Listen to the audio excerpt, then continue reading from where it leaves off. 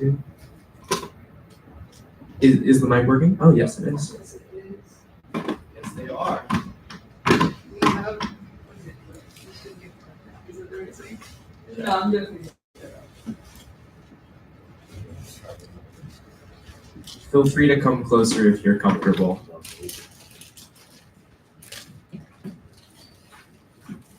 Welcome in, welcome in. We'll get started in just a couple minutes.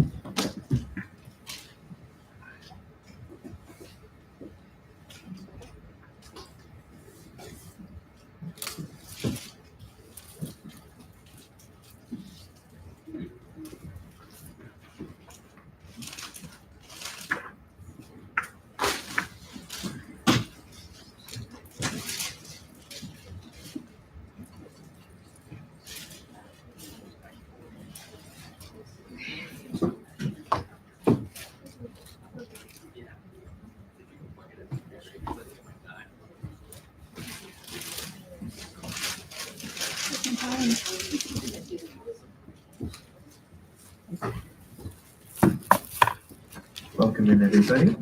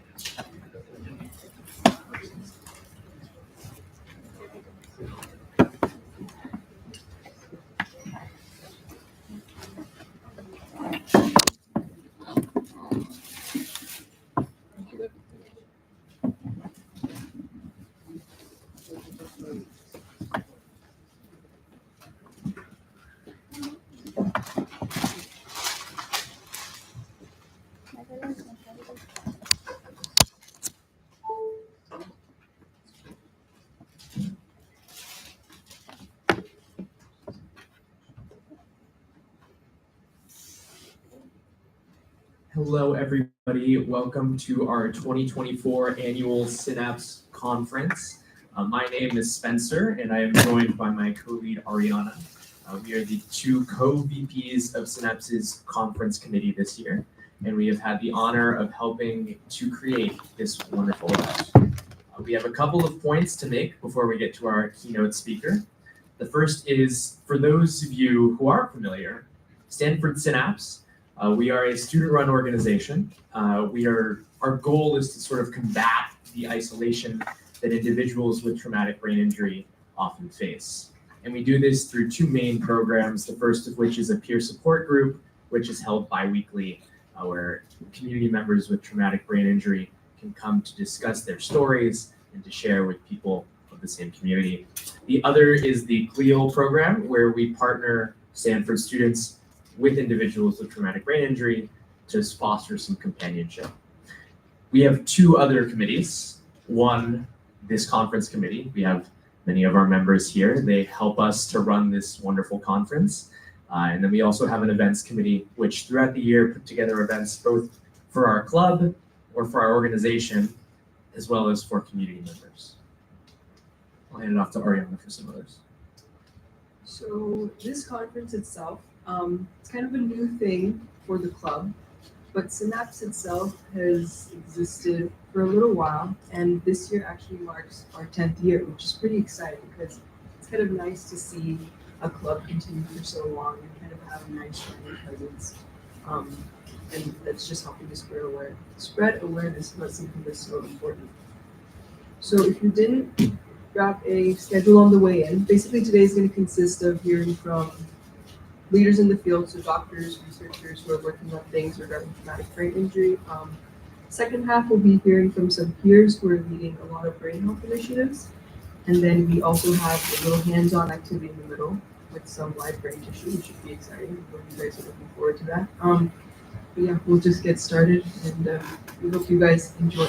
I'm going to hand it off to Catherine, one of our wonderful committee members, who will introduce our keynote speaker. All right, this year we're pleased to present our first biotech speaker for the Synapse conference. This is Dr. Deborah Zelensky. She founded the Mind Eye Institute in Illinois. Mind Eye combines optometric solutions to treat neurological imbalances. So she's done a lot of exciting work in this field, and we're super happy to have her.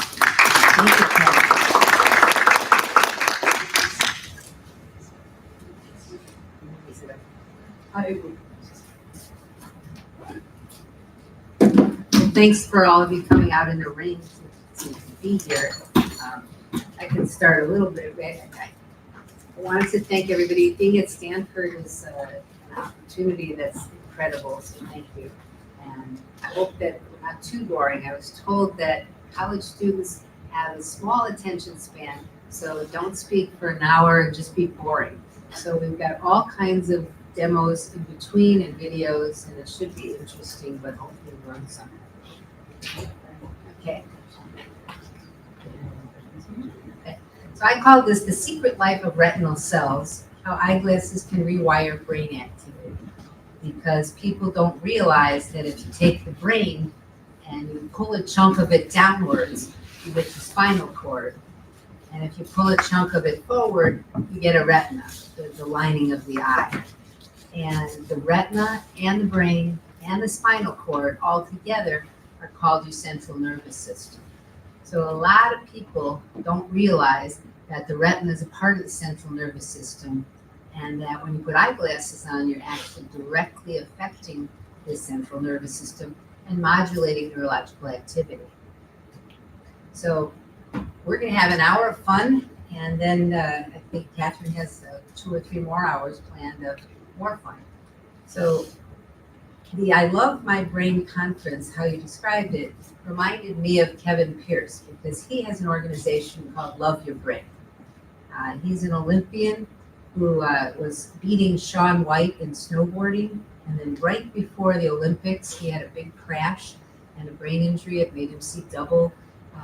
He almost lost his life, and he went to, I think it was 16 eye doctors, maybe 15.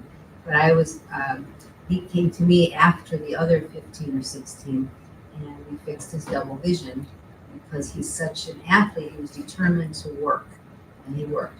So the point is, brains have neuroplasticity. Now, he found me because of Clark Elliott, who had written a book called The Ghost in My Brain, and that's called How a Concussion Stole My Life and How the New Science of Brain Plasticity Helped Me Get It Back. So Clark Elliott was a guy who was rear-ended by a car and had a concussion, and for 8 years was running around without his brain working right. And he had eyeglasses which linked his eyes and ears, and all of a sudden he started coming back within 3 weeks. And then it took him another 1.75 years, so it's almost 2 years after he had his injury, working with my eyeglasses as well as Donnelly Marcus's Designs for Strong Minds puzzles. But doing that allowed him to get his brain back. He wrote this book on neuroplasticity. It came out in 2015, but he had seen me in 2008.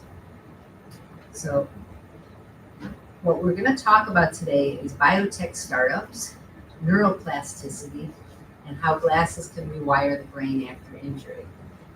So the key points we'll be mentioning, as I said, is the retina is part of the brain. And then the really neat part of retinal processing is that it's mapped with a point-to-point location representation in the brain. So if you shine light at one spot on everybody's retina, then signals go through one particular spot in your brain.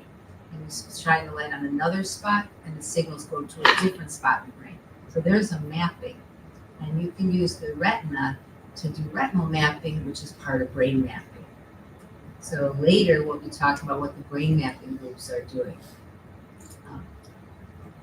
Any of you know that some of you have thick glasses. If you were to put your thick glasses on another person who doesn't need them, the other person would say, ugh, these aren't comfortable. I hate these. They're not good. I'm dizzy. I'm nauseous. Get them off of me. And the really interesting thing is that you understand clearly that the wrong glasses can make you feel bad, but you might not realize that the right glasses can make you feel good.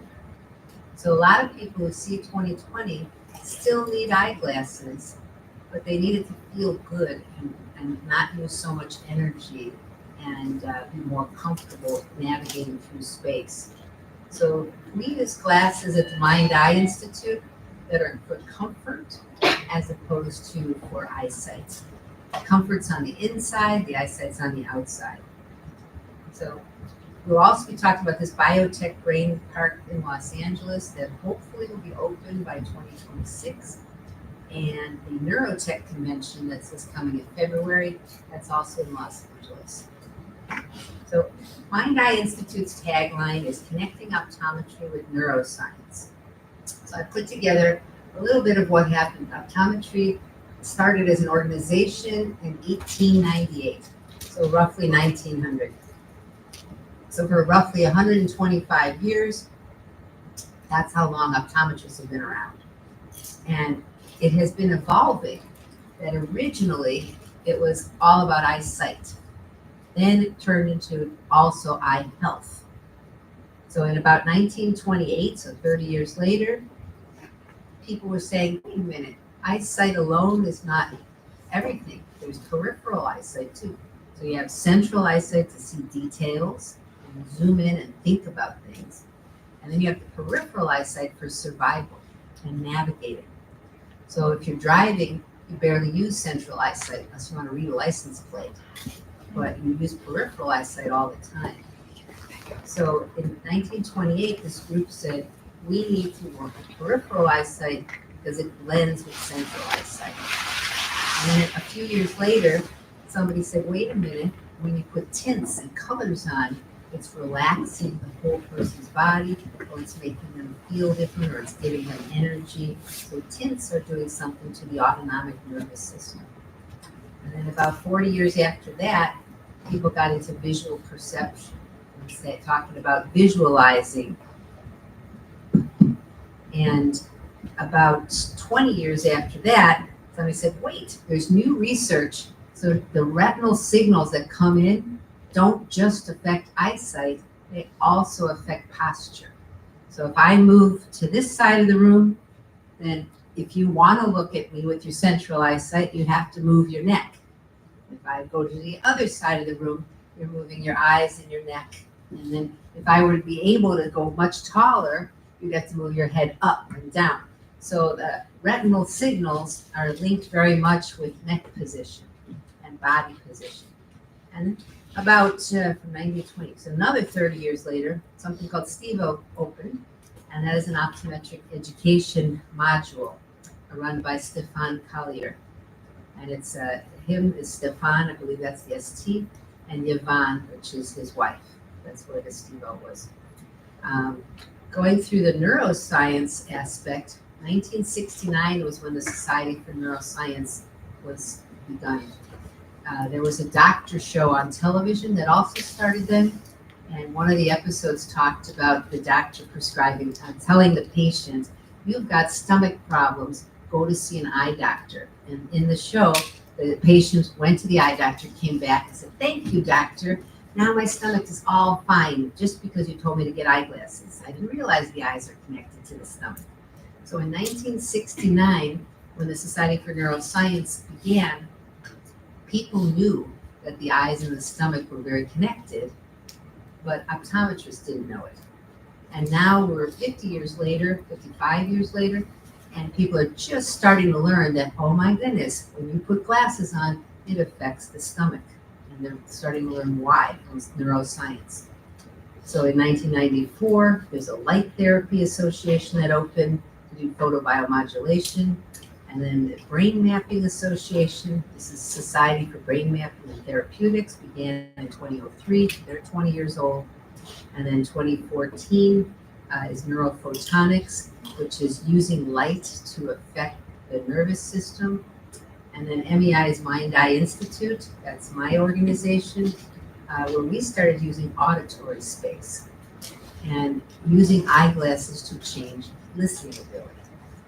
So I'll get off of my soapbox and show you a little video after you understand that there are non-image forming pathways and image forming.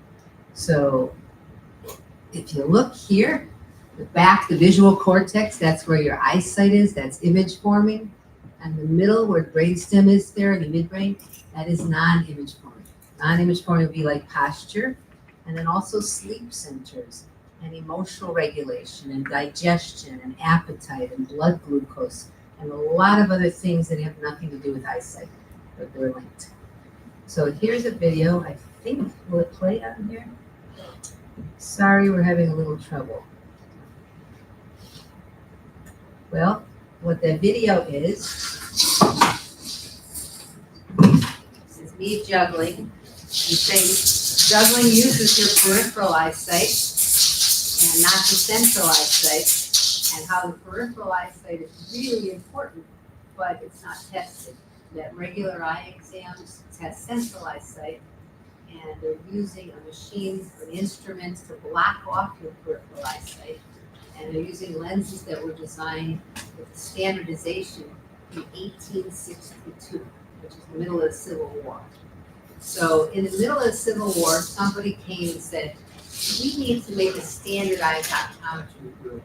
So we're going to say, okay, let's make this 20/20 chart.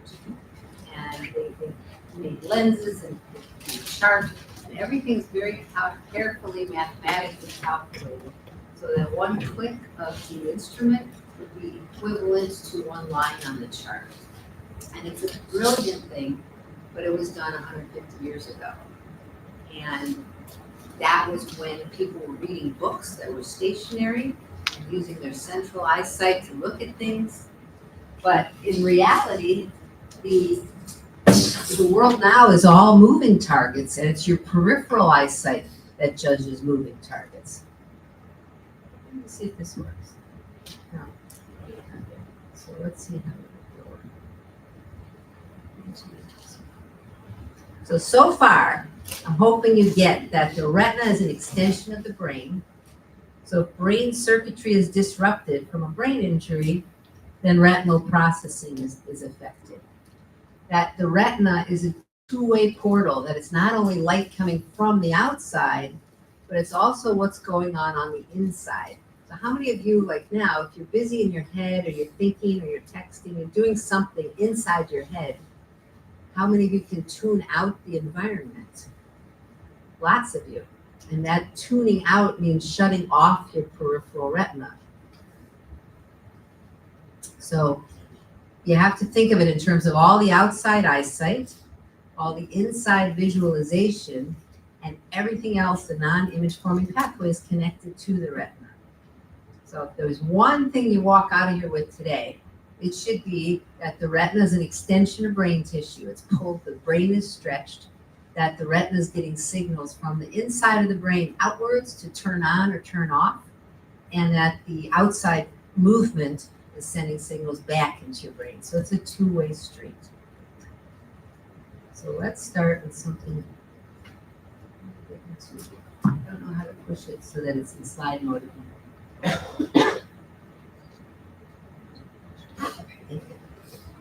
So you got to look at clues in front of you, which is on the outside, and link them with what's in the inside. So did somebody solve that puzzle and tell me what vowel you would need?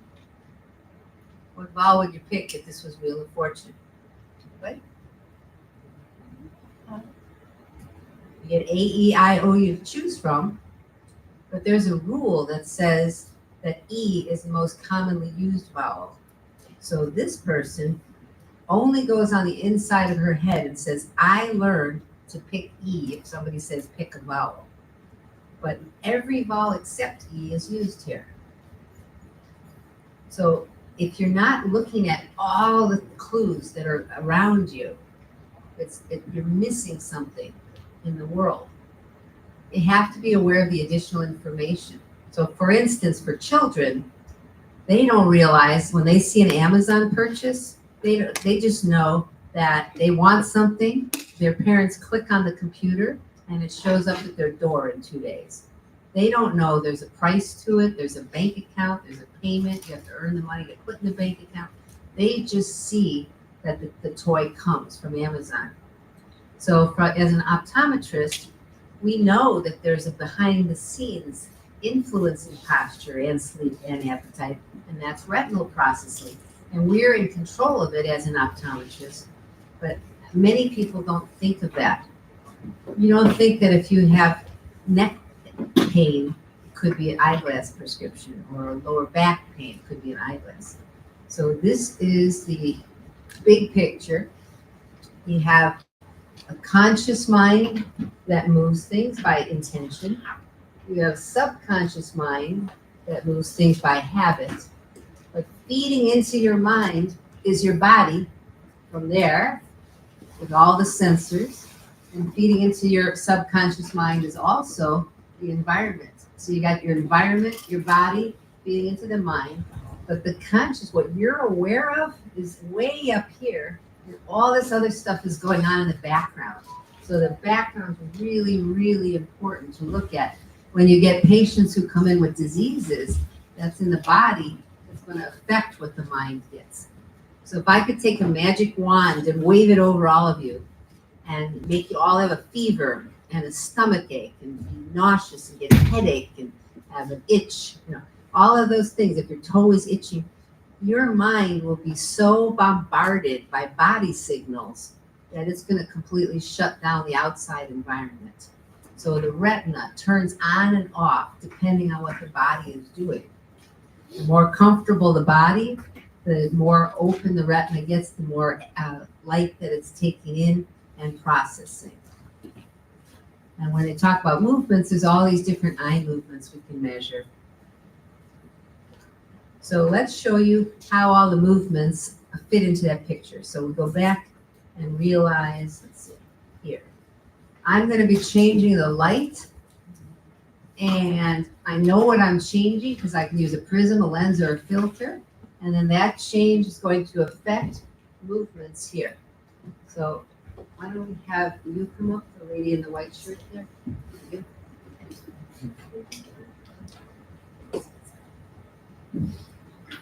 What's your name? Kimberly. Kimberly. So Kimberly is going to wear these glasses. So can you walk straight forward and back? If she has no problem, now walk backwards. No, back. Stop. So she has no problem walking. She's got her posture, her movements. She's learned how to walk. She's no problem. Now walk through these. But these, you can hold it up in front of your glasses. And then walk. And then walk backwards. Okay, stop. Now, what did you notice?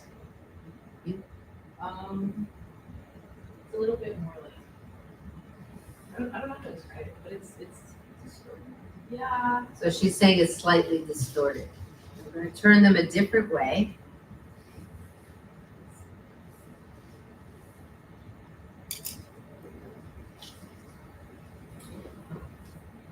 Walk this way. Walk a little farther forward. We can't see on the floor, but she's walking at an angle. And then walk backwards. And she's also walking an angle. What's happening there? I mean, like my it's like more, it's like pushing, like everything is slightly. So this way, she sees a tilt. But you didn't say that you saw a tilt the other way. You saw a distortion. Not really Curve. I feel like it was like a curve. Yeah. So these glasses do the same thing, whether they're hitting her right hemisphere or her left hemisphere. But she's saying that one way she saw a tilt where the whole floor with the world was tilted, and the other way she saw a curve and a distortion. So her brain is completely processing different. The way she perceived accurately is when the left hemisphere was activated.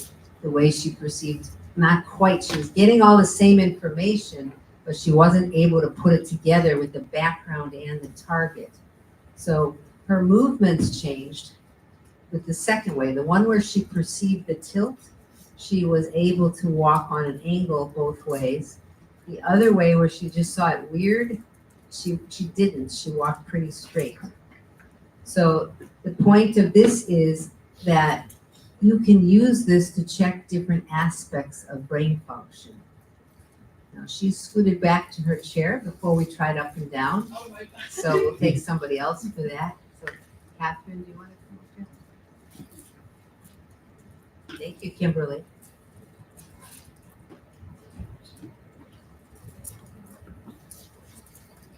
You stay close to the board because your feet. And here is, you can hold those up in front of you and then walk forward. Watch her upper torso and walk backwards. What do you notice?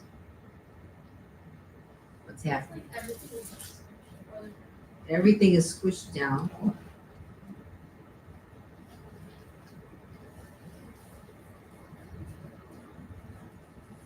So I'm not hearing anybody say things are blurry, because blurry comes from your central eyesight. We're not touching your central eyesight.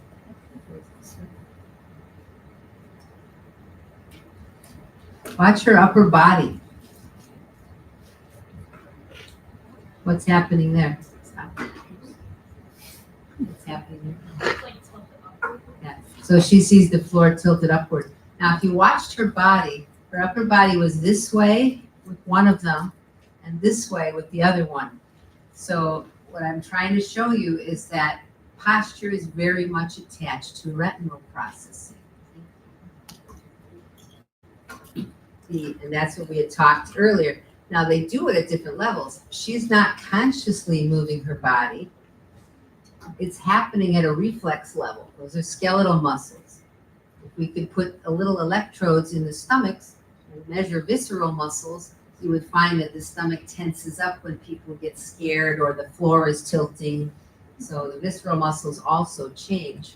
But the really fun part about optometry is that we're in control of what your posture is. So if you have a lower back problem, you can put glasses on to lean forward or glasses on to tilt back. If you have a knee problem, you can put glasses on to tilt the floor one way or tilt the floor the other way, and that makes your weight bearing shift. So I work a lot with physical therapists because the physical therapists find somebody with a bad knee, so they're favoring it, but if you tilt the floor, they'll lean one way. And it's done at a reflex level through the body only, through the brainstem, and not using cortical systems. So if you have bad posture and somebody says, oh, your shoulders are bad, sit up, sit up, sit up straight, push your shoulders back. You could do that and hear that forever. Same as children when they put their elbows on a table and somebody says, take your elbows off the table, off the table. When you hear it enough, eventually you form a new habit.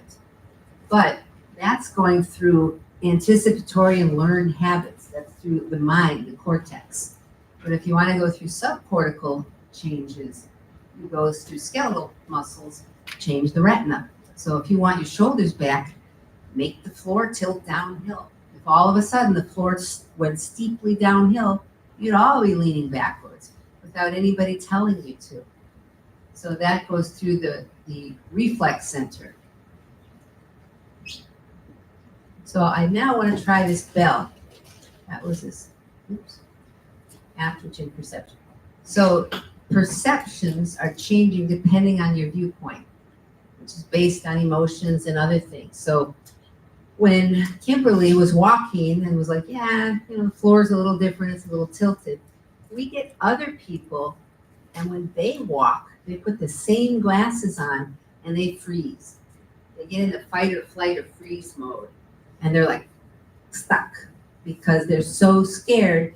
Everything looks terrible. They can't pick their foot up. They don't know where anything is. So different people react differently, even if the actual stimuli is the same. So here's an example of that.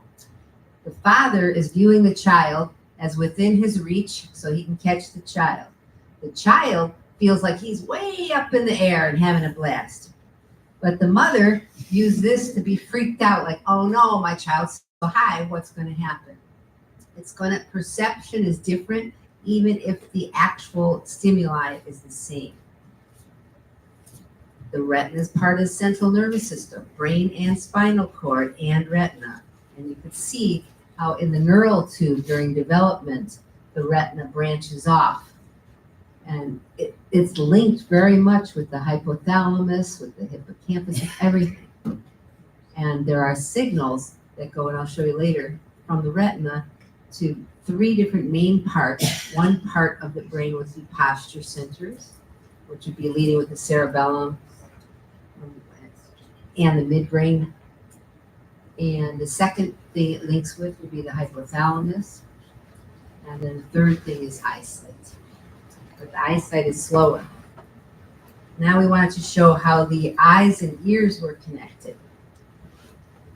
So let's see, another person, I think from this side of the audience. How about the man in the pink shirt way back there?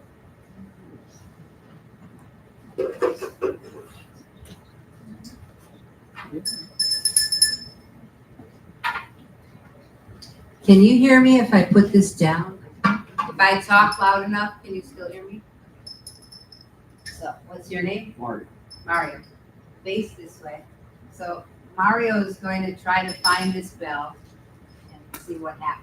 The light's shining in his eyes, so we'll see if this works or not. Close your eyes, and wherever you hear the bell, touch it. Okay, and then keep your eyes closed and try to touch the bell with your one finger. So he can find it there, no problem.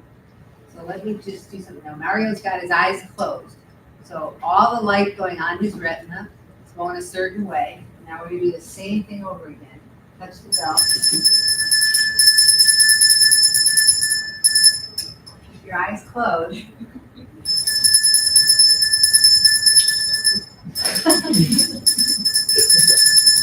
And keep your eyes closed again. Ready?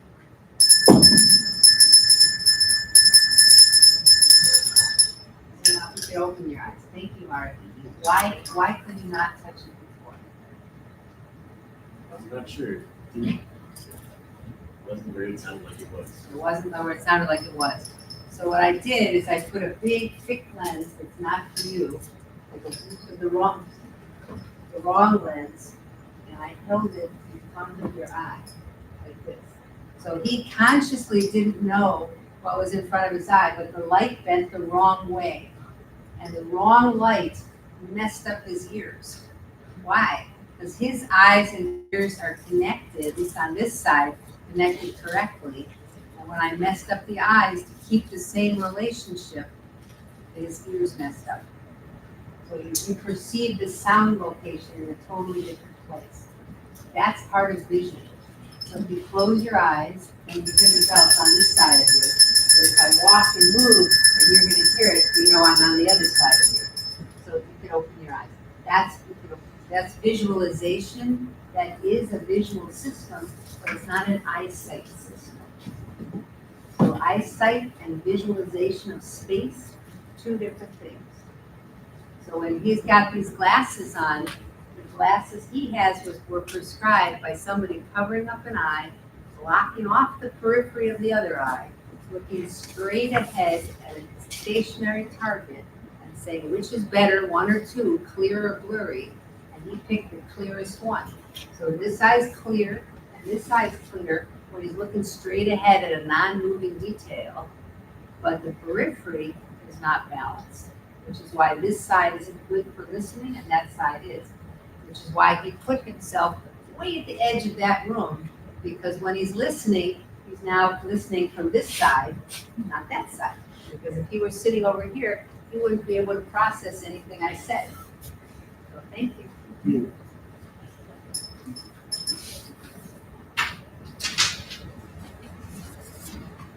So you could use people's perception. When he walked in the room, his brain subconsciously said, I want to listen. It sounds interesting. He put himself way, way over there. There's a million other chairs here. He chose that one. So it's very fascinating to me how your auditory and your visual system processes differently. And when they're not linked together, then you have to choose, because your brain has to make a choice, which one do I use? And the neat thing about eye-ear connections is they develop. You're not born with them. So just like hand-eye coordination, if you have a 2-year-old and you throw them a ball, you don't expect them to catch it. And when they miss, you go, well, because you're 2. But if you have a 12-year-old and you throw them a ball, you expect them to catch it. And if they don't, you're saying, why are you such a klutz? You should be catching it. So hand-eye coordination develops, but so does eye-ear coordination. It's 2 sensory inputs that come in, they got to blend, same as hands and eye coordination. So the eyes and the ears, if they don't connect, which they don't in about 22% of people, then when children go to school and they're faced with reading, which requires sounds phonetically and sights, like sight words, they got to pick, because they can't do both. Or they can't watch a teacher while listening to a teacher, or they can't visualize at the same time they're hearing everything. So it's really important to look at an eye-ear connection and look at what's actually going on in the retina. So this is a retina all blown up. There's rods and cones over here, and then there's bipolar cells and ganglion cells. And these green things are glial cells, because the retina runs on glutamate, and the rods and cones don't keep glutamate. They don't store it. They get it from the glial cells, and the glial cells store it as glutamine, but the glial cells don't have it all the time. They get it out of the blood glucose.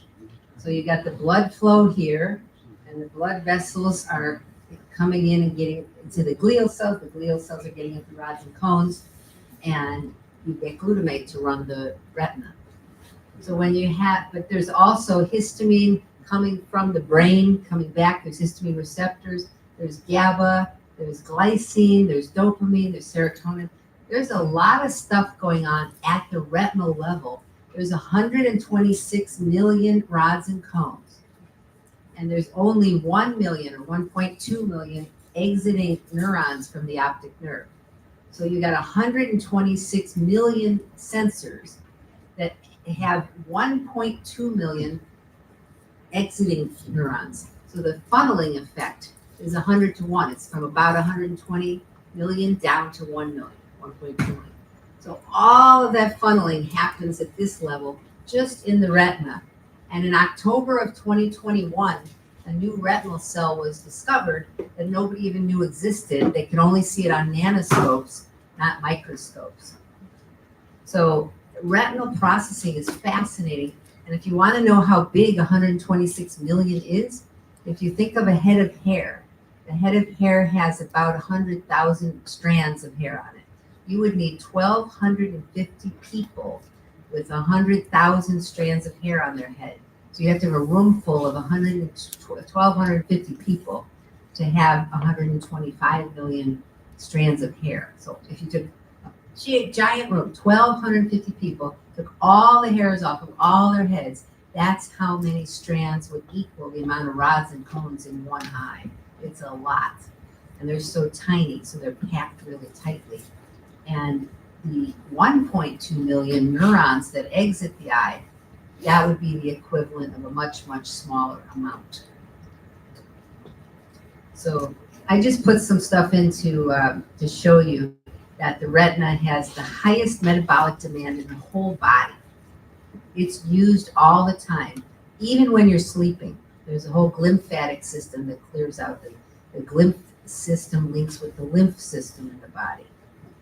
So retinal hemodynamic perturbations play a critical role in the pathogenesis of lots of ocular diseases. The retinal vascular structure provides metabolic support for the neural cells and the glial cells. So you're basically saying the blood vessels, the glial cells, and the neurons all work together. You can't just sit and say, oh, the retina is made up of nerves. You got to say, but the nerves are linked with glial cells, and the glial cells are linked with blood vessels. So when you have patients that are on medications, like serotonin, SSRIs, like Prozac or Zoloft or Paxil, those types, those affect retinal signals. mostly in the center retina.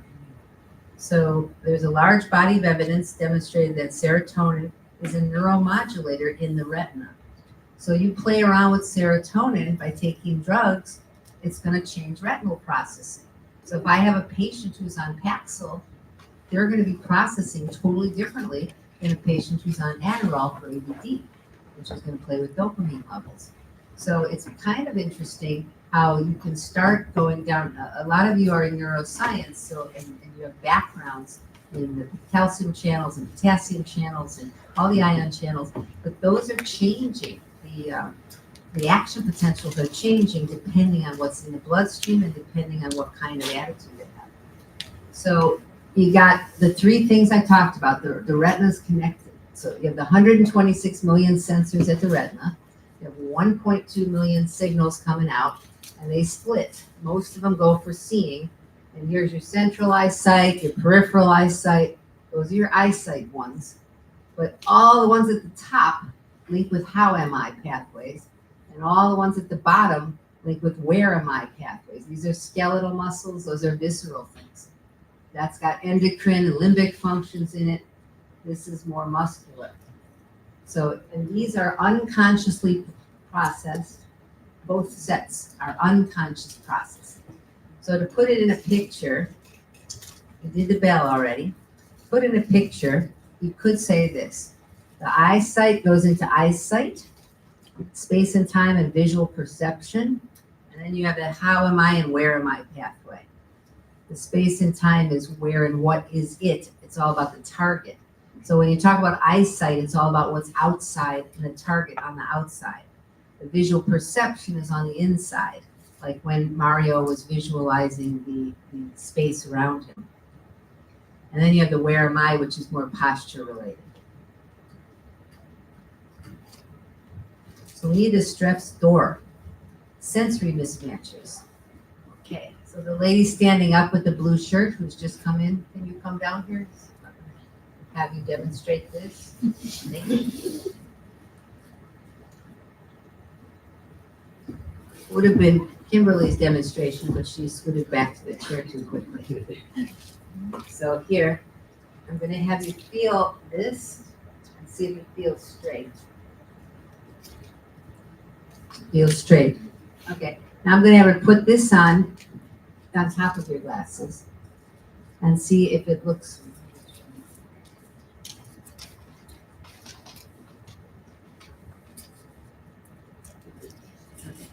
So put that on top of your glasses. Do you see this straight? You don't. So she doesn't see it straight anymore, it's curved. Is it curved like convex or concave? Yeah, it's curved convex and it's like that curve. So now I want you to watch your hand. So put your hand here and feel while you watch your hand go up and down. Does it feel curved when you watch your hand? Yeah. So when her eyes are matched with her hand and she's watching her eyes and her hand go up and down the curve, she's perceiving it curved, she's feeling it curved. So her mind gets the sense. So we're talking about visual perception. She perceives it curved. Now just put those back on. Now look up at the top, but just make your hand go up and down. But don't look. So just don't look at your hand. How do you feel it, straight or curved? And then now if you look down here and your eyes are down here, also put your hand up, but keep watching here. And what does it feel like? It's curved. So she's feeling it curved even whether her eyes are on it or whether her eyes are off of it. Yeah. So what we're looking for is the eye and the hand. Those are sensory inputs. And when they're mismatched, if your eyes see it curved and your hand feels a curve, her brain says they got to match.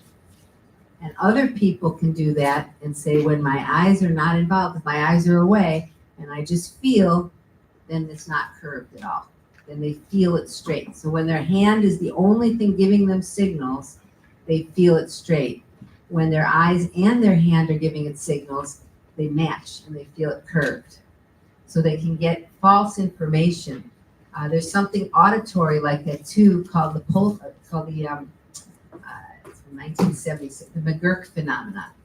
So McGurk was a guy in 1976 who videotaped somebody saying the word ba ba ba ba ba. And to say the word ba ba ba, your mouth is closed.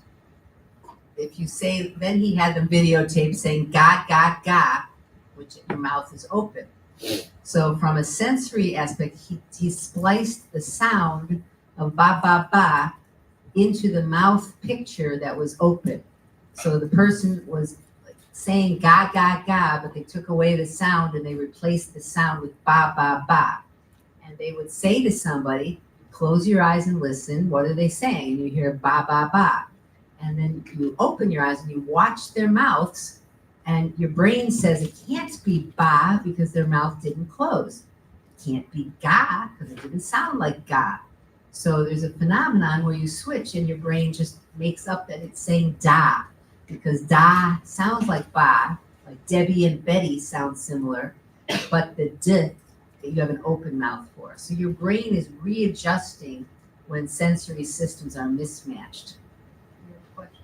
I'm not sure how to explain this exactly, but I happen to have, according to the optometrist, I have astigmatism. But yet, when I look at lines, they're straight. No matter what, I see no astigmatism. Right. So how does that? Well, you know what? That's my last four The slides. second part of the question is, some people with astigmatism able to adapt? Yes. The answer is yes. His question is, he has astigmatism, but he doesn't see things on slants or curve. He sees them straight. And are people able to adapt? And the answer is yes. And I've got about 4 slides on that at the end. So hang in there. I'll answer that question. So I just want to go through a quick overview of what we talked about so far. We talked that unconsciously you got the retina leading to the optic nerve, leading to the brainstem and cerebellum for the primitive brain. You got the subconscious and the preconscious leading to the limbic system for your emotional brain. And then you get to the visual cortex. And consciously, the visual cortex for the peripheral eyesight, planning and navigating, and then the conscious part of the visual cortex for thinking. So there's a whole bunch that happens, and here's a diagram to show it. The outside and the inside. These are the precursors to aiming and focusing. So when this man's optometrist tested his aiming and focusing and said he has astigmatism, they're not looking at the precursors. The precursors are your primitive brain that says, where am I balanced and am I comfortable, and how I feel, skeletal and visceral. And then, am I safe? Do I care? And do I find it easy? Because if I don't care about my environment, I'm not going to bother aiming and focusing at the target. But if I don't feel safe, I'm going to start scanning and I'm going to be looking around like crazy.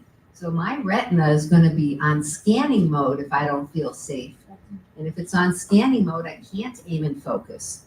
But if I don't care, I'm also not going to aim and focus. If I don't care, I'm not going to rev up the sympathetic nervous system. If I'm scared and I don't feel safe, then I'm going to get more noradrenaline. So the neurotransmitters are going to be different, and the retinal activity is going to be different depending on what's going on in the emotional brain, the primitive brain. And you don't even get to the thinking brain. This all happens before you aim and focus. And if it does, you're going to have, oops, I'm sorry. If it does, you're going to have problems. Let me go back to what she pushed here. So this is what you just asked about astigmatism. Astigmatism expands space side to side. So this is one type of astigmatism. This is a different type of astigmatism.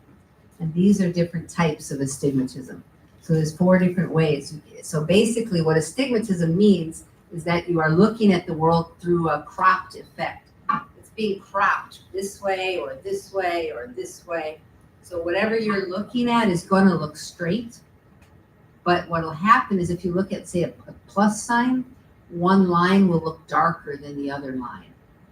Or if you look at an X, one line will be darker than the other line. And you're saying you don't have, and that's even without your glasses? As far as I'm concerned, I'm a general contractor, and I do inspections on buildings, and first thing I see, I don't even think about it, I see the ceiling line, because if that's not straight, there's a problem in the room. Right, Okay, and same thing on the corners and so on. right. So I visually, I know that I'm seeing normally, Mhm. and there's no color, no color or shape distortion. Right. Yet For some reason, if you- optometrists are constantly trying to give me astigmatism glasses. So somebody convinced him that like El Greco's paintings, which are all weird and distorted because he had astigmatism, means that everybody with astigmatism sees distorted, and the answer is no, they don't. Many people with astigmatism see like you do, but it first of all depends how much astigmatism you have, because you get a quarter of a unit, a half unit, or 4 units. And what he's saying is he's a contractor who looks at ceiling lines and can tell whether they're straight or not, and very accurately. That has nothing to do with astigmatism. It has to do with the clearness. So if you can see a ceiling line straight, then there's a different line at 90 degrees away from it, which would be up and down, or maybe on an angle that I don't know which direction your astigmatism's in. It might be on an angled direction. If it's on an angled direction, you'll see perfectly straight sideways and up and down, but you may not on angle. But some direction, if you took a heavy black marker and maybe an X or a plus, then and you rotate it around, there's going to be one direction where it's going to look a little more pale on one way than the other way. That's not gonna say, I have no distortion. Right, but you don't, so the answer is, Different diagrams, Yeah. and I still see it wrong. and I agree with you, because I'm a high astigmat, I see normal. This is a personal question, I'm asking it and trying to relate to the different things you're saying.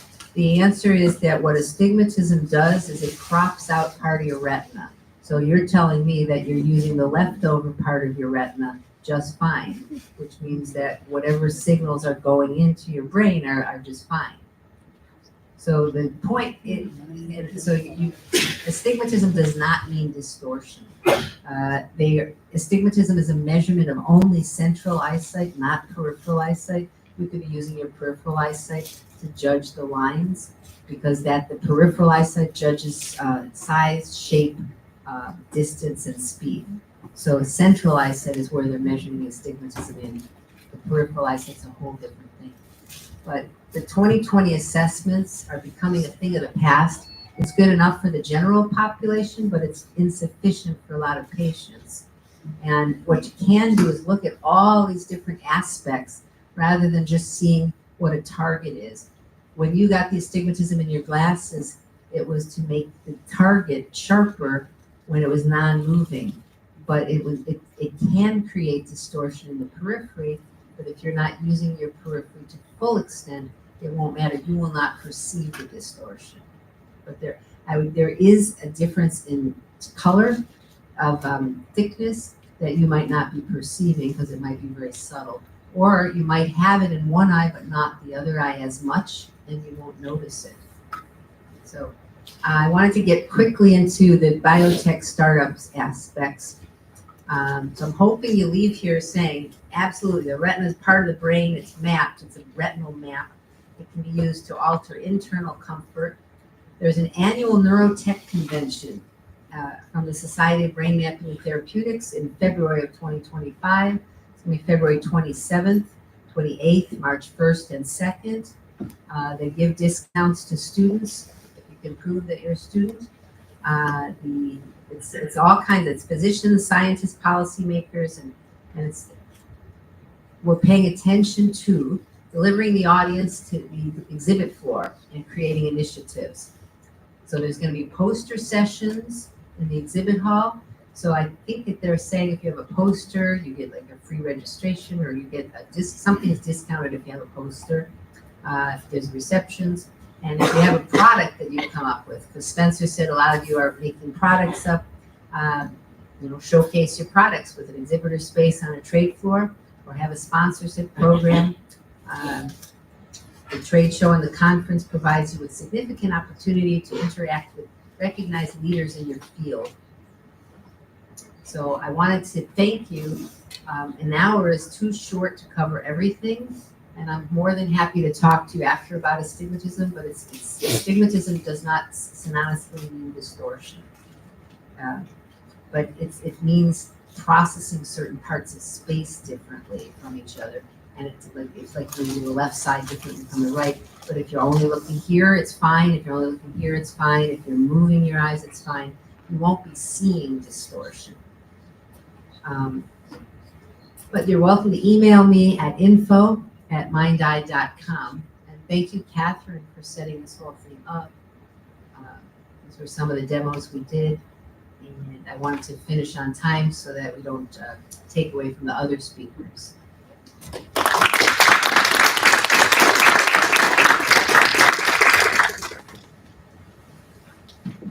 If we have any questions for our speaker, we still have a couple more minutes.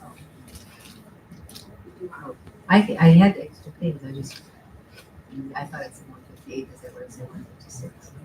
It's 153. Oh, 153. Oh, then I have 7. That's my astigmatism, not sharpening up enough there. I can go back and finish the different demonstration. Question back here as well, probably. Question where? Okay, so from the bell awareness demo, we saw how when you impact vision, then your hearing is altered. Is there something you know about how when hearing is altered, how that impacts vision? Well, do you mean vision or do you mean eyesight? Because his eyes were closed, so he didn't have any eyesight. Well, vision means the perception inside the brain. So I vision- think it would be more vision. Yeah, it would be. Yes, I have patients who wear hearing aids, and if they've changed their hearing aids, then it does affect where the sound location is also. Okay. So the answer is yeah. I affected the eyes and the retinal stimulation to affect spatial perception, but if you affect the ears, that will also affect spatial perception. The difference for my patients is that the hearing aids cost a whole lot to change, whereas the eyeglasses don't cost anywhere near as much and they're less invasive. So people would rather put the glasses on. I have brought other demonstrations for string perception. So, the lady who's standing up in the back there, would you like to come and do the string here? Sure. All right. Anybody else have any other questions? Yeah, Kira? So what is auditory processing disorder and how would you treat it specifically? So, what is auditory processing disorder and how do I treat it? Central auditory processing or peripheral auditory processing. Typically, people talk of central auditory processing, CAPD. We treat it by measuring auditory perception of space, which is the peripheral auditory awareness. So there's a where is it and a what is it in auditory, and there's a where is it and a what is it in visual. And what we do is measure the where is it. Do you know where sounds are located? Do you know where sights are located? And we match them by putting glasses on. When people have brain injuries, a lot of times their midlines are shifted. When people have car accidents, any sort of head injuries, neck injuries, their brain is disrupted and screwed up. And the linkage between where they hear things and where they see things is not the same. So we treat all of the patients individually because the lenses used are different, but we would do the same general testing. And so we would match their eyes and ears so that they would perceive things in the same location, put the glasses on, and it lowers their overall stress. So people who've had brain injuries end up with a lot of stress and they're in fight or flight mode a lot. So when you have a stress bucket of how much you can handle. And if you go over the stress bucket, it's too hard. So if we could take away the visual stress, the auditory stress, make them perceive the space around them, like somebody like Mario, if you could make his right side be perceived the same way as his left side, then that would take away his overall stress, lower it down, and then the fight or flight mode is not there and you get into rest and digest mode. So I hope that answered your question. Here's a string judgment. Take this and we'll figure out how big something is. This big, this big, this big. How big do you think it was?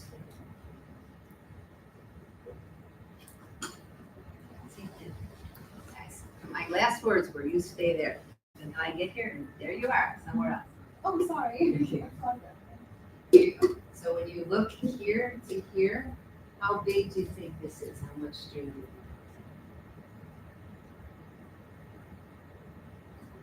I'll show it to you now. You think this is too big or too small? How many people think too big? Almost all of us. And how many think it's too small? Nobody. So let's try. It's too big by about that much. So even though she's very close to this and you're farther away, all of us could perceive that the size is incorrectly judged. So somebody like you would put glasses on until what you saw matched what you perceived. Because if you're off here, then when you're driving, you're trying to parallel park. It's going to make a difference. I can't show. You can't. So when we have patients and we do different tests, we do little tests and you can see immediately. When I say stay here and you move over there, that tells me your auditory processing is not good. When I try something here and you're missing it, it tells me your spatial processing is not good. So that to me would say, since she appears quite normal, I would say since her spatial processing is off, her temporal time processing must be exquisite. So you must be on time and really good at organizing time. Yes, she is. So when we have patients, you can figure out their personalities just from how they do on tests. So that's it. Okay. You're welcome. Thank you. My brother always laughs at me because he says, I like to play cards. I like math puzzles. And he will say to me, how can you sit for 4 hours looking at 52 pieces of paper? They're the same pieces going around and around and around. And I say, but every hand is different. And I say, when he goes to concerts, he's only listening to 8 notes. And I at least have 52 pieces of paper. He only has 8 notes. And I keep saying, no, but the concerts are way different. There's fast music, slow music, it's very, very different. The beat is different, it's a background. And with patients, it's the same way. Every single patient has a brain, and we're assessing brain function, and we're assessing disrupted brain function, which needs more testing than which was developed in the Civil War. So what I'm trying to do in Congress next month is put a bill in to mandate eye-ear connection testing, because the National Institutes of Health has an eye institute and an ear institute, but they don't look at the combination. And it's becoming more and more of a problem because it's affecting posture. And then the posture is affecting blood flow, and it becomes a downhill slope for healthcare. So anyway, thanks for letting me have the extra time. I will talk to you about astigmatism, but it's if there's something that you're saying you see normally and straight and not distorted, somewhere, whatever type of astigmatism you have, whether it's cropped this way or this way or this way, there's some difference, but it could be very, very subtle that your brain is just not bothering to pay attention to it because it doesn't need it as a contractor. So thanks again for having me.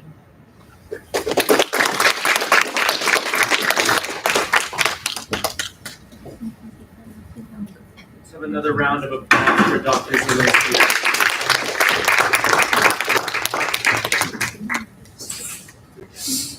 For my last, anybody who's interested in these, they're called shucka-chucks, and they now come in 2 tones so that they make a sound, and if you squeeze this, it makes a different sound. So there's 6 different notes when you're juggling that you can create, and if you watch online, it's pretty neat how they go to music. If you're a juggler and you've missed out on sound, that's hand-eye coordination, but if you add the ears and you get ear and hand and eye coordination, it's pretty neat.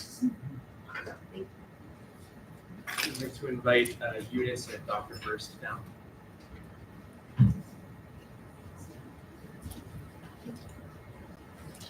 Eunice, one of our committee members, will introduce our next speaker. Close it off.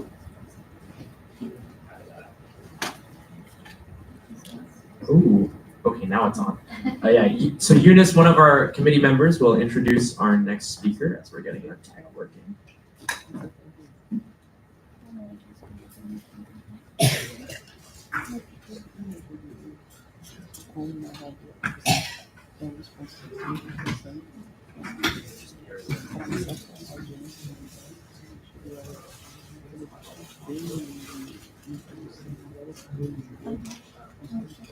Oh, it's over here. Oh, yeah.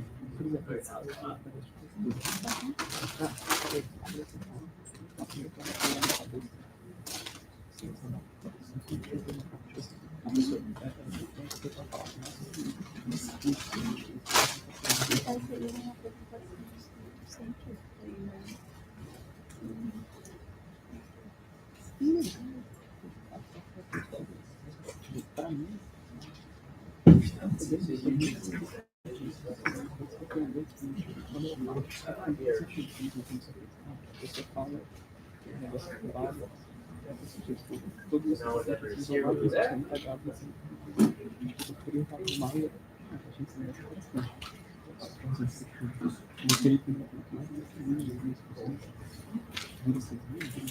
Dr. First is a clinical associate professor of psychiatry and behavioral sciences and of neurology and neurological sciences at Stanford University School of Medicine. He is a principal investigator and director of the California War-Related Illness and Injury Study Center Advanced Fellowship Postdoctoral Program and associate director of neuroimaging. He is also a senior research scientist at the Polytrauma System of Care at VA Palo Alto Healthcare System. He holds many other roles related to neurology on top of these as well. His research focuses on topics such as traumatic brain injury, chronic multi-symptom illness, pain, and neurodegenerative diseases. Dr. First. Thanks for the kind introduction. By the way, I just presented at the conference that the former speaker talked about the SBMT, which was actually a lot of fun. Which subcommittee did you talk about? The military TBI. That's what I do. I was the outgoing president. Oh, okay. Well then, thanks for doing that. Okay, so today I would want to focus with you a little bit more on the intervention side. My lab focused both on diagnostics of TBI and interventions. Today, I think we'll focus more on the intervention side, and that's what we have to do in our business here. So whatever I say is not the position of the United States government, but you would have guessed that probably. So I want to go first over background on TBI so that we're on the same page. What we can agree on the definition of TBI would be. Then insomnia associated with TBI. We'll talk about that, and treatments for insomnia. And then specifically the clinical trial on that topic that we are about to wrap up, and what we had to do during COVID, which was quite a challenge, as you can imagine. I mean, of course, COVID was a challenge for everybody, but running a clinical trial during COVID, you can imagine that had particular challenges. So in my lab, we focus mostly on traumatic brain injury that is a result of military service. So we look mostly at veterans. I'm a veteran myself. I used to be a German Air Force officer. I served when the Berlin Wall fell. And through that work, actually met the first Americans. And well, here I am now at dual citizenship. So it didn't do me any harm, right? No, it was a great time. I never regretted it. Now, what we see here is, of course, one such case. And what I want to just emphasize and go over here is this is the definition for traumatic brain injury per the CDC. And what I want to point out here is that definition works certainly for the civilian world, but it actually doesn't quite work for the military side. Because as you can see here by that definition, disruption of normal function that is caused by a bump, blow, jaw to the head, or penetrating head injury, that excludes blast. And you may have heard there was a lot of news on that, on blast injuries recently, that veterans face. And blast, of course, is not included here, right? Of course, it makes sense for the CDC not to include because, fortunately, blast is not something that civilians experience typically, fortunately. But it is something to bear in mind because the blast wave that veterans or unfortunate civilians that are in a war zone, as it happens right now, sadly, are exposed to that energy wave that actually causes a brain injury in a very different way than most people think of brain injury. Because most people think of traumatic brain injury as motor vehicle accidents, falls, and the like. Right? And so the grading of the TBI can be from mild to moderate to severe, and that's graded according to different characteristics of the TBI, and I go over that after this here. This is data from the veteran side, from the military, and really the take-home message here is that north of 80% of the traumatic brain injuries that we see are mild, and the same is true on the civilian side. So north of 80% are mild. So the vast majority of the traumatic brain injuries that happen worldwide are mild. Now, looking at that, this is the diagnostic criteria that we use at the Department of Defense and VA. You see that where the point? Point or it doesn't matter.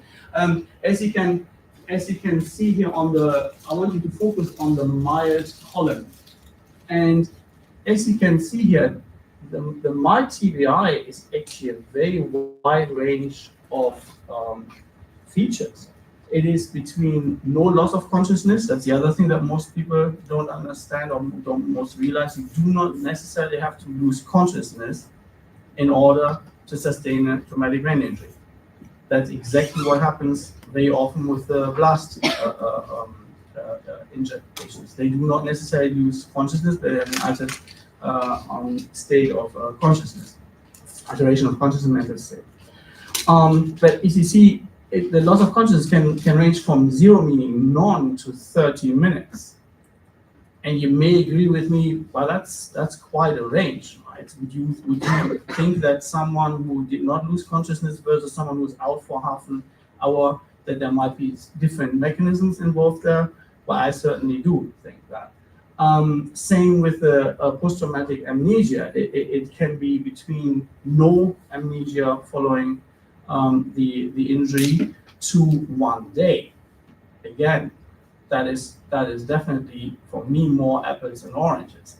But they're all lumped together into one diagnostic criteria. So many in the field, like myself, use subgrading of mild according to that, because we feel it is a very heterogeneous diagnostic criterion. Not to mention that TBI itself is already very heterogeneous. Many in the field say if you see one TBI, then you've seen one TBI. What they mean with that is that each traumatic brain injury is I mean, they're all different than the other. So you have hardly the same type of injury between two different patients. Okay. So bear that in mind. So let's talk a little bit about insomnia. Describe to me what you see here and what you think it means. Don't be shy. That's Paralysis, discomfort, you're stuck, turmoil, you're in thoughts, you can't sleep, you can't escape, you're in a That's how I feel. very good. And then what else do you notice on that cartoon? Could you repeat what she said? She felt that there's turmoil, restlessness, and of course despair over the fact that you can't sleep, which is, of course, people with insomnia face. They, particularly people with chronic insomnia, and I will go over the definition for it. They just can't get that sleep, and they would do everything to get it and can't get it. And it's Okay, it's lousy, to put it mild. Now, what else do you see on that cartoon? Because there's a reason why I always like to bring that up. Do you notice anything on the cartoon? Like ears? What's going on with ears? That's supposed to. I think that's supposed to just be the moon shining on yeah. But is there not something else that you noticed on that cartoon? I'm surprised. Aha, the sheep. Aha, good. So what are the sheep doing there? Aha, who said counting sheep? Yeah, exactly. So counting sheep. Of course, you all have heard. Yeah, well, you can't sleep. You should start counting sheep. Well, that exactly doesn't work. And that's why the sheep are all over that poor person, because counting sheep doesn't work and actually terrorizes the person ultimately. And I'll explain why it doesn't work. It's what we call effort to sleep. Because sleep is a very interesting phenomenon that's at times paradoxical. So more to the point of the talk, it is.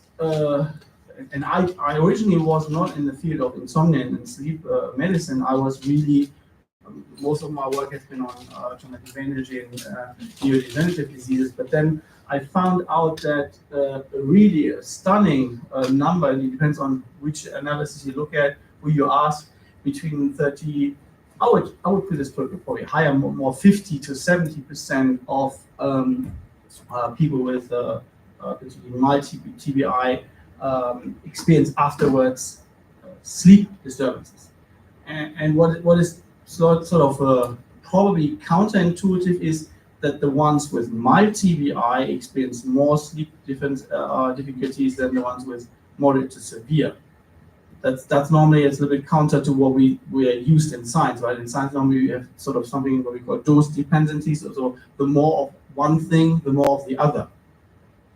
Here it's not like that. Here it is actually on the mild TBI where the sleep disturbances are more prevalent, and that is there are several ideas on why that is the case. But bear in mind, it means also because it is the mild TBI that have most of those problems. That means it's also the largest number. As I told you, we find north of 80% of the TBI cases are mild.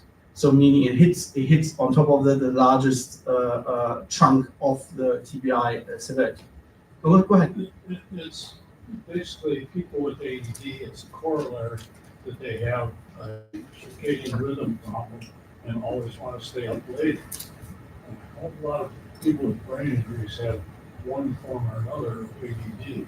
How do you separate between insomnia and what you're talking about? Yeah, ADD and TBI is clearly separable, and the patients, for example, that we treat, hardly of them have actually ADD. So there's a correlation between ADD and insomnia, but the TBI ADD I wouldn't. But a person who has have some chocolate before it came. No. A person who has ADD typically, for example, maybe has a 25-hour circadian clock, so they're automatically going to have a hard time going to sleep. To them, it's an hour early, but if they don't know that, then they think it's insomnia. Well, we need So to how do you separate circadian rhythm disorder, which is something different than insomnia. And circadian rhythm disorder, unfortunately, is not treatable as the sort of general type of insomnia, because that's inbuilt. There is circadian rhythm disorder. Most of the insomnia, the classic insomnia treatments that I'm going to talk about, do not work because it's inbuilt, it's innate, and that is a problem. It's not amenable or malleable through intervention. So, but let me. That's what I'm asking you. What my question is, how do you differentiate scientifically? Circadian rhythm disorder, you can clearly differentiate it. Because it is not responsive to that intervention for that reason. So and there are pre-tests for that, you can do a sleep, so-called sleep study, where you have someone sleep in a sleep laboratory overnight, where they collect EEG and other measures to delineate the different sleep stages. Circadian rhythm disorder, for example, for what I'm going to talk about, that clinical trial, circadian rhythm disorder is exactly an exclusion. Because that one is unfortunately not treatable in the way we are treating the other patient population, and very successfully. It's an excellent question.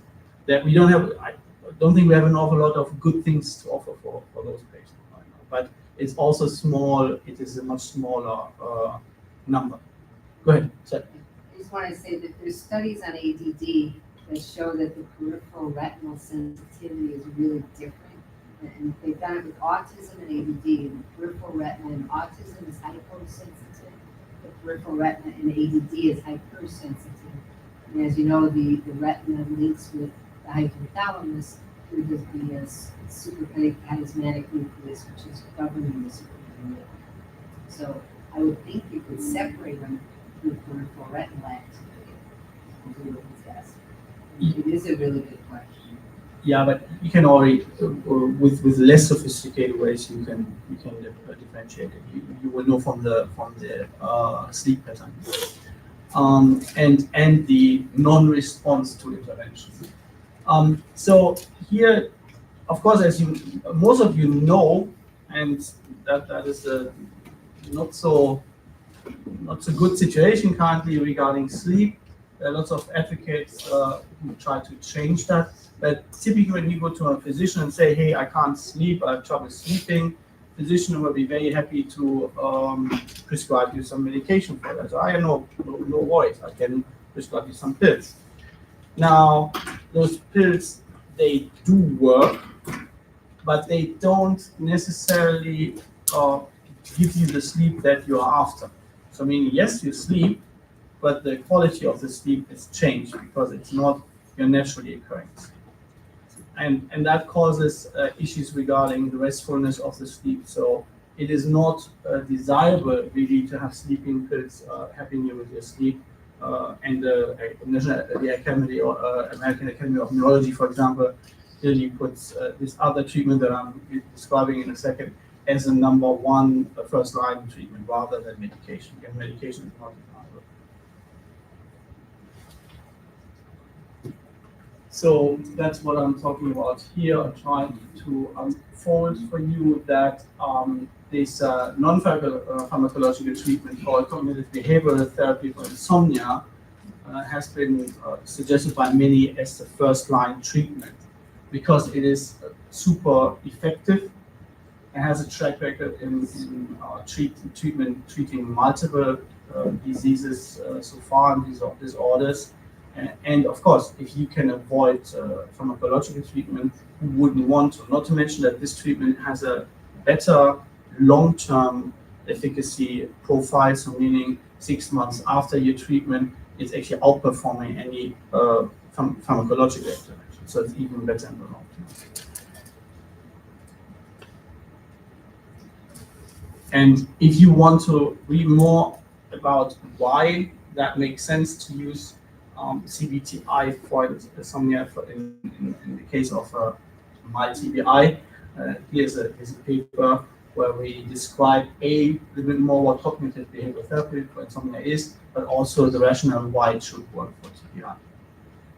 Now, when I got into this, I did not know that there was such a high prevalence of insomnia and TBI, and B, I also didn't know about the intervention of CBTI. I tried to learn a lot. And I talked to my colleagues, wonderful members and mentors in Stanford at the Sleep Center, we're giants in the field, and we were talking about this, and it turned out that there was no clinical trial around, there had been no clinical trial done showing the efficacy of that treatment for patients with TBI, because that's what you have to do. You have to first, even if treatment is looking promising, you need to actually show that it works in the patient population before like major healthcare providers would say, yeah, sure, here, I prescribe you the CBTI. Well, do you know that it works? You need to know that first. And so we were thinking about the trial, the what they call it, RCT, a randomized controlled trial design. And I'm sure you've heard about these things. Mostly people talk about pharmacological interventions, like a COVID drug, for example. Does a COVID drug work? So you have the actual drug plus versus a placebo. And you may have heard that the placebo effect, meaning taking a non-active medication, or it's basically very often sugar, has very strong effects. So the placebo effect is real. If you don't take that into account, you're fooling yourself in the clinical trial design, because really the question is, what is better? Is taking the drug better than something else that has absolutely zero effect on the disease? If the drug doesn't outperform the disease intended drug, if the placebo does, if the drug doesn't outperform the placebo, well, then you have a problem, because why bother? Now, here in this world, in the behavioral intervention, where we have a complicating factor, we don't have placebos like that. In a pharmacological intervention, you don't know the difference because the pills look the same. And that's why the placebo effect works. In behavioral intervention, most of the people who had chronic insomnia for many years, they know what the problem is, and they're quite knowledgeable about the type of interventions that are out there. So if, however, a patient knows that they're assigned to a group, so-called control group, that doesn't give them any benefit, you will not get the placebo effect. Does that make sense? Because the patient knows already, this is like, for example, sleep education is very often done, so you learn things about sleep, where people with chronic insomnia say, well, God, tell me something new, anything for me to learn here. And if that happens, well, then you're already done, right? Because the placebo effect doesn't happen, and then you're overestimating the effect of the intervention. So what we did in this trial, we actually designed and worked out a manualized active control that has some ingredients of the real thing in it.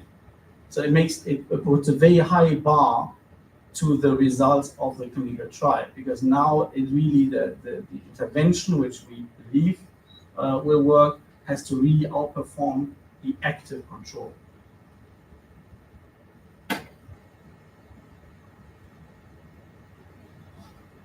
And that was basically the placebo effect, right? So this is the intervention that we're talking about, and it is manualized and has part of the actual CBT. So CBTI, of course, you ask yourself the whole time, what is CBTI? And now I'm going over it. So it is a type of cognitive behavior therapy, so that we focus on behaviors and cognition.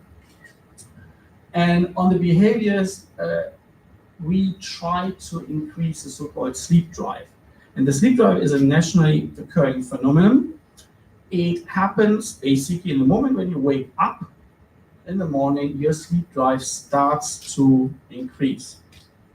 And I always like to use this metaphor of a piggy bank. You know, you're putting little coins into the piggy, and the piggy gets heavier and heavier and heavier and heavier. And by the end of the day, the piggy is heavy enough for you to get tired and you will fall asleep.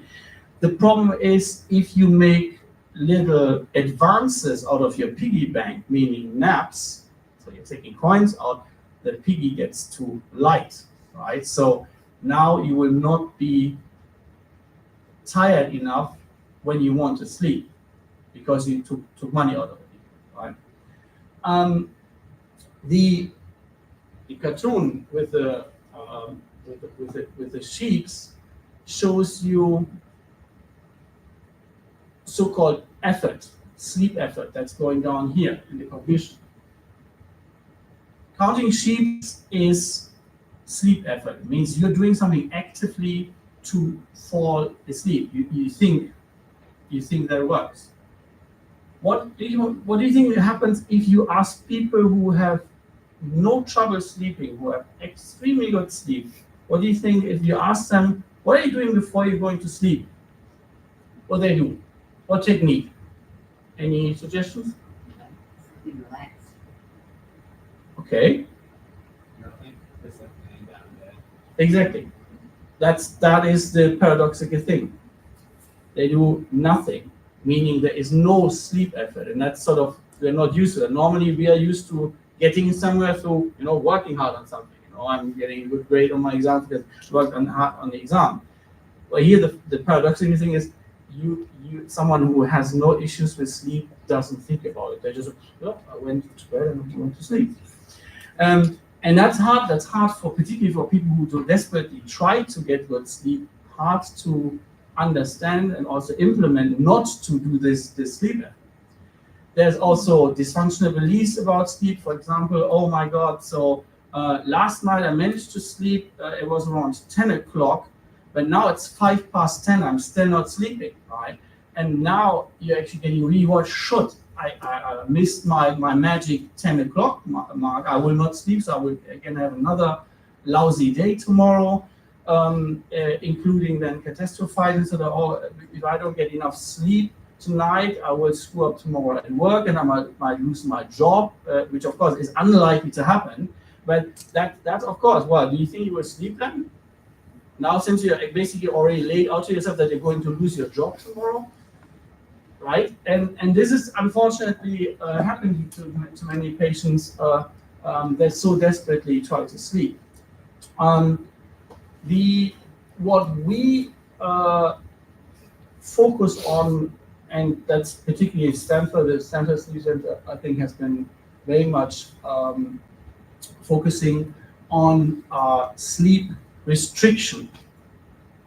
And that's now really confusing. So with this intervention, restrict the sleep of patients. And that makes no sense, right? Because we're talking about people who can't get enough sleep, so now you're restricting their sleep? What on earth? Well, it actually makes sense, because what you're doing with that, through the sleep restriction, through avoiding getting those little avoiding getting naps, doing other things also in bed. Another classic thing, people do all sorts of things in bed. They look at their phone, they watch movies, they do all sorts of things. What happens with that is that the sleep cue of the bed is supposed to have a strong cue. This is the place where I sleep. If you now mix that up with all sorts of other activities, that cue has been weakened, and it makes it harder for you to sleep. So that's another thing. Your phone has to go away, and it's actually not even next to your desk.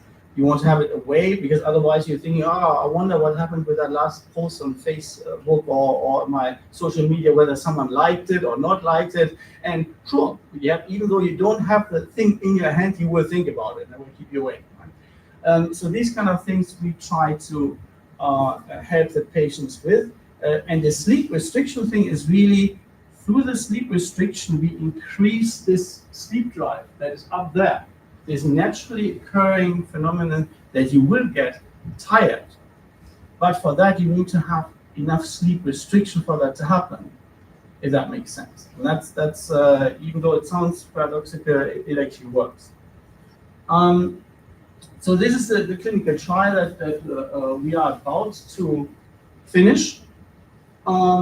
And it used, as described, the cognitive behavior therapy for insomnia on the one side, and the arousal-based therapy on the other.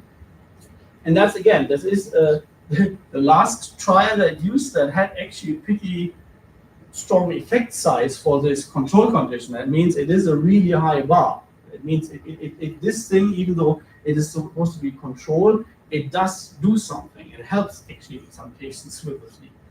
And the outcome measures that we use, the most commonly used one in, I wanted to talk about that, in insomnia is so-called ISI, insomnia severity index, which comes up later, I think, in the slide. What I wanted to point out is that in our trial, we include patients with PTSD. And that is, remember, our patients are all military. And for us, when you say TBI, you say PTSD at the same time, because the percentage of our patients have, I would say, around 80% of the patients who had a TBI also unfortunately suffer from PTSD. And if you think about how they got their TBI, maybe that's not too difficult to imagine. So if you design a clinical trial for helping them with having particularly veterans with insomnia, you need to include PTSD. Otherwise, it's not of no use. You would only tackle such a small percentage of patients who suffer. So that's why we include that. We also include sleep apnea to a very large extent, because our experience is that even though sleep apnea also interferes with sleep, the intervention for insomnia itself can improve sleep so much on its own that it's worth it. It's not, you don't necessarily have to do sleep apnea treatment first in order for this to already kick in. Of course, it is best to treat the sleep apnea, but we also have that problem with many of the veterans. Many have been diagnosed with sleep apnea and have been prescribed a CPAP, so-called CPAP machine, which you may have heard of. It helps you with that, but they don't use it. Compliance with the CPAP machines is very low. Most people can't stand the thing. So then it's of no use to say, well, yeah, but you should be on your treatment with CPAP, and therefore you don't get the extra CPCI treatment. So, oops. Yeah, that's I mentioned insomnia and severity index. That's the treatment outcome in most of the clinical trials. And I don't know how tight we are with the time. You still have some. Yeah, okay, that should be fine. So the only thing that I wanted to expand on a little bit is we started this. We were just actually getting good results with recruitment right before COVID started. And then COVID hit, and the traditional treatment, the one that I talked about, this CBTI treatment, involves in-person meetings with a therapist, 1-hour visits, 6 weeks in a row. Well, now you have a problem, right? We had a problem. We were stuck. We couldn't do the trial. So while we were scrambling what to do, we then decided to transform the whole trial into a telehealth trial, which ultimately now, looking back, I should say was the best thing we could have ever done, because with the telehealth trial, to make it available as a telehealth intervention, you can reach any patient, like strictly speaking, in the world, but here in the whole nation. Before we were restricted to this very specific area, San Francisco Bay Area, and the demographics are definitely not representative for the rest of the United States. And all the remote patients that otherwise could have benefited from that intervention wouldn't have been able to get it with it. They had to come in person to Palo Alto. But first, back then we were thinking, okay, so how are we doing this? This is our problem here. It's all face-to-face with physical copies of sleep diaries and so forth. And so then we looked into data. Is there any data available that would give us confidence that this should work? And that there was data from Arlen and colleagues that showed in a non-inferiority trial that it looks like it is comparable, meaning the face-to-face treatment versus the telemedicine, the telehealth version is comparable in effect, and that's what we want, of course. I think I have also the group one on another slide. You can also do that on top of that, even in a group setting. You can even do, I wouldn't go too big with a number of patients, but you can even do CBTI with multiple patients in telehealth at the same time. I would say not bigger than 5 probably. But anyway, so this was data that made us confident that it would be working, and of course has the big advantage of bringing down barriers to access. And also there's one issue with CBTI delivery. We have a relative shortage of therapists. And that of course helps a lot if you have a shortage of therapists, but now you can deploy this therapists to patients all over the country. You're really getting much more out of. Here's that I was looking for, that deep group therapy by Berman. He showed that also works. We had to drop certain measures. Most of the EEG that we had originally planned in person treatment, but unfortunately EEG deployment remotely, that's very difficult. But preserved the essence of the trial. And here's sort of the data to show you what that looked like. So this was pre-telehealth. We just started to actually go up, then COVID here, and then look at the recruitment success afterwards. So telehealth really allowed us to reach way more. We had way more patients that wanted to be part of the trial than we could actually even handle. So that's a good thing. Plugged in the wall by his feet. It's down on the bottom. By his feet on the wall. It's plugged in. Anyway, so we just did the last follow-up treatment. The 6 months we have for all of them, a 6 months follow-up treatment. We just did that actually 2 weeks ago. So now we can wrap everything up and analyze the clinical trial, which I'm very excited about. And you please keep your fingers crossed that it works out. So that's it for me. Thank you.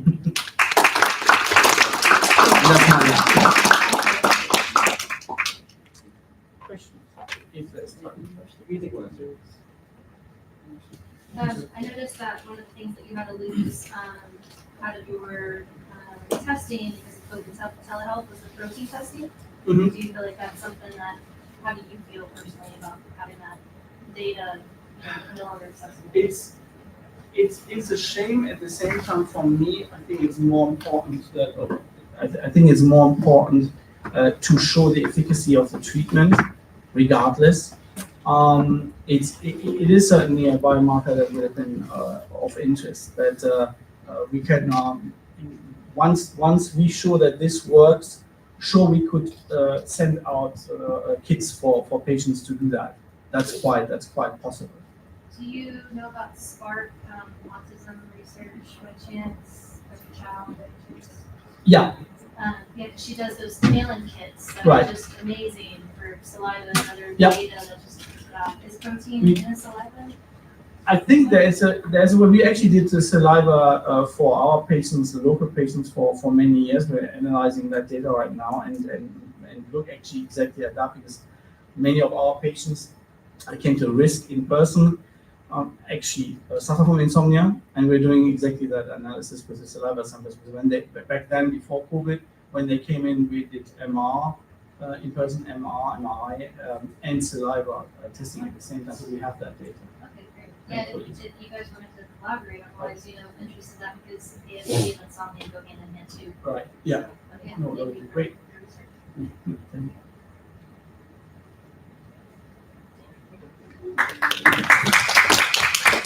Another round of applause for Dr. First.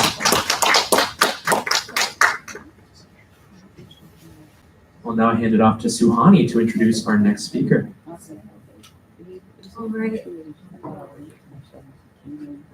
Hi everyone, my name is Suhani, and I'm so excited to be introducing our next speaker, Nicole Corso.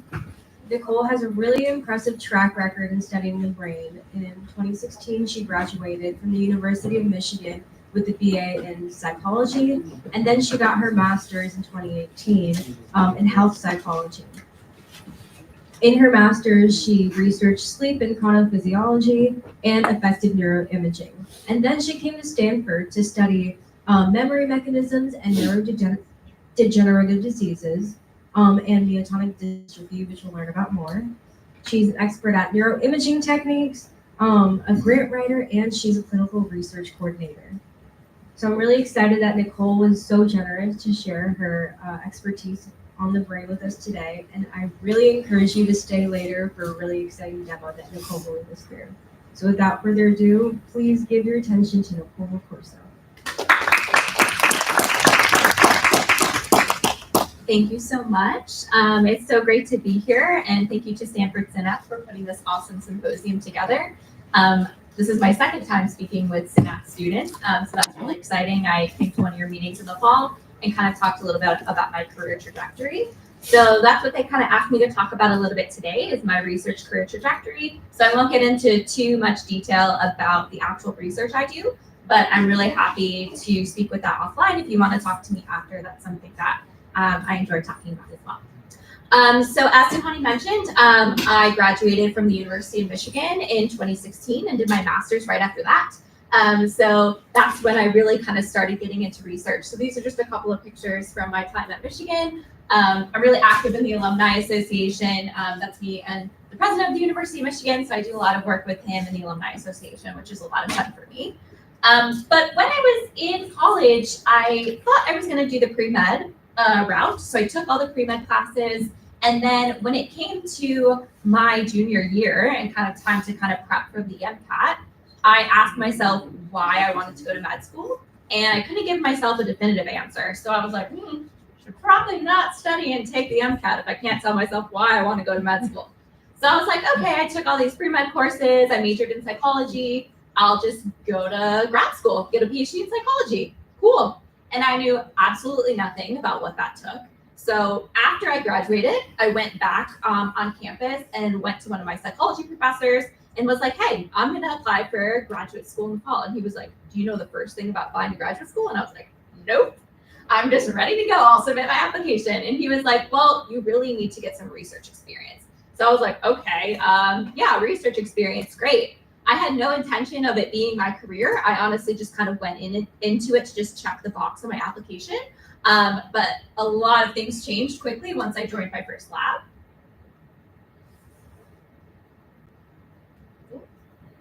Okay, so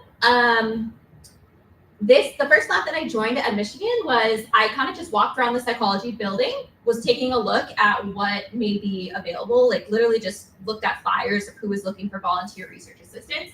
And the first one that messaged me back was the Emotion and Self-Control Laboratory, led by Dr. Ethan Cross. So that was like my first like purview into research. I knew nothing about it. A grad student who was in the lab took me under his wing and basically taught me everything I needed to know about human subjects research, what IRBs were, how to regulate studies, how to interact with participants, everything like that. And I just found that I really enjoyed it and had a real knack for it. And I asked him, I was like, well, how did you know that you wanted to like do this as your career? And he was like, you know what, Nicole? He's like, these ideas that I have, these experiments I run, he's like, they keep me up at night. And I was like, all right, cool. Like I wanted a definitive answer, something that I could like be actionable towards to be like, okay, this is the career for me. Here's why, here's how I do it. But that wasn't it. So I was just like, okay, whatever. So then later on, I was working with him for the entire summer and he assigned me to read this paper regarding a new direction of like a study he wanted to go into. So I went home, read this paper, and I come back the next day and I'm just like frantic. I'm like, oh my gosh, I'm like, Darwin, I need to talk to you. And he like just looked at me with like this smile on his face and he was like, let me guess, you stayed up all night last night thinking about this. And I was like, yes, I did. So then I was like, you know, this is how I knew, like, just as he said, he was like, these ideas keep you up at night. And I thought that was, you know, whatever. And then the same thing happened to me.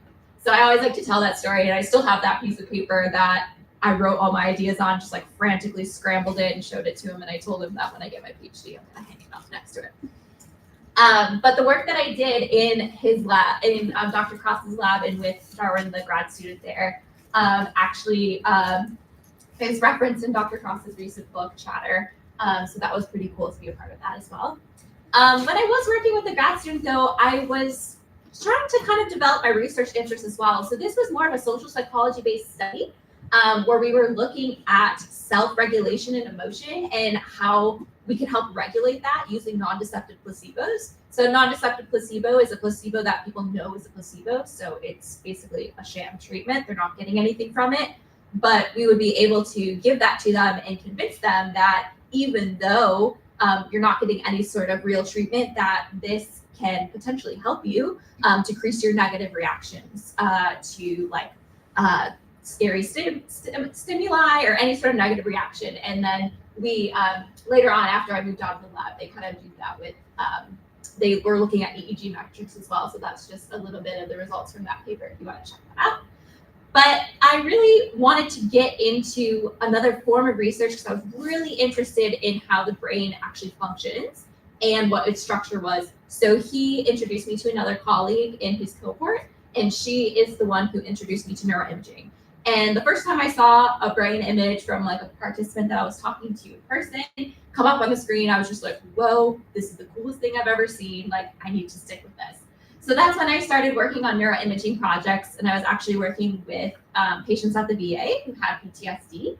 And we were looking at how emotion, regulation, and attention kind of intertwined, and we were looking specifically at the attentional networks in the brain and how they were able to kind of switch their attention from a negative stimuli to something really basic. So I presented this poster at the University of Michigan. I actually won a poster award for it, which was really exciting.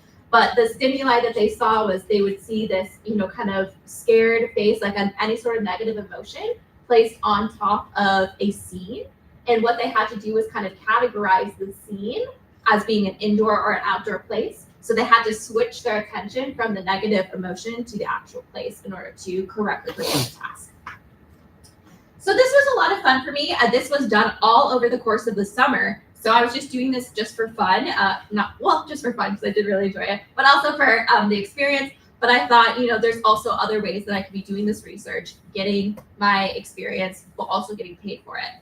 So I applied to some research jobs, like to be a research coordinator. And that's when I learned like kind of all about lab managing and how to set up a study and how to really, be specific and interact with faculty who are leading these large studies. So then at the University of Michigan, I joined the Sleep and Circadian Research Lab.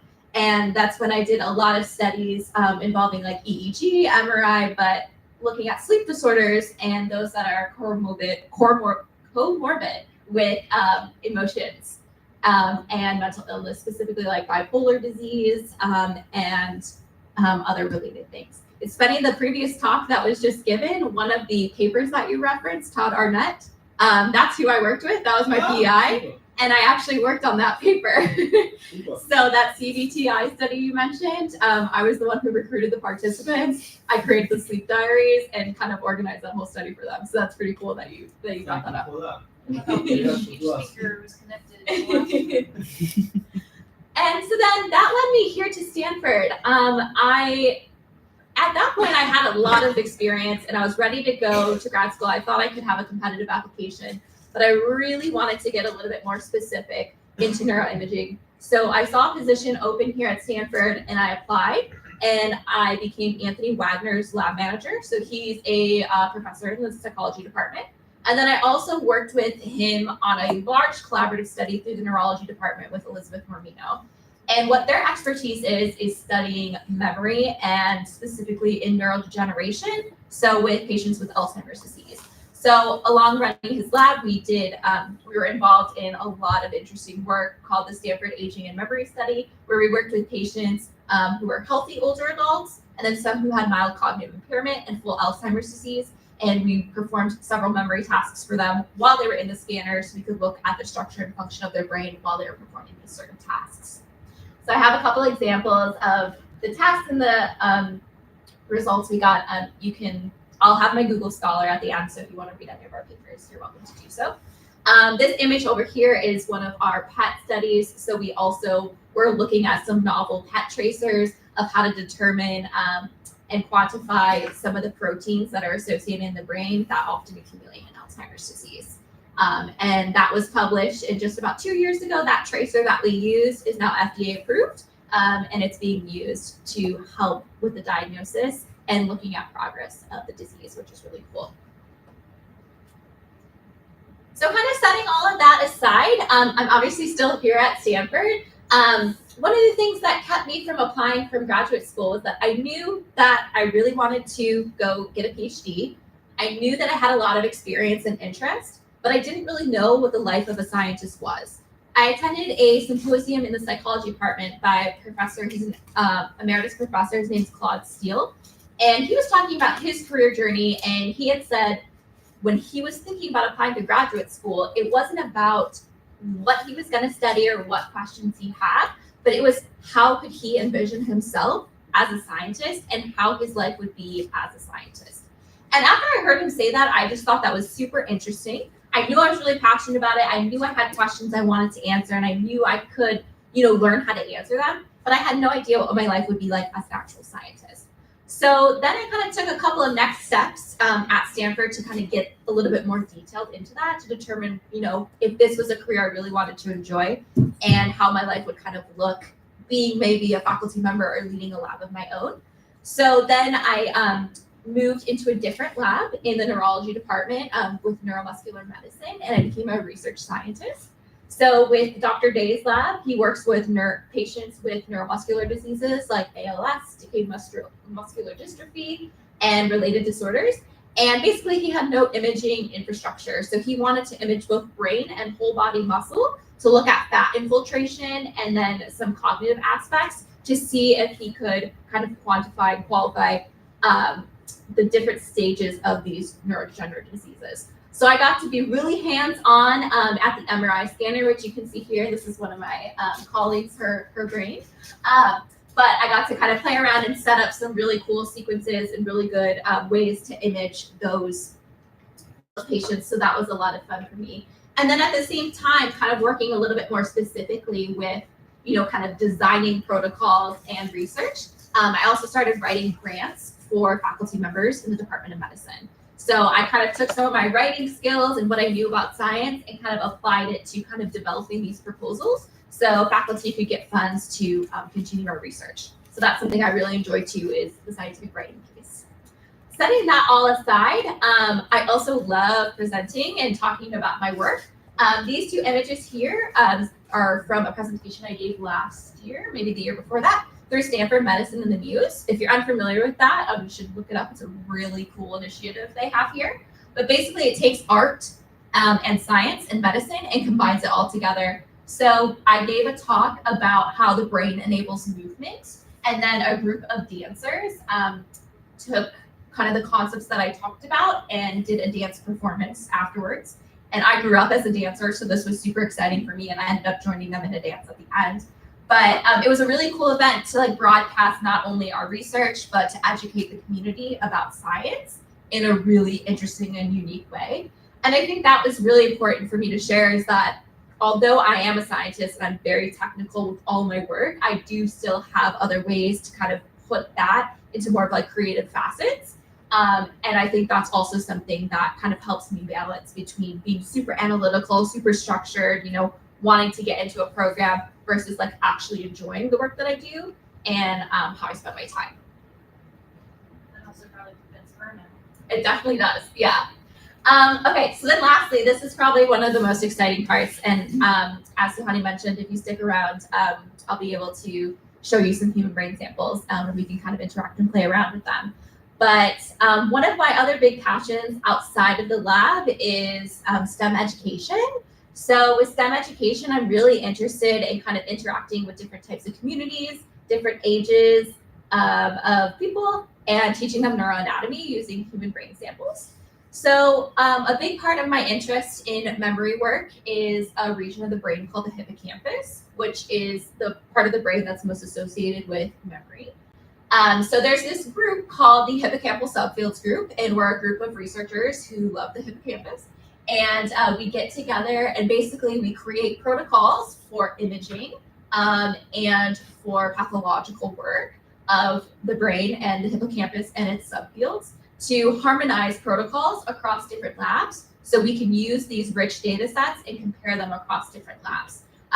Right now, since the hippocampus is so small and there's multiple subfields of it, when we image it, even at really high resolution, there's different ways that labs look at the hippocampus in terms of where the boundaries of these subregions are, which is really important in terms of diseases like Alzheimer's disease, where these proteins are accumulated, and potentially there's different aspects of memory in these different subfields. So we want to make sure that if we're talking about, subiculum 1, that our region of subiculum 1 is the same as, a different lab across the country is talking about subiculum 1 as well. So what we do is we get together every year. It's typically around the Society for Neuroscience meeting. If you're into neuroscience, that's an incredible conference to go to. They also have a whole aspect of that conference that's focused on neuroscience art. So if you're into that, that's a super cool part of that. What's the name of the conference? Society for Neuroscience, SFN is what it's also nicknamed as. In Chicago this year. Yes, yeah, it's a great conference. So last summer, we all, a group of us from the hippocampal subfields group, went to Spain, and we were able to do some really cool hands-on work, looking at the different subfields of the hippocampus, using specimens. This one here is from a pig, but we were also able to do some brain dissections as well. So this is kind of a cool effort that I enjoy, not only a networking kind of community and people who are like-minded about this really tiny region of the brain, but also that we're kind of contributing to this movement of open science and making sure that everything is replicable and we have an understanding and harmonization across different labs who are looking at these things. So the next slide I'm going to show you has some human brain samples. I just want to disclose that I did get permission to share these images. So this is just to give you kind of a sense of what it's like. That's me there holding the whole brain. And then this, we kind of did multiple slices of it to look kind of further and deeper into the brain itself. And then I thought this photo would be interesting today for specifically your interest in synapse. This brain is from a patient who suffered from a traumatic brain injury, actually as a result of police brutality. So you can see how different his or her brain looks compared to like a healthy one here. So that was really cool just to see different types of brains. And even though we were identifying the same structures and regions in these brains, they could vary greatly depending on any sort of injury, illness, or even just variety, like vary across different brains. And then lastly, I mentioned that I was really into writing as well. So I wanted to kind of take that a little bit further into health equity work as well, because that's something that's super important to me. So basically what I started to do was during COVID, I started to write for the Stanford Daily. And I was kind of helping students add data into their journalism pieces. So with that, I got connected with a clinician, journalist, scientist here on campus named Dr. Seema Yasmin. You might be familiar with her. She was a correspondent on CNN. She was the lead correspondent during COVID who was debunking all of the COVID myths. And she also has several books out. So what we were doing is we're working on a project that's kind of building a map of social determinants of health and how that is impacted when there's a lack of journalism in areas of the country. So I have some maps here that kind of just map those general ideas. Again, I'm happy to talk about it a little bit further if you're interested. And then also the work that I had done with her, she just recently published it in a book called What the Fact. So you can check that out as well. It's all about misinformation in social media. And then lastly, just in that picture over there, those are the brains are in those buckets, which you'll see in a little bit. Again, with the STEM outreach, Stanford just had a STEM fest, and I brought the brains there. So we were able to kind of engage with the community, teaching neuroanatomy, and just kind of getting everyone interested in science. So that's basically all that I have. If you're interested in reaching out to me, I would love to chat with you. Last time over the fall, I did chat with a couple of Synapse members. We kind of just talked about how to maybe get into a lab. I shared my CV and shared some comments on their CVs, how to like approach faculty to join labs and kind of the best ways to do that. So I'm really happy to do that as well. And then my Stanford profile is there. So that has some of my presentations, a little bit more in depth in my interests. And then my Google Scholars here as well, if you want to read some of my publications.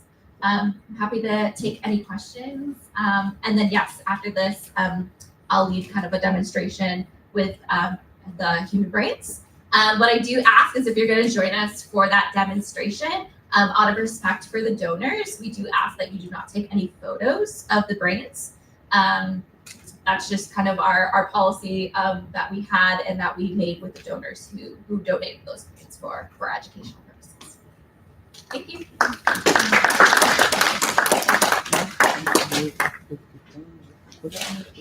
Yeah. Hi, thanks for the talk. I used to second year master's student in school. And your question where you said that going into grad school, you had questions that you wanted to explore. How, when you did start your PhD, how did those questions transform? Did you end up actually pursuing them, or I guess like learning more and then maybe like a different trench? But yeah, it's kind of like how your questions grew your year. Yeah, sure. So I actually have not applied for my PhD yet. I'm applying in the fall. I do have a master's degree already, so I kind of just took some time off in between my master's and PhD to really build up my research skill set and my interests to make sure that I did have some questions that I was interested in. I think what really helps me is just honestly interacting with other colleagues, not only in my lab, but through other labs as well, and like attending lots of events and symposiums on campus, even if it's not directly related to like the interest I have. It kind of helps me think about things in a different way. And I think for science and kind of coming up with questions, that's what's really useful, is like thinking of things in a different way, or hearing how people talk about their work, what questions they're asking, or what questions people in the audience are asking. That's a really great way to do it. Also, just like in lab meetings with your group, like reading, the latest publications, kind of discussing those things, looking at the different data. That's another way to really get questions answered too. And then if you have questions right now, honestly, bring them up to your faculty member who you're working with, or if you're working with a grad student or a postdoc in a lab. Chances are they're probably interested in the question that you have as well, or they would love to support you on that. So especially if you're a master's student, is that what you said? Yeah. So you're in a grad program here, like you can apply for your own research funding. They have some grants internal to Stanford where you can work on getting funds and answering these questions. Or lots of faculty have funds also allocated for their students to do that. Or even if the data is already available to you in the lab, that's also another great way to do it, where you can kind of work on that data on your own with a postdoc or a graduate student in the lab. You can submit like for an abstract to present a poster or a talk, at a conference. And then that can also help you to kind of get your questions more developed and, get a way to answer them. Like, you're not going to be able to answer your question from start to finish, likely in your time as a graduate student, or honestly, maybe ever, depending on the question. But I think that's what's really exciting about science, is that like your questions will always be unanswered. You can get closer and closer to answering them, but then you'll just have even more questions. And to me, that's what's like super exciting about it. Thank you. Yeah. Sorry. Oh yeah. Quick follow two of them. Stanford Medicine and Reuse. Yes. Okay, great. And do TBIs always show up on brain scans and MRIs, or are they sometimes missed? Sometimes they're missed. Yeah, it kind of depends on the severity of the injury. So for instance, like for something like a stroke, those typically tend to show up on MRIs. So sometimes we scan like healthy control patients, and that's why we always like check the images pretty thoroughly. One, to just make sure we're getting the coverage we need and the quality we need, but also we check for any sort of abnormalities. And it'll jump out at you pretty abruptly, but a lot of times we'll mention to participants, or our PI will do it, that we see evidence of a stroke and they didn't even know that they had it. So that sometimes happens. If it's like a traumatic brain injury where like there's damage to the skull, you can see that really readily on an MRI scan as well. Just like a Harry Potter scar on the front of your head, like. So that you won't likely see because it'll be like on the skin. Yeah. So that you won't likely see unless. So when you get a MRI of your brain, you get your head is like resting in this thing called a head foil, which is, it kind of looks like a cage, but that sounds really daunting. It's not like an actual cage, but that's kind of what it resembles. And sometimes we can get artifact if there is any sort of like abrasion or anything. Like a one that's really obvious is like if you have braces. Like, even though the metal is safe to be scanned, sometimes we can get a metal artifact from that because the MRI scanner is a giant magnet. But typically, something like that would not disrupt the quality of the image. We'll always check to make sure, and like we leave that in our notes just in case the data may be a little bit off and we can't explain it. Then we take that into consideration with like our outlier analysis. So frontal lobe damage where it's just a scar on the outside and it's not, you're not seeing anything on the brain. It's usually just nothing. It's weird. It's not a TBI or I should say nothing. I'm not posing my question very well. Yeah, I definitely wouldn't say it's not nothing. Yeah. I also don't know enough about the situation, but yeah, especially even if it's lobe damage, the leak scar, question, Yeah. Brain images are beautiful.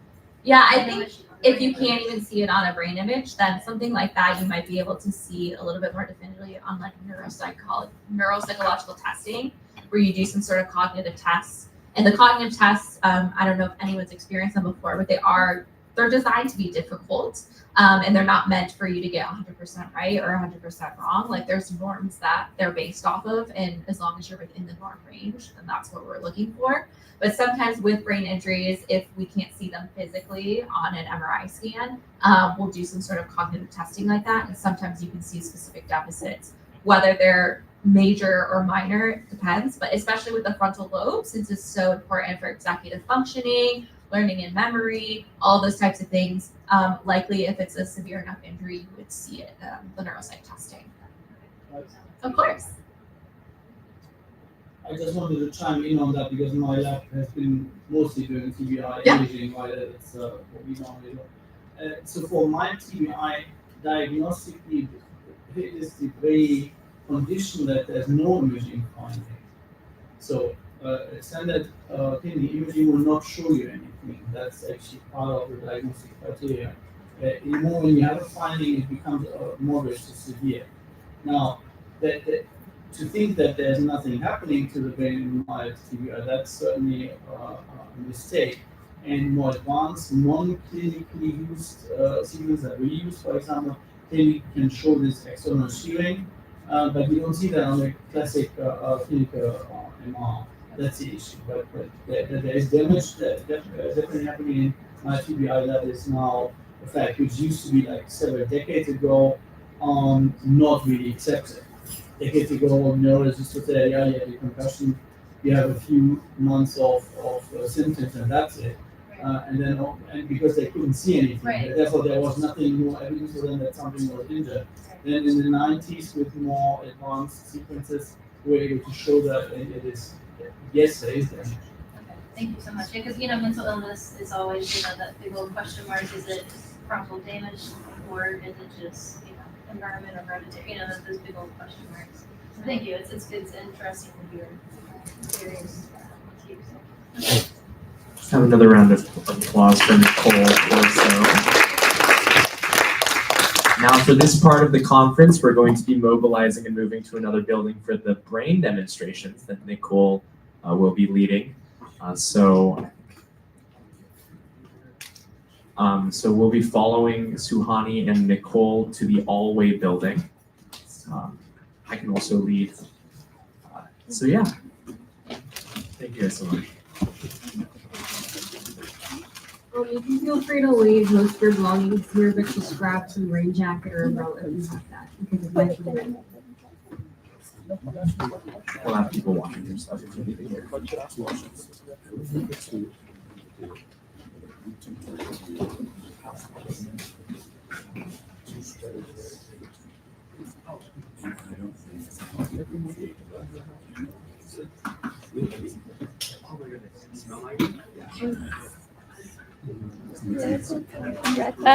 Oh, thank you so much. There's another overlap in Beth Momino and I were at Oh, the same really? lab at Berkeley. Oh, no way. With Bill the- Jagus? Yeah. Yeah. Oh, We did so the Pittsburgh cool. compound B. Oh, no publication way. together. Yeah. Awesome. Yeah, I love that. She Yeah, was my first female mentor as a scientist as well. So that Yeah. was really great for me to experience. Tell me, are you actually doing neuroanatomy are you doing dissections here yourself? I don't do them myself. We have like a donor group of brains that we use for educational purposes. So I just go around to like local middle schools and like teach neuroanatomy to them. I'm asking you as one of my postdocs who just came over from Boston University. He's also a neuroimager, but trained as a neuroanatomist. And Oh, interesting. he was hoping to do some neuroanatomy. He taught a lot of neuroanatomy in Boston University to do something to continue that at Stanford. But I don't know anyone in neuroanatomy, so I wonder whether you might have someone that you could help me connect you both. You know, Yeah, maybe of course. Connect him with you and, the Stanford Alzheimer's Disease Research Center has several. the one under Victor Henderson. Yes. Yeah, sure. Victor and I have been working. Oh, perfect. Yeah. So they have several neuroanatomists that work with them. They're also the neuroanatomists that work in the main hospital as well, but they have designated time for their Alzheimer's Disease Research Center. Right. And then lots of the patients that enroll agree to donate their brains after death. So anytime a patient, passes and they agree to that, we get the brain immediately within like 20 to 48 hours.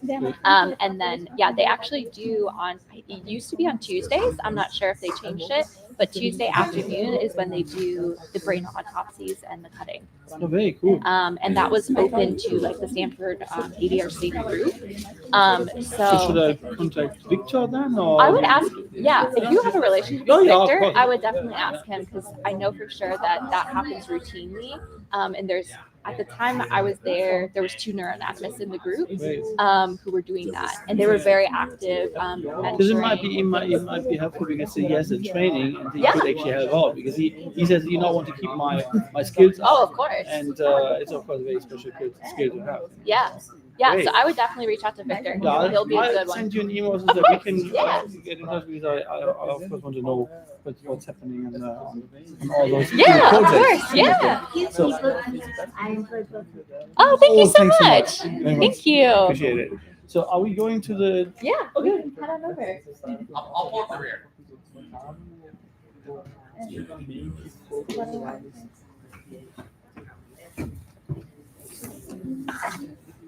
we're going to yeah, it's maybe see the parts of the brain.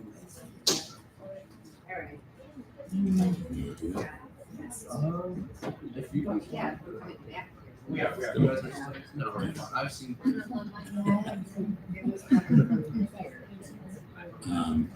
Okay, maybe this is why. Let me just keep on scrolling down.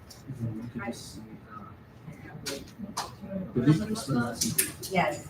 Correct. You have the phone. You're gonna speak? Check with these people. Okay, I'll follow you guys. I think how it's gonna work. You guys chilling here? Yeah. Sounds good. So I'm not really talking when it's I think that's how it works. Did you talk to Max? Max was Anushka. Anushka's coming in like 20 minutes. Oh, Anushka's She's gonna come in clutch. But I don't know if she's gonna run it. She had like a family emergency this morning. Okay. But it's but she might end up coming. So Is all this being recorded? yeah, it's On what site? on YouTube. I can pause the recording if that makes you feel uncomfortable. Me? Yeah. I mean we'll check with all of you guys of course. Well, I'm uncertain if I'm gonna. Yeah. But what would I work with? That's awesome. I'm gonna go follow people to the other room. We'll be back in about half an hour. That was my anniversary. Oh really? That's awesome. That's actually a really cool shirt. 2 years. After my second, but it happened. That's when it wasn't certain when I actually. 9 years or 10 years? Well, I'm connected to 19 years ago, right? I believe so, but I really didn't start coming. See, Well, then I didn't think they start coming from. sorry. Excuse me. Are you Lauren? Yeah. I'm the person that was emailing you. You are? Yeah. It's nice to meet you. You gonna speak? Me too. Yeah. How long have you been known about Synapse? No, a few years. Which way do I go from here Years to next? ago, we tried to. Are you talking about your phone? Yeah. That's what I'm just. Nice. Well, I'm glad you were able to make it. Yeah, I'm glad to be. Did In you fact, recognize this? It makes me so really uncomfortable having a phone that moves those kind of things through your phone. Yeah. Yeah, you can rely on.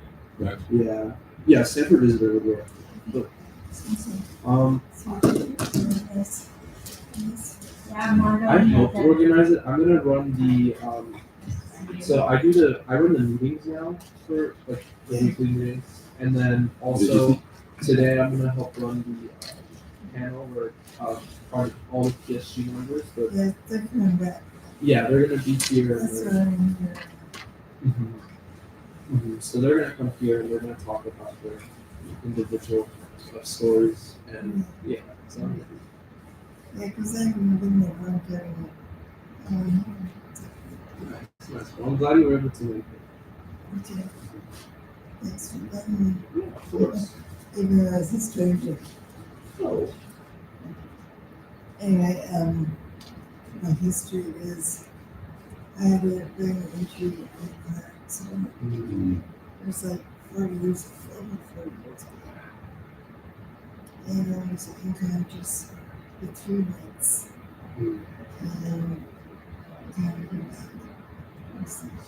Were you able to make a significant recovery from the traumatic brain injury? I think so. How long ago was that? Over 40 years. 1976. So that's how I looked at his group and so forth. Against it.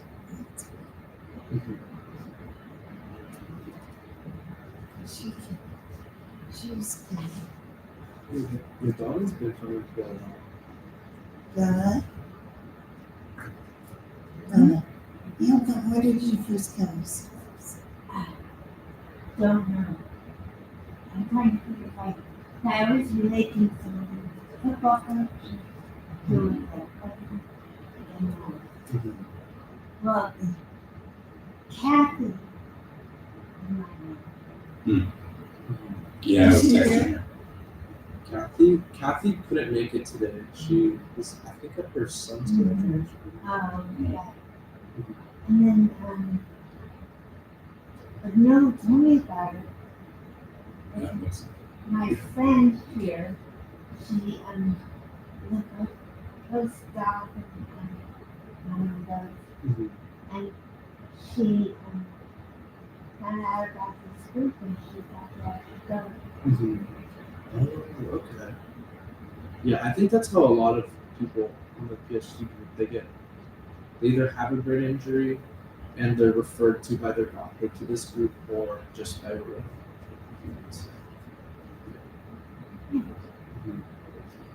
Did you write all of this for the? No, this is my old talk I did to high school students and elementary school students. Oh, fantastic. That's amazing. Brilliant. Yeah. History, you like? The same thing, right? Same thing.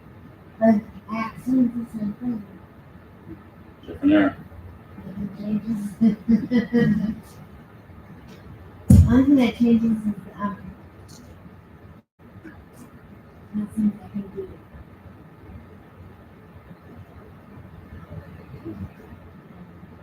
You can get light of it all and living your life the fullest that you have. Right, right. And it says that it was 23 years ago, an accident was 44 years ago. So 23 years ago, Oh, wow. too. And then they expect me for college students because I swam Stanford Synapse. So, and I swam to the first talk and talk. used to swim. But not competitively. Competitively? No, I could. they do.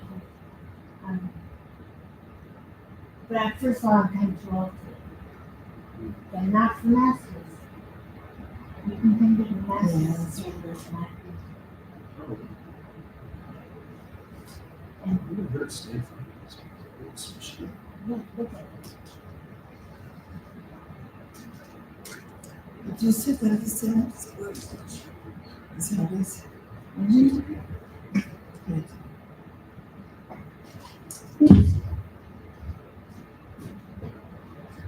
Is this one chair too many, or are you using this chair? Was that something? I think I was. It was you. There's an extra chair. So there's more room. It's just behind me.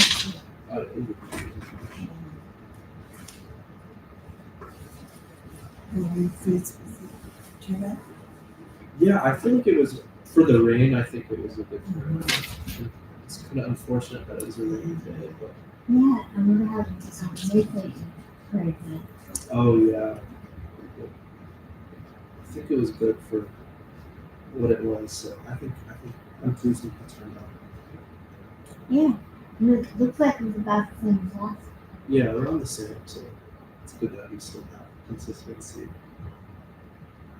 What are we going to see? I didn't know we had lunch. Oh yeah.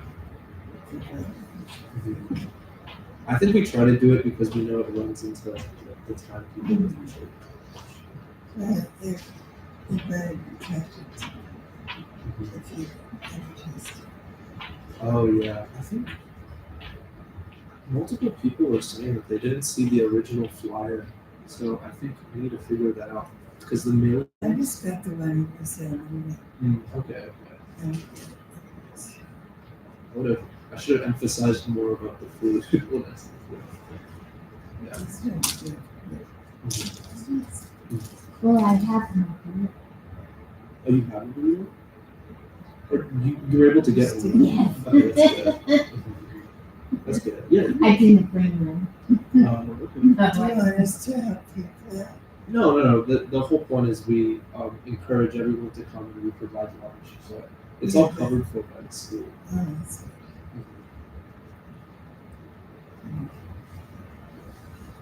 And it was just surprising that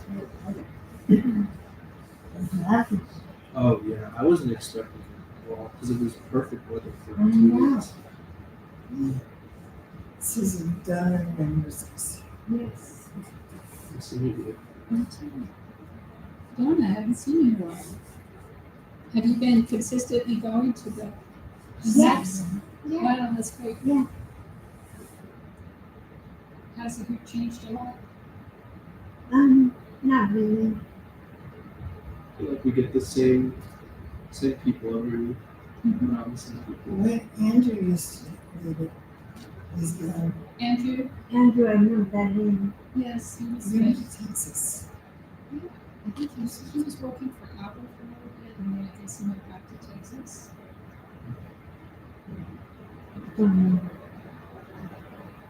He was like the leader, the conference coordinator. For some It was quite a few years ago. Yeah, it was. I'm not really familiar with the conference leaders, but I think, yeah, I think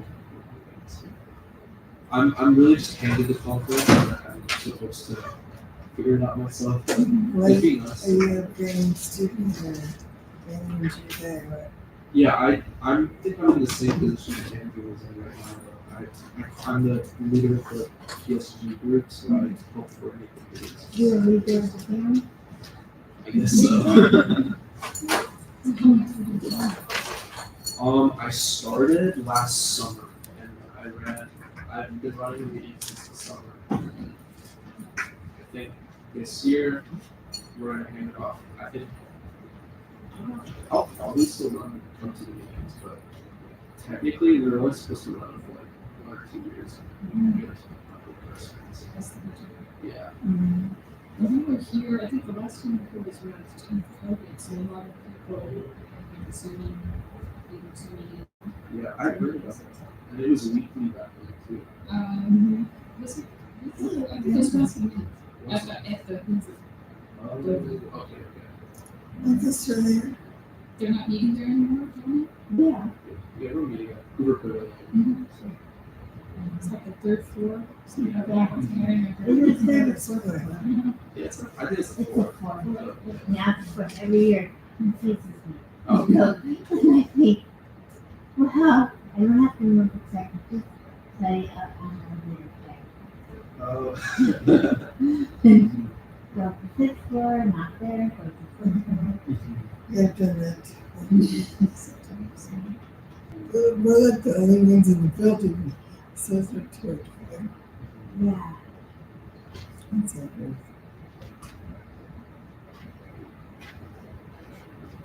So, are you also studying biology? Yeah, I'm studying bioengineering, which is adjacent to biology. So I do all the biology courses and stuff. So you've seen plenty of brains. Yeah, I've seen a lot. I'm not missing out. Yeah. But I'm not going through that. So, Did you go see it? No, the brain, no. We've seen it. I've got to see pictures of my brain. No.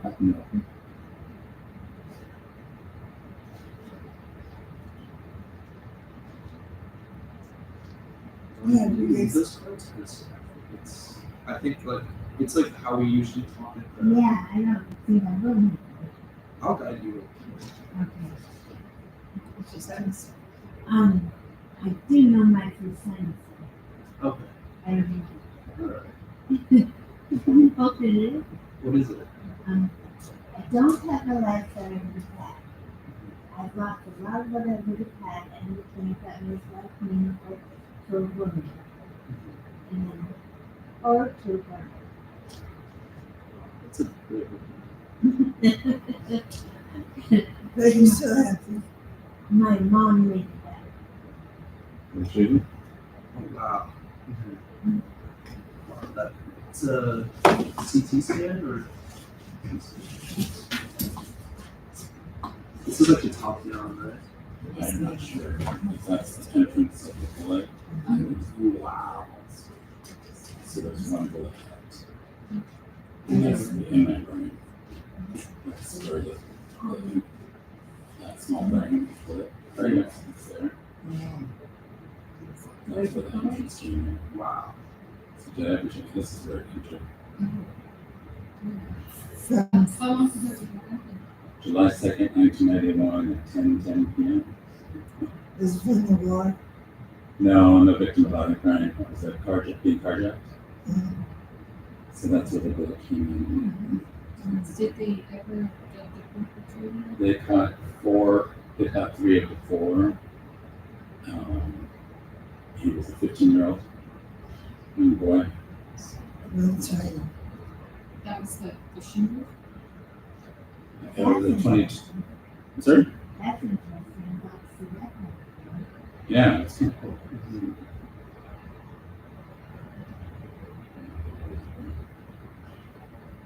So I guess that's where the entrance of it. Wow. It's fun. The interest of it and the bullet fragments. So what was?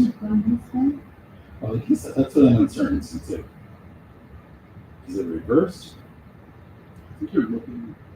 So I think what it is you're facing this way. They're my right side. Yeah. That's where the indentation is. Okay. And then the bullets last came over on this side. The other three. And they let me know. I didn't say anything. There were 5 bullet fragments left in my brain, and they were finally able to remove 4 of the 5 bullet fragments. And because one of them would have caused too much damage, he showed me Dr. Prince.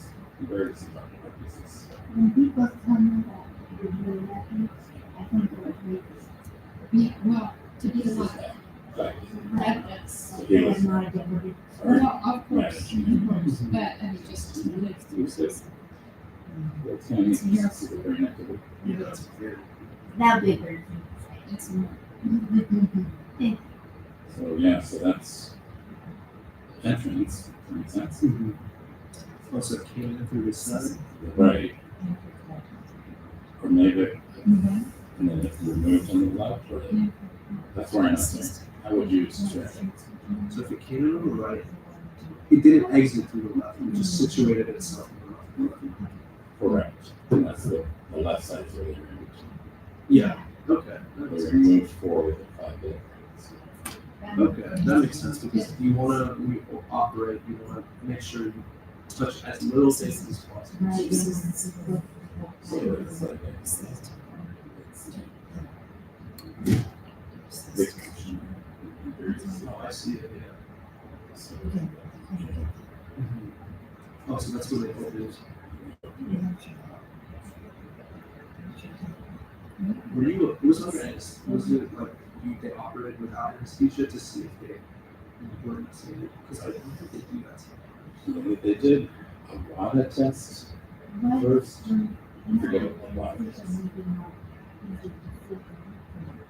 Because if a person is awake and they're operating on someone that on a region that is very like it controls very important functions of the body, like let's say movement, or let's say you're operating on a musician and he wants to make sure he doesn't lose his ability to play guitar.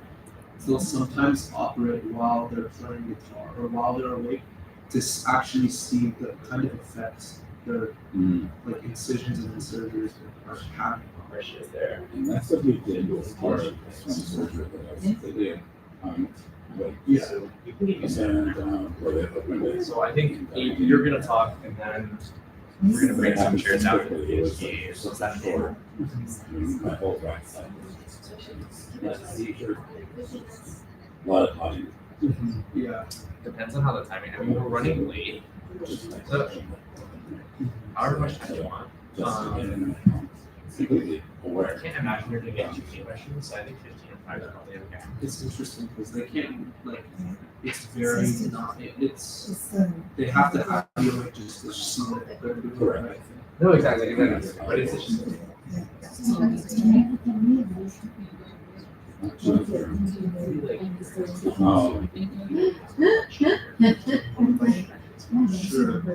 Usually what I've done is just yes. If they run to like 5, I think this is after the fact. Because I think they left the bullet fragmented and they took them out. If you run until 4:15, PhD runs They until removed 5. 4 of the 5 small ones would have caused, could have caused. If you'd rather be early, you can also do that. Parkinson's. Paralysis. Paralysis. Ah. Maybe no question. Maybe it will. Not a lot of money. So this operation happened at the same time. No, my injury happened in, it was a victim by a crime. It was shot in my head. And in 1981, it was We've done this for like 3 different speakers already. So. So yeah, now you're up there. That was my understanding myself on for sure. Surgeon. Oh right, so you gave them 2 things. Mics for you. I'll probably give it to you when it's You got surgery recently? your name means it's on it. I'm trying to think of how many years ago was that? It happened September 11th. Yeah, if you want to go chat. And that's like the first one. 9 years, 8 years or 9 years. So that's my, because I've been here for 10 years or more. And a year again, it's only so I'm not sure it's 9 years. It's surge. How could you And that's not what be I surge? to this Stanford. The original officers. Well, it's the same. Feel free to I'm gonna go check on the brain people.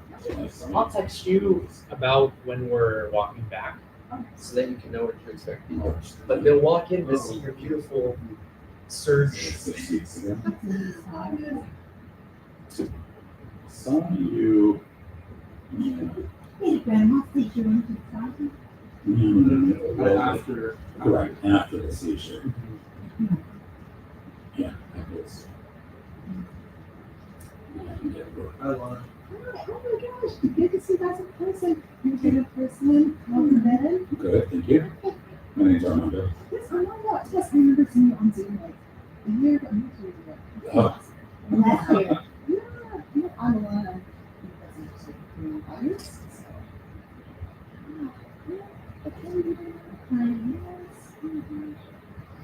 I was like, okay. Yeah, are you still swimming?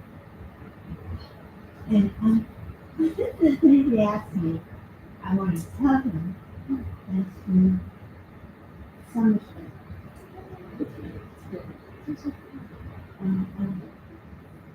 The fastest master swimmer is conservation. Is someone tired of everyone like racing? Yeah. Oh, I get a handicap. You guys volunteer.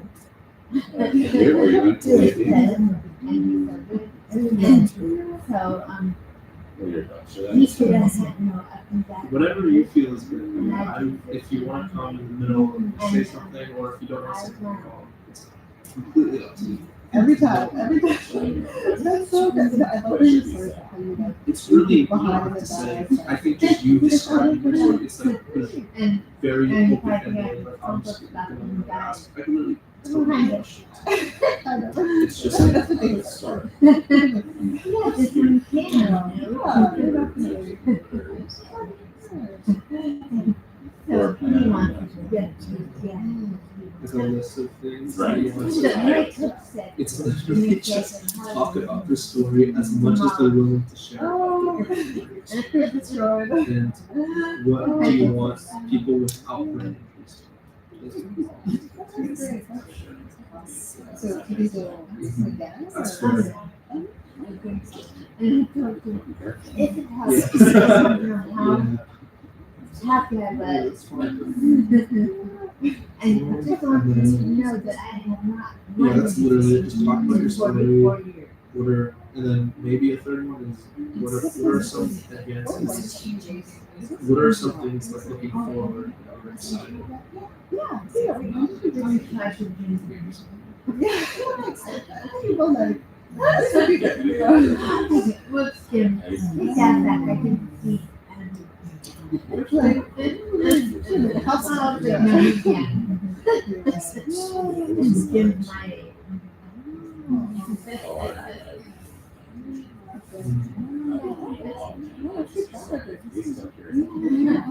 You're welcome.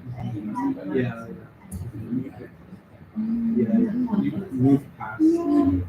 Don't look mom. If I be him, then you can go back. You don't want to define That's yourself better than every block. by So, what Right, happened to still you. in bed. yes, but for sure. Yeah. Football. Yeah. It's a decent idea.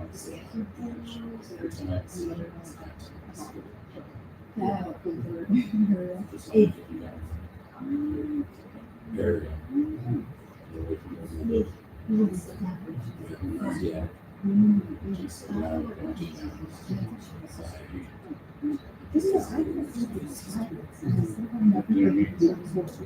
That's a great thing.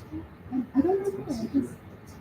Yeah, I understand. Like, you know, when you live with this for so long, and you never think to us. I think one of the main desires of people at this point and there may be like situations where you need to be it's beautiful, big, big, big. And, it's just things. like now, that's your idea. But it's happy. I Yeah. I hate and I thought it was special, but then I thought, You were talking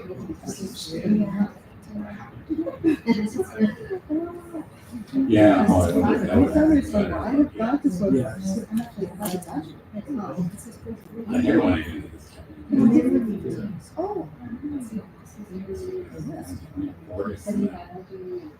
Get yourself out of that negative. Yeah. Slow down, you're not ready. You're not ready.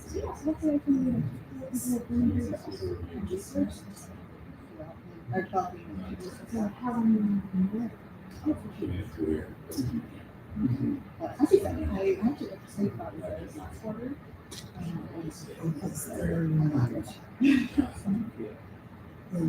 so into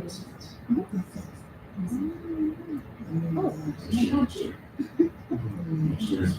Opening. Cheers. That's like the new. Yeah. I mean, you just said amazing things. I think would be It's just like. I think of value. Essentially, like that literally answers the question. People without branding, they're still about people with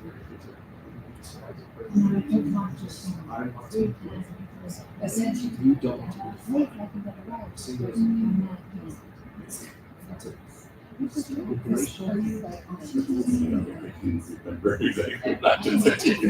mean,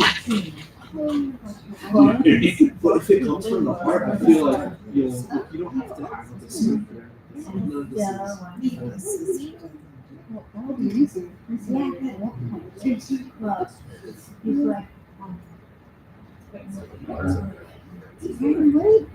it's so nice to see you. How are you? How was getting here today? I hope that it was all smooth sailing. Jay was a good friend of my mom.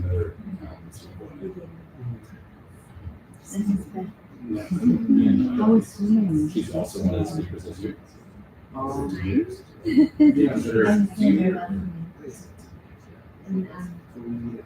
You get import that? No, why would I ask this question if I didn't want to hear Well, the you answer? just got here. Oh.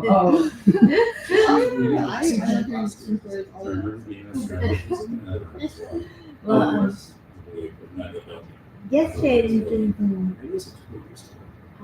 really romantic, but I am better, faster. I know you had said you beat your coach, right? No, I didn't beat you. I beat. Well, yes, Jim is one of my coaches. You don't really give us your coach. Well, he coaches sometimes. Right? That's crazy. And he is really that good. But I didn't beat him outright. I had a handicap. I did 25 while he did 100. Twice and then one time that's completely fair. Very nice work. Well, it's fair. How are you feeling about presenting and everything? I'm good. I'm so excited. Yeah, this is Stanford. It's like this was like a Do you know about Sage? I don't know if you ever okay, so you can continue. So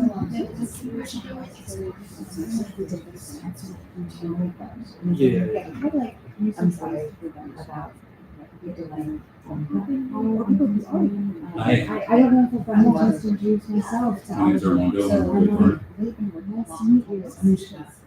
Are you here at Brain Surgery? I love that. So are you all here for the panel? Is that So today, excellent. I would love to learn your names, learn a little bit more about you. When if I was myself,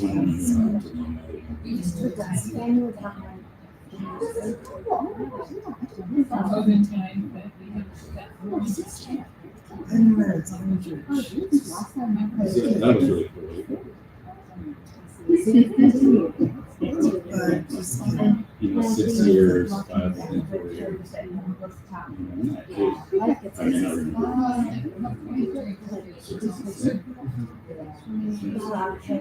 Would you feel like that? Because there's gym on my street. And I've been going there.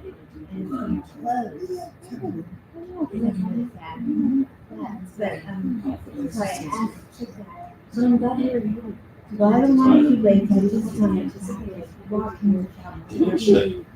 What are your problems? I think you should, but Obviously, if you want to do whatever you feel. Okay. I don't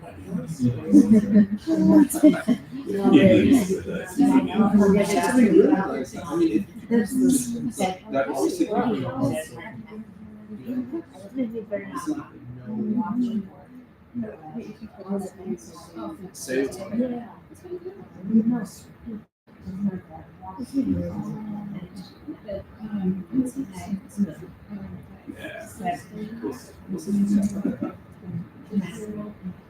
she's a doctor. So I just but then recently I'm paid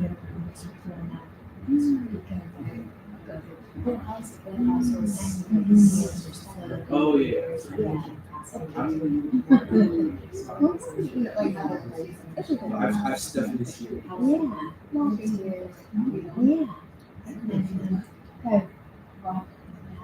I get a lot of It is very interesting.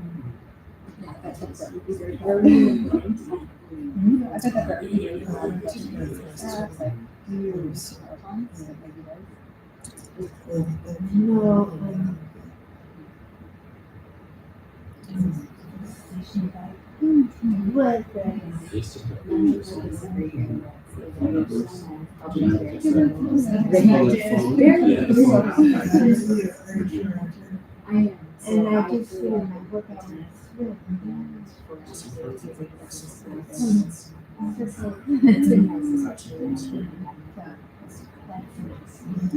might be something about for your hair. So 7 years on it. I actually organized this conference.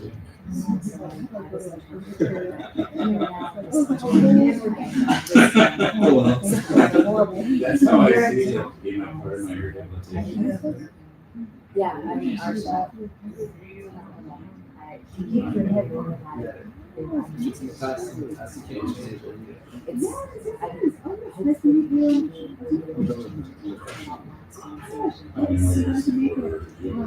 I'm done.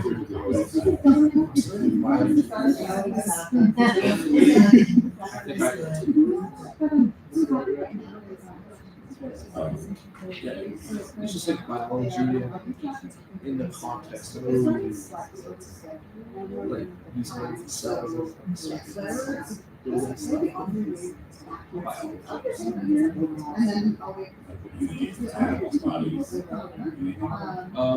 now, the research I'm doing is like figuring out how to change the body to explain. Short intestines. So what you do is you like increase the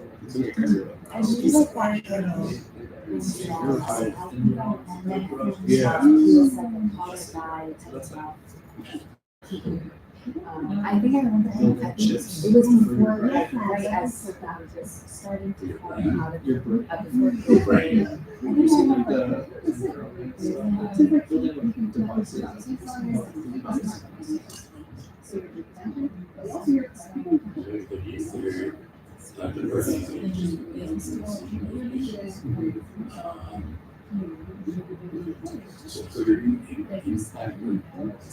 Oh, yeah, okay, so I.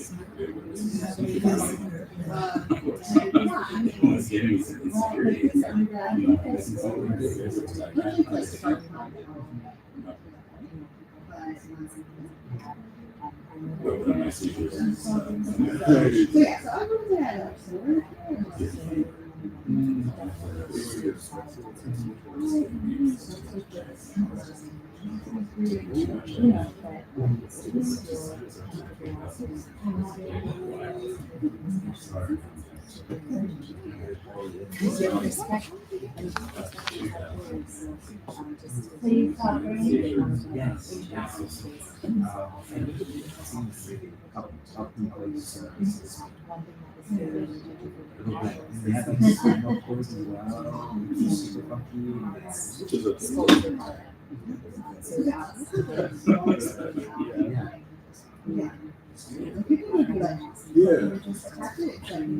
you might sometimes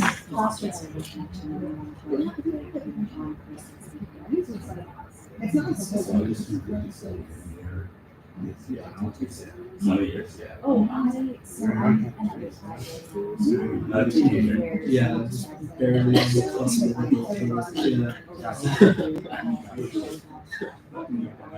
yeah, the Middle Eastern genes.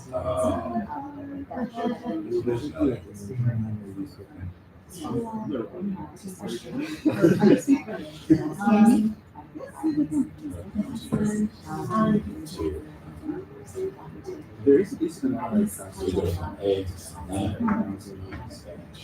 My parents speak Oh, I like Spanish very fast. Yeah, so it's like high school. that's all.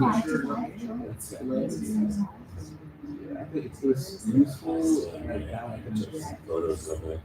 I'll tell you what.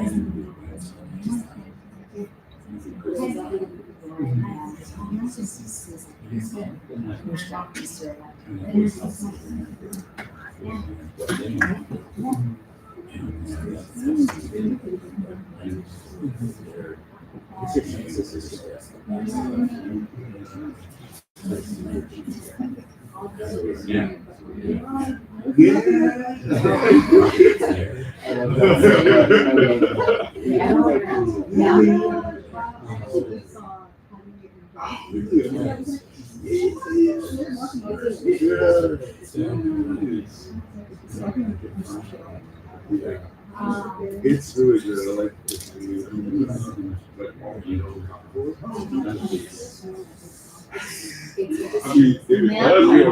Yeah. A surgery? Probably does.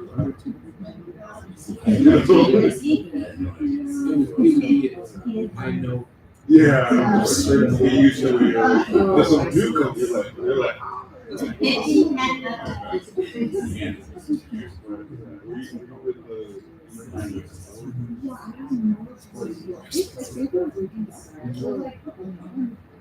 But I was like, go out there.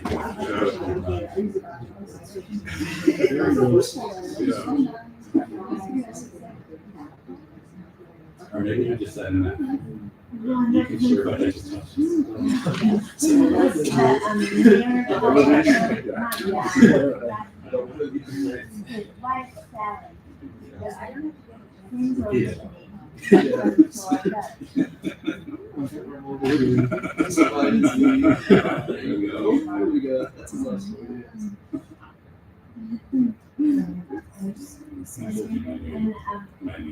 I could have seen her.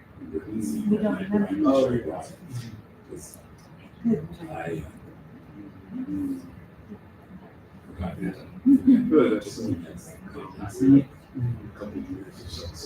CEO, president, how does Stanford at the same time you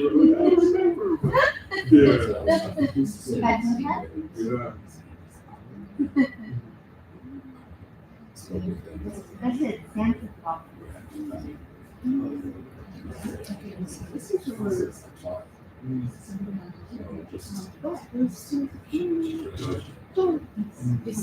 Very important. Yeah.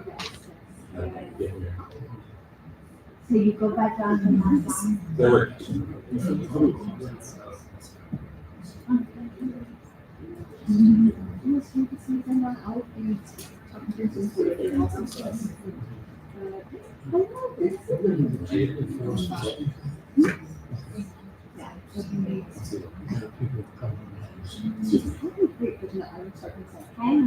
So you made it. I did. You guys did. I thought you did. You're like in the middle. Yeah, thanks. I looked around, I didn't see it. Oh, I didn't see it. I was sitting right there in the middle and I was asking all the questions. Oh, was that you? Yeah. I recognize the voice and everything. And I did recognize the voice. And who's that? Oh, down there too, so we would speak from that. Are you speaking? Are you speaking on Yeah. Well, Archie said we're mostly answering the questions. Not fun. you? What? We're mostly answering There's questions. someone else. That's just So, yeah, that's what, so they know what to She ask. wants to. So they know what to ask. You still have your note card? No, About how many people? typing them out and kind of. Earlier it's Bring up all my cards. Yeah, maybe. That last time?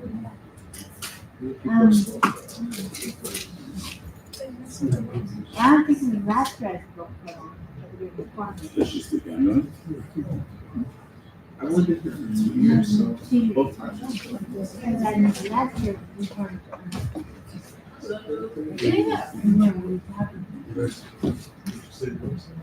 Yeah. I'm here.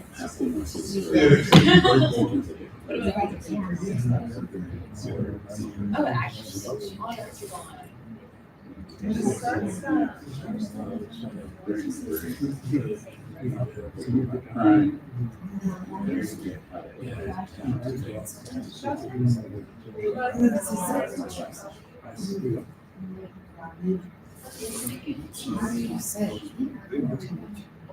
She was arrived a year ago down there. Oh. Oh, I was about to say, if you're with so they right. That's you get. Yeah. Yes, I'm crazy. I'm in 33. What about you? That's the fun part. No, that's Yeah. I saw this. Can we?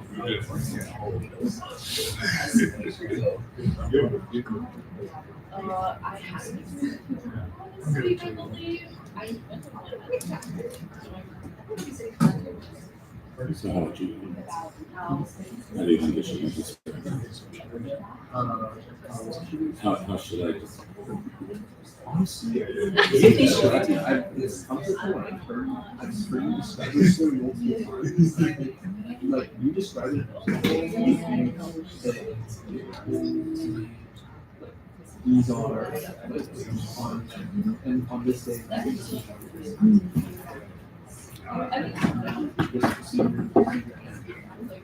These are the lessons that I learned. I feel like when you just describe your life, how you remember and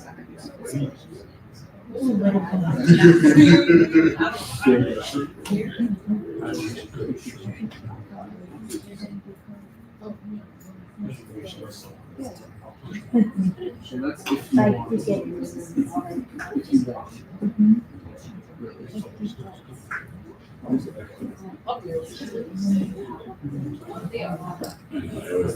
Did you go up into the screens?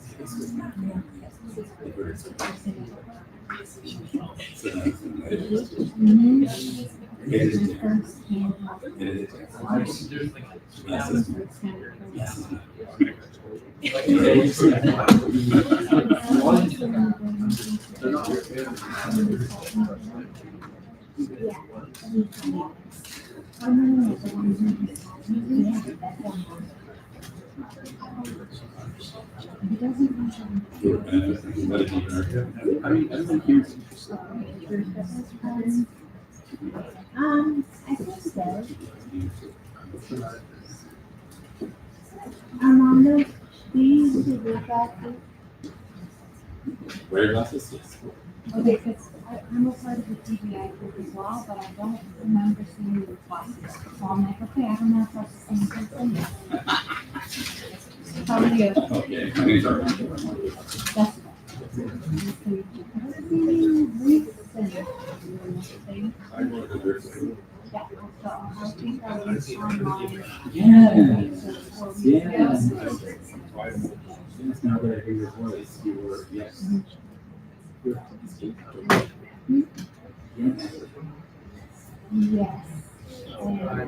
And I'm in school. I mean, no, I'm not on One introduction.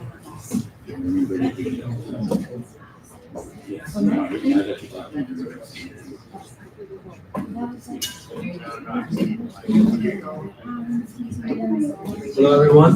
I hope you're enjoying the conference so far. I'm really excited to introduce our next speaker. Alana Dorsey is a senior at Stanford, majoring in human biology.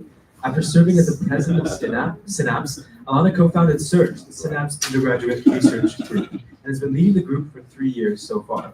Last year, SURGE surveyed over 400 students to better understand helmet usage on campus, and this year, the group is piloting a program based on those results to improve helmet usage and reduce brain injury. Thank you, Alana.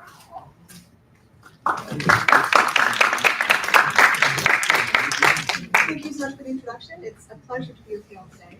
I'm Alana, I'm a senior, and I've been part of Synapse for 5 years, ever since I started here. And today, in those first 5 years, especially the past 3 years since I started SURGE, I have been studying helmet usage here at Stanford.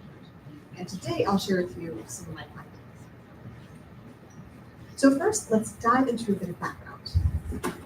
We'll talk about why brain injury is so important, why you should care about brain injury, and also why you should care about helmets. So first, I want to give you a bit of perspective on what it's like to have a brain injury. These are some of the most common symptoms of brain injury. You have concentration problems, headache, fatigue, and dizziness. And for students, these can particularly interfere with your academic pursuits. Just imagine trying to do a CSP session. You can only look for if you can only look at your laptop for an hour at a time because of light sensitivity. So for that reason, as students, brain injury should be at the forefront of our minds, and we should be thinking about ways to care for other people in our communities who have brain injury while also preventing brain injury. And this is where Synapse comes in. If you don't already know, Synapse has done a brain injury check.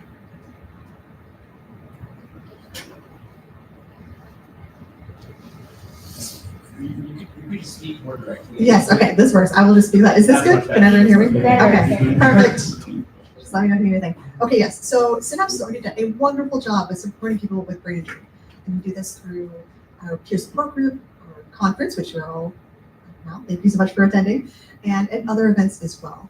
And when I started leading Synapse a few years ago, I started thinking, what if we not only support people with brain injury, but we also prevent it from happening in the first place? Or we prevent subsequent brain injuries for people who have already incurred one. So this is where helmets come in. Helmets are very effective at reducing brain injury, and anywhere from 53% to 72% of traumatic brain injuries that happen to cyclists can be prevented by wearing a helmet.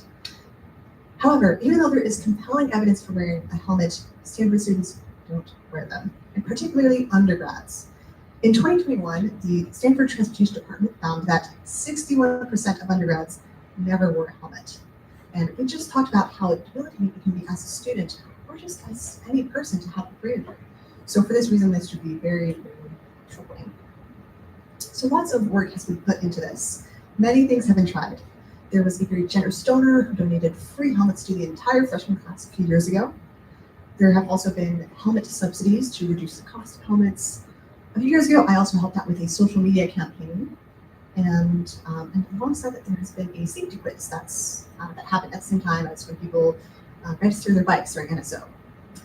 But if you were to go outside today, you could see that none of these have really had a lasting impact, and undergrads still don't wear helmets.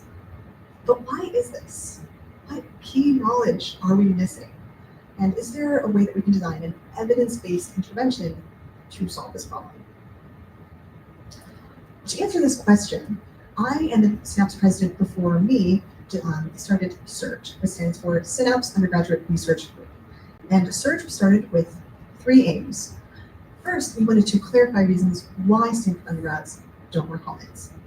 Next, we wanted to work with collaborators across departments at Stanford to design this evidence-based intervention. Lastly, we wanted to implement this intervention and assess its efficacy to determine if this is a program that can be run regularly in Stanford programming and potentially at other institutions. So to begin with understanding why undergrads don't wear helmets, the team and I took a scientific approach. We designed hypotheses. These hypotheses were from a literature review that my team conducted, and this was based on the literature, but also what we had seen here on campus, by talking to our friends, our peers, and other faculty members who have been here for longer than we have. Overall, we found 3 buckets of hypotheses: bike safety knowledge, helmet characteristics, and risk perception. We also designed 3 general interventions to address each of these hypotheses. So now getting a bit more into our study design and what we did. This is where the survey comes in terms of testing these hypotheses. For our study design, there were a few steps, so of course this took a bit of time to complete, but we first started with expert consultation. We designed survey questions alongside biostatisticians and survey experts here at Stanford. We also got IRB approval to make sure that our research is ethically sound and very rigorous. Then we designed a 5-minute, very quick qualitative survey to make it easy for people to take that survey. Next, we performed outreach. And as you know, if you're a student, one of the main forms of outreach here is emails. So we sent so many emails and tried to make as diverse an audience as possible by using mails like Service for All and door mailing lists. Lastly, we recruited 400 participants, all with the inclusion criteria of being Stanford undergrads, and also using bikes, scooters, or skateboards. I also really want to point out the compensation strategy we used because it's a bit unique. We raffle off a electric scooter and also a helmet, but we also donated to charity. The way that we did this was for each response we got, we donated $2 to the National Brain Tumor Society. And I personally wish that more researchers would consider compensation strategies like this that go beyond the study, beyond the participants, and also for greater good. So with all of this in mind, we designed the survey to really understand why undergrads don't wear helmets. And now I'm excited to share with you some of the results. And as you see, there's this little icon in the corner. We're in the process of publishing these results. So I ask that you refrain from taking any pictures. It's not published yet, so. But yes, let's dive into the results. Here's a bit of background information about the demographics of who we recruited. Just in case you're curious how many people from each class year we recruited and how many bikers we got, but this is all background information. This is the start of the real data. First, we wanted to make sure that our data had external validity and is similar to the baseline that previous researchers got. So we found that about 73% of Stanford undergrads in our study either never or rarely wear helmets.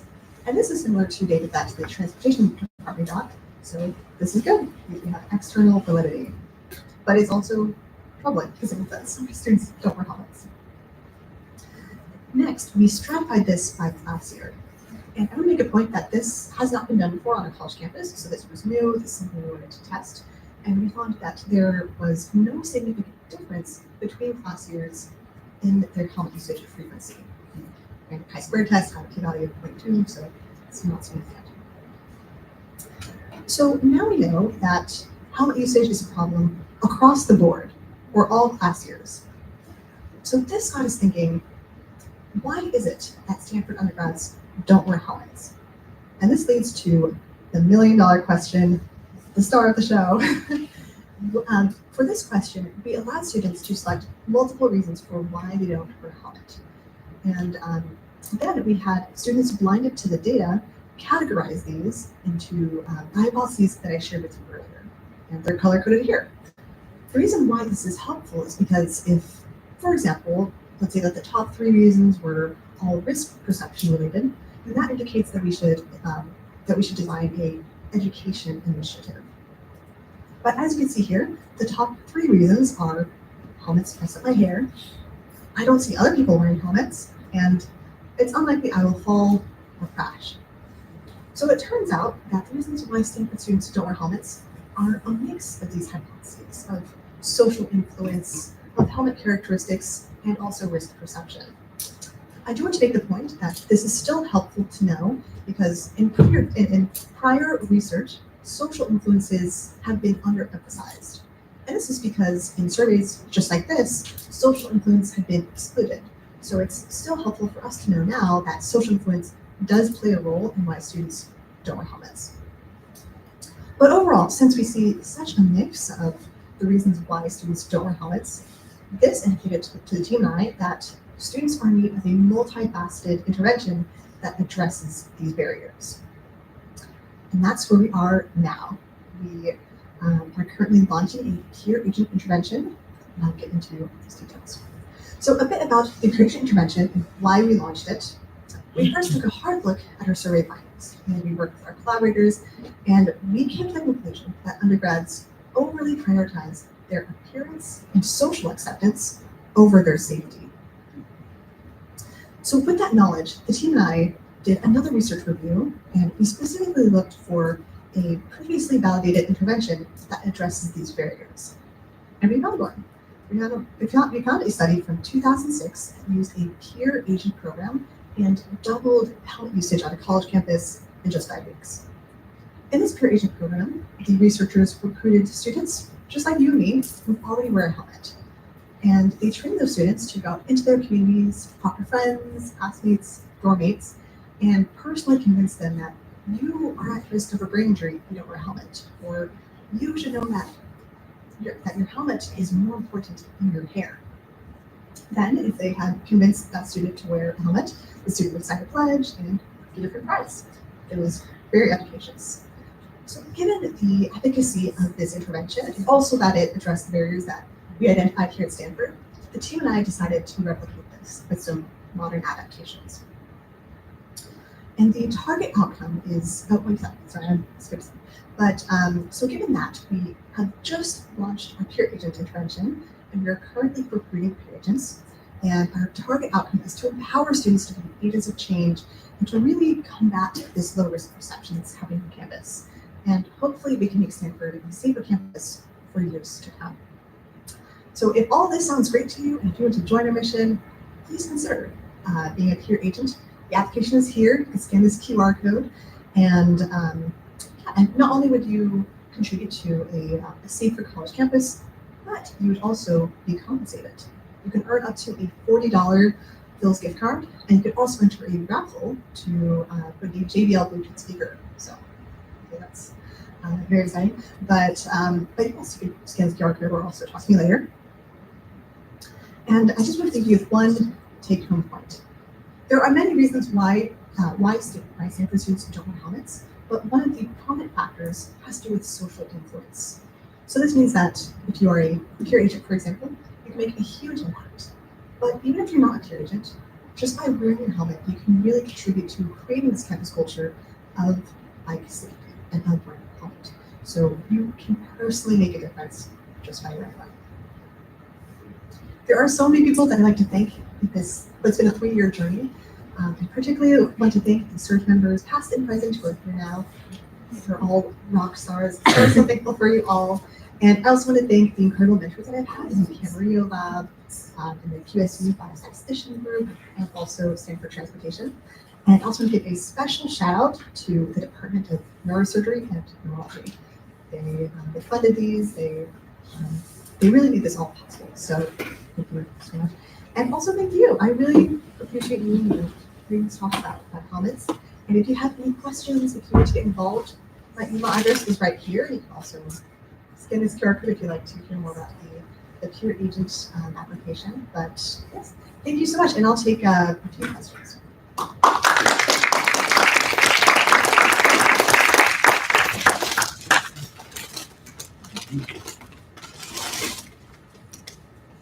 That's good.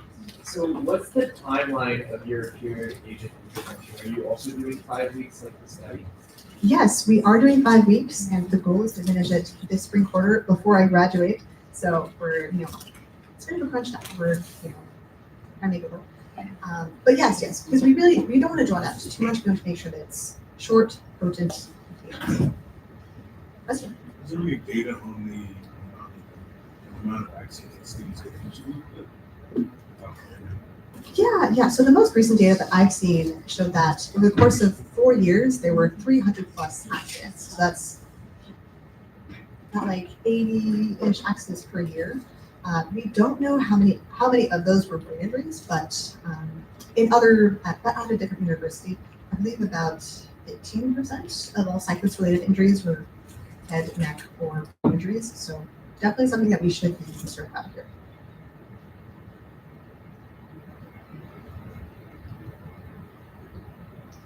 Great. Well, thank you again, and I'm definitely looking forward to the peer agent panel. It's going to be awesome. Thank you so much.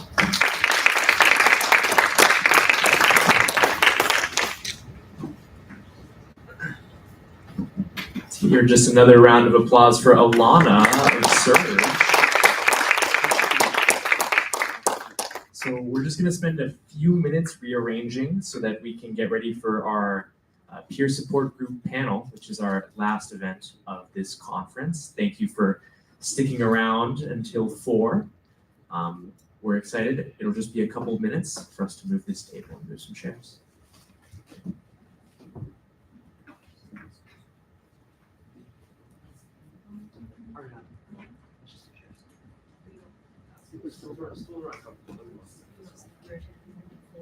I was thinking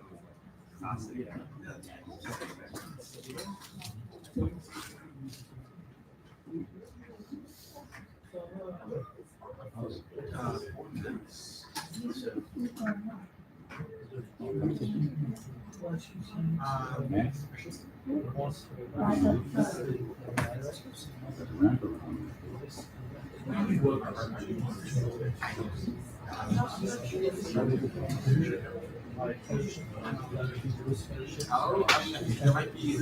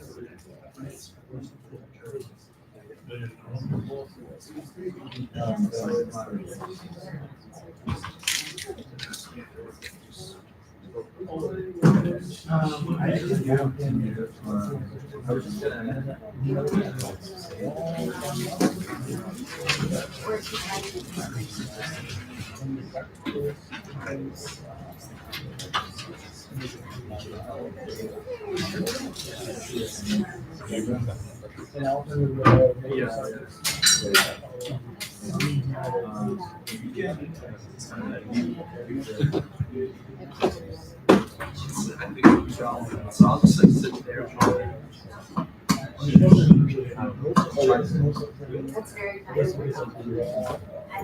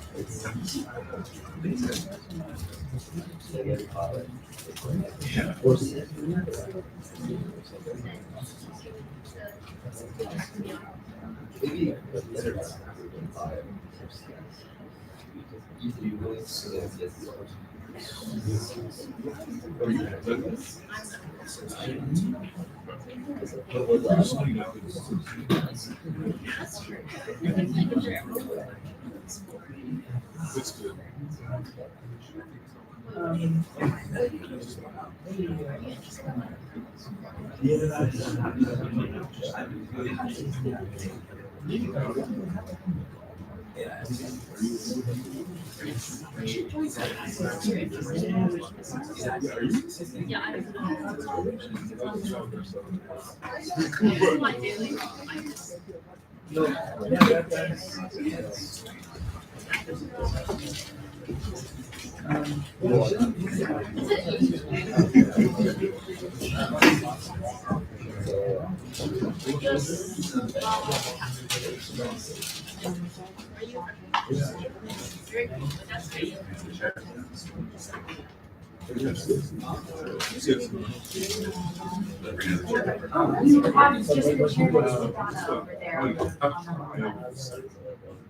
Or on the There, we on go. the there. It's difficult. Yeah, yeah.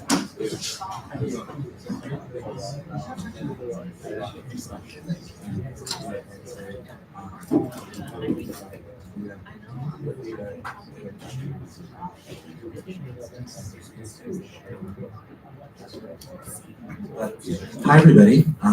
It's nice to be speaking to you all today. So we have our peer support group panel right now.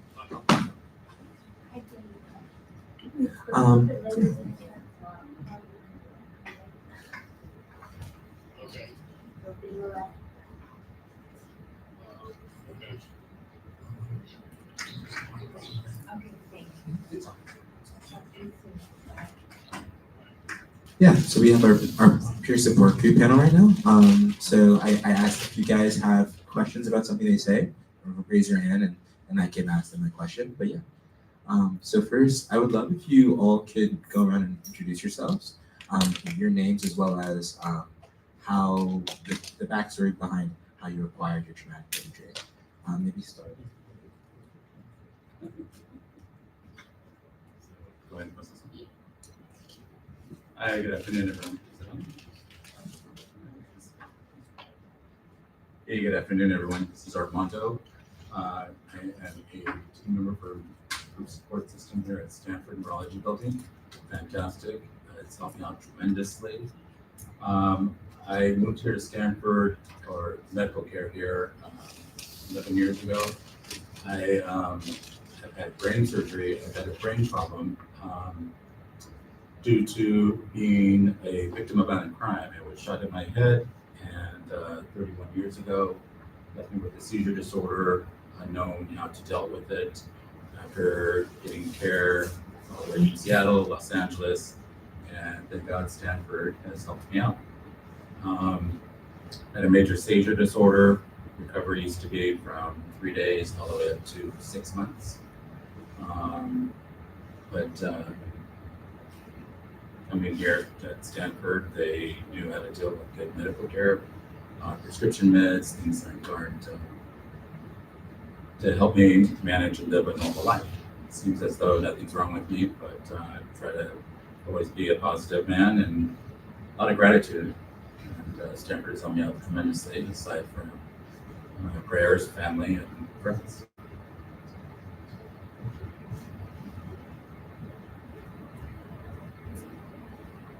Hi, I'm Donna Rose, And I had a traumatic brain injury 44 years ago, and I was not expected to recover. And slowly, day by day, I've been recovering. And I don't have the life that I would have had. I've lost a lot of what I would have had, and the things that make life meaningful to a woman or to a grown-up.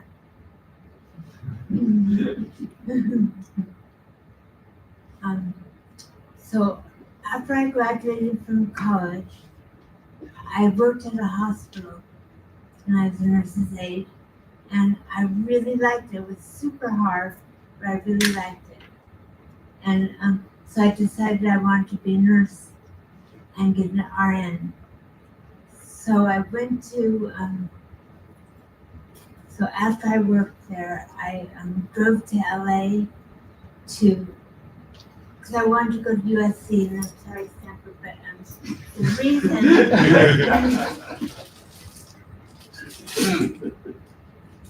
the reason is because my friend who was a doctor went to USC, he went to Stanford, and then he went to USC for medical school. So see. and so I just wanted to see him, okay?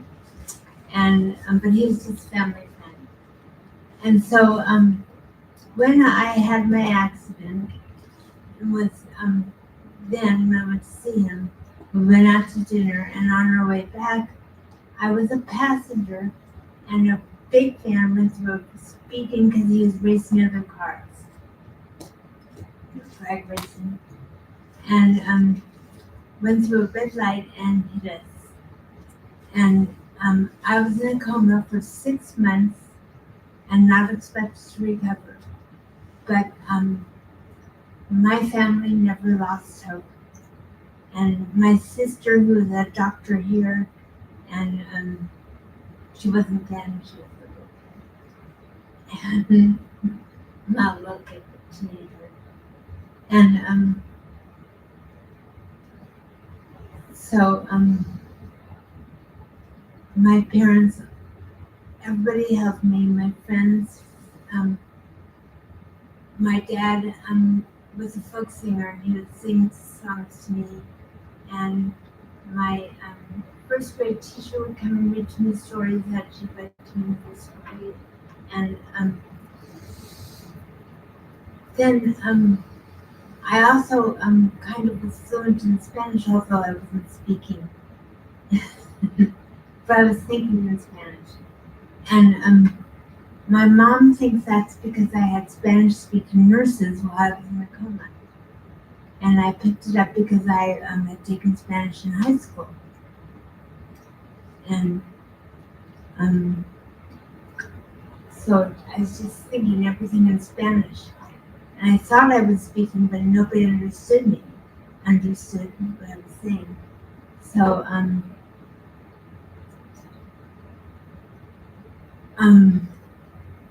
so I've been trying to recover ever since. And at the time I couldn't swim, but they had a pool in the hospital. And you know, one of those really hot things.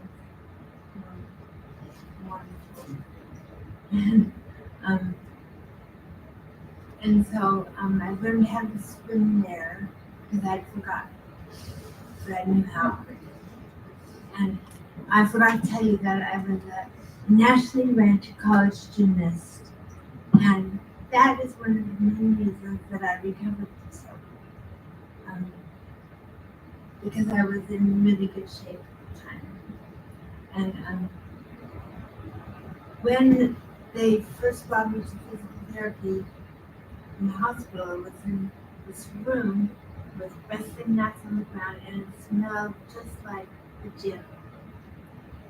And when I was in college, we were right next to the wrestlers, just so it smelled.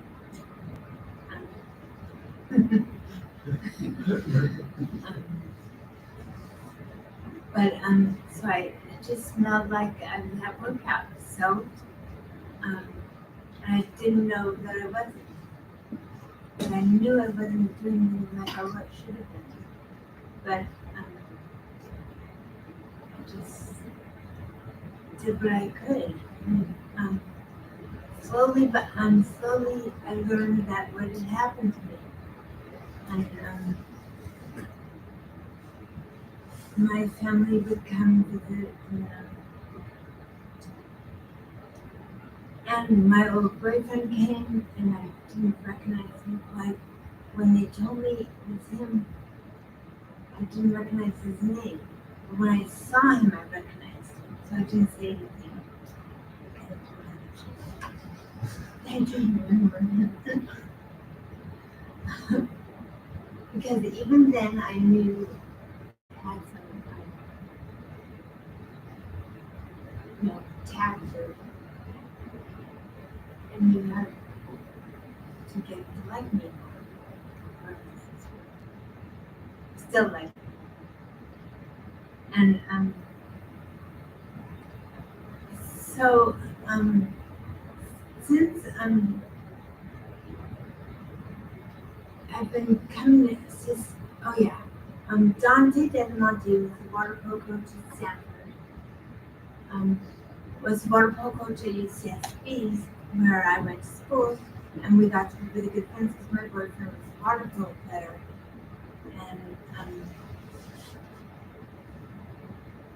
And so we got to be pretty close. And then in Palo Alto, he came to see me in the hospital.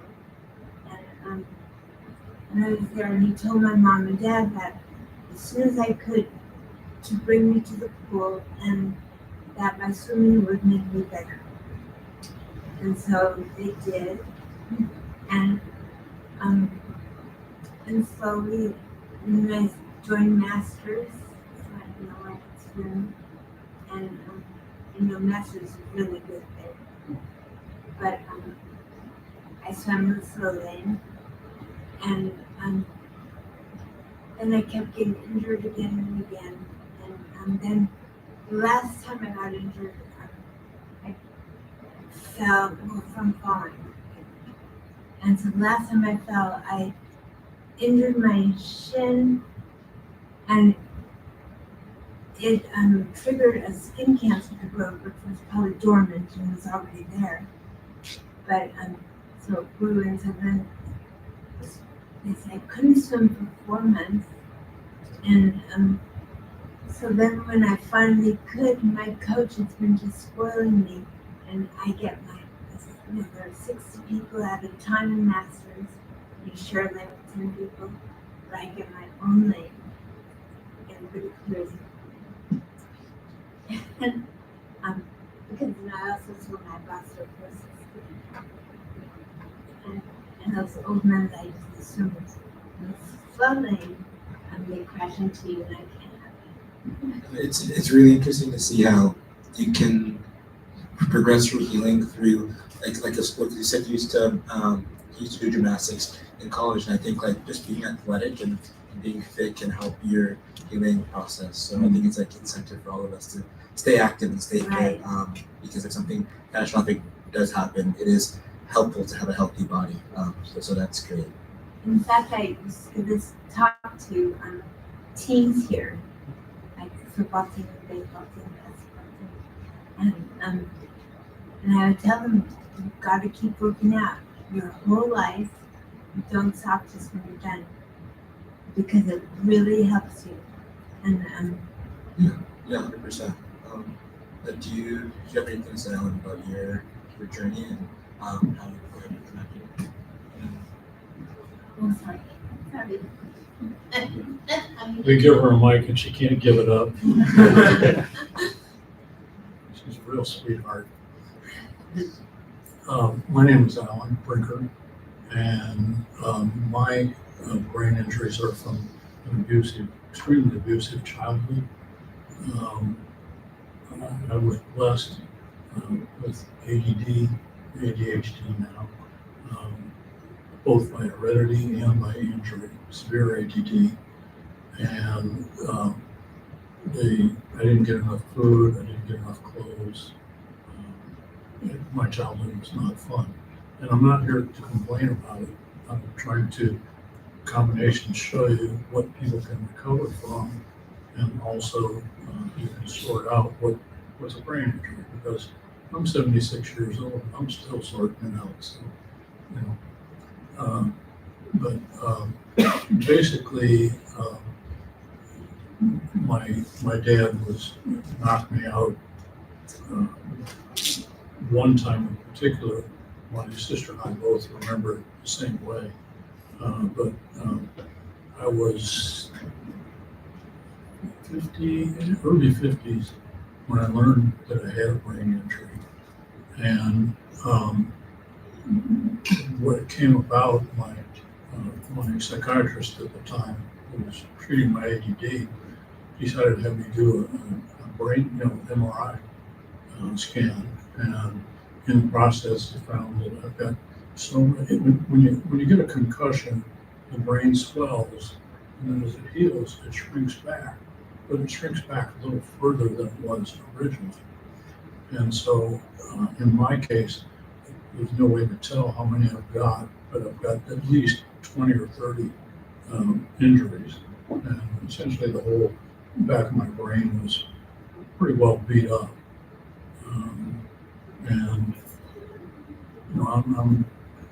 I've got 5.5 years of college. I've got 2 businesses. I made a lot of money back in the 80s when we were doing real estate and construction. And I'm an expert witness for the State Contractors Board. In many respects, I'm very successful. But when it comes to social groups, as Arlo Guthrie said in a famous song many years ago, jobs just keep falling down around me. But for me, it's groups start to just keep falling down around me.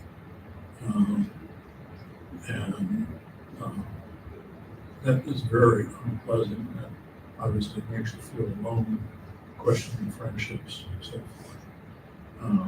Again, I'm not looking for sympathy. It's just part of my process. And one thing I want to mention, and I'm sure they'll back me 100%, but when you have a brain injury, one thing that is going to happen is at some level the people around you are not going to be accepting of you because they've known you for X length of time, whether it's 10 minutes or 10 years or more. You have changed. If you're aware of it, you can see the ways, different ways. The 3 of us have changed. And when people change, and somebody's got a way of reacting with it, and they don't get back what they expect, what they're used to, they have to go away. It's just the way people work. It's not, most of the time, it's not even conscious. So I'm not always saying that, say it to myself that we're growing. I'm always kept telling myself that I'm growing more, growing in a learning way, different routes. Every time that I would have a seizure, I wasn't able to recover so quickly. It was taking me longer. It was always remember it's that the brain waves are always rerouting itself, rerouting to achieve what my next goal was, or the purpose of the reason why I'm supposed to follow the schedule, do your regular daily routine, also to build up the confidence. And again, it's always rerouting the brain. Another personal way I say it when I have a seizure, it's telling me, slow down, pay attention to what you're doing, what I'm doing, and look around for yourself personally, mentally. I say it spiritually for myself, it's different for everybody, but that helps me stay focused and never have any remorse or none of this, oh God, what did I do wrong? What did I do wrong? Never have I ever thought of it that way. It's my parents, my family, people that are around me, that's always telling me forward.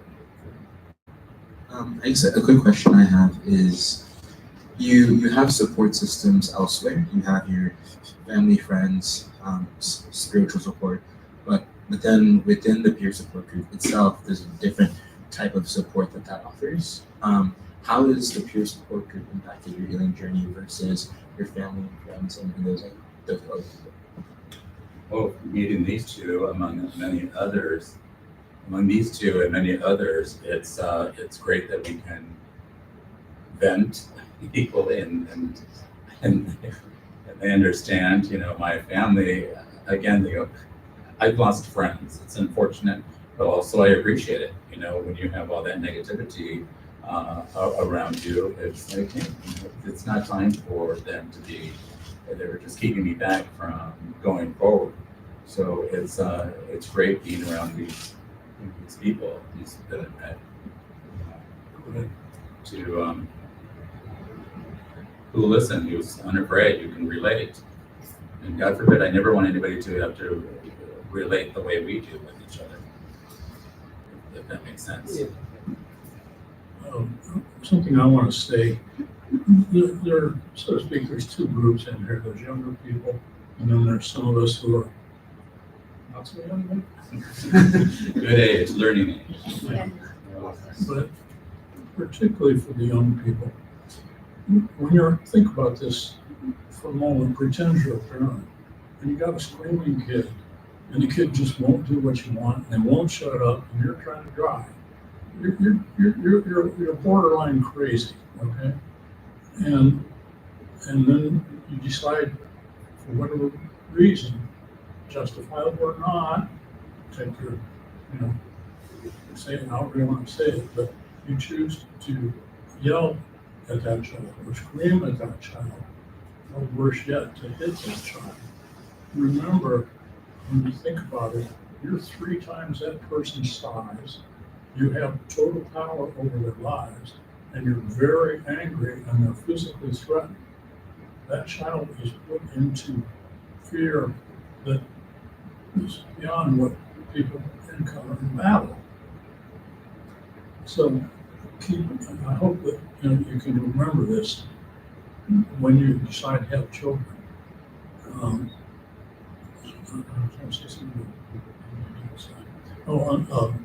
And like Lamont was saying, again, I'm 76 years old, and mine is relatively quite complicated, and I've done a lot to study it, and I can still see at my age that my brain is still recovering from the injuries. So for those in here that are injured, and for those that are going to be working with people that are injured, get it across, get it in your head or their head, whichever it is, that they will get better. And it's surprising. I have a friend of mine that he was a construction worker living an active life and had a stroke at, I don't know, 45, 50, somewhere in there. Spent 3 days laying on the floor in his home with nobody to help him, and managed to survive it, and ended up with aphasia, which is where you can't put words together. You can hear and understand, but to make a statement. And when I first met him, he had a little thing like a cell phone that he felt was helping him with words. It's like, okay. And about 7 years later, we're out at San Jose State, and he was sitting there. He had about half a dozen cute little chickies around him, and he was just sitting there jabbering away. So you can't know how much it's going to improve. It may be a little, maybe a lot, but just know. And it's so important, particularly if you're working with people with brain injuries, so they realize that there's not a valid reason to commit suicide or to give up on their life or in alcohol and other things. Does what I'm saying make sense to anybody? Yes, the quick question I have off of that. You spoke a little bit about how you appreciate the peer support group because it's a space where you can vent there's frustrations. Are there, in terms of like all of us and wanting to learn how to better interact with individuals who have suffered from traumatic brain injuries, are there particular frustrations that we should know about to like not cause those in the future? Yeah, that makes sense. I think so. Sometimes it's I try not to share too much and make things. That's a challenge for me, is to exaggerate a reply when I need to. That's my challenge to always learn how to answer the question that's just asked. It's me trying to experience or exaggerate, repeat.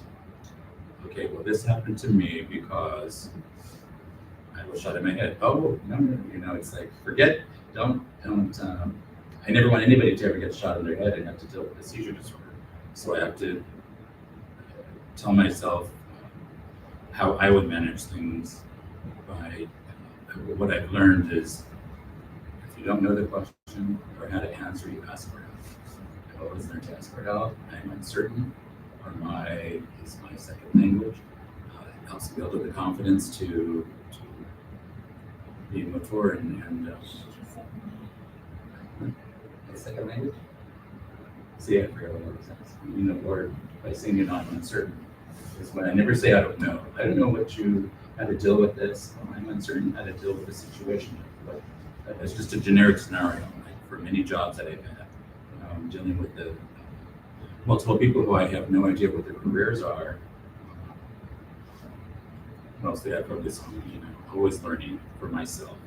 As each and every one of us are learning about others. Is that correct? Has there been a learning curve since acquiring your traumatic brain injury for how you approach life, like the frustrations of not being able to do certain things? Is that weighed heavy on you, or has there been a process?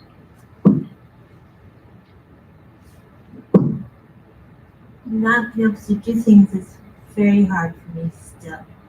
I'm not used to it, and I'll never get used to it. But people have been really supportive and helpful, and that helps a lot. But it is really frustrating, and I just want to say that now I'm using my walker less and less. I'm moving myself away from it. And it's really fun, and people really appreciate it. Notice that, and I'm just walking, and it feels so good. Growing up for myself, I'm becoming more unafraid I used to always be a fly on the wall for 20 years after my brain injury. So I always felt belittled. And again, it was just all relearning, rerouting different ways of behavior in my careers. I had to rebuild a lot of confidence, and of course I know that I'm not doing it. And sometimes, as I was saying, I lost friends because they didn't know how to tolerate nor understand what my experience is. It may seem as though nothing's wrong with me, and that's how it's a challenge. I've lost jobs that way. But that's what I've learned and understand and accepted. So more so not being really unworthy of more of always going forward. That makes sense. That's true for me too, that people think nothing happened to me, and then they'll see something did when I walk, or except now when I'm not going to use my walker, then they won't be able to tell. But they can't tell anything happened to me either, but then they find out, or I tell them because I don't want them to find out.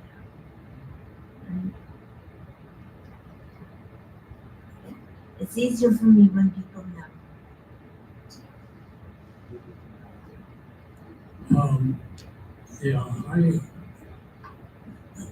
As far as recovery, I'm in a 12-step program for food, and we have a staying programs. If you're in one, you're probably in 5. But as much as I've had with the ADD and the brain injury, years ago I worked as a carpenter, and I knew it was time to change jobs if I saw the same person driving down the freeway in the morning. And now, as I said, I'm an expert for the contractors board, and it's really it's offered a position teaching at sometimes words just don't come. Everything but that word in about usually a minute or two later it pops up. One of the colleges in Golden Valley, and so I think I've made some progress. And what I want to say is, if you find yourself now or later in life to recover, it's the human way. And if you're willing to work at it, you can, and the people you're working with can do it themselves too. I can't make any sense.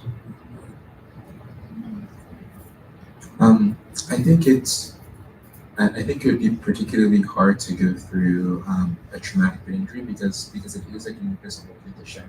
On first meeting someone, they can't tell, and so like you were saying, like jobs and things like that, they might not initially know, and so they may, if you're not performing as well as you used to, they may not see the reason why behind that.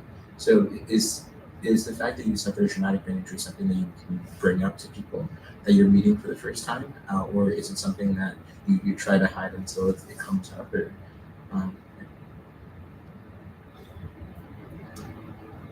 as it comes up, if I'm trying to, someone else jokingly, "Sir, how come you can't?"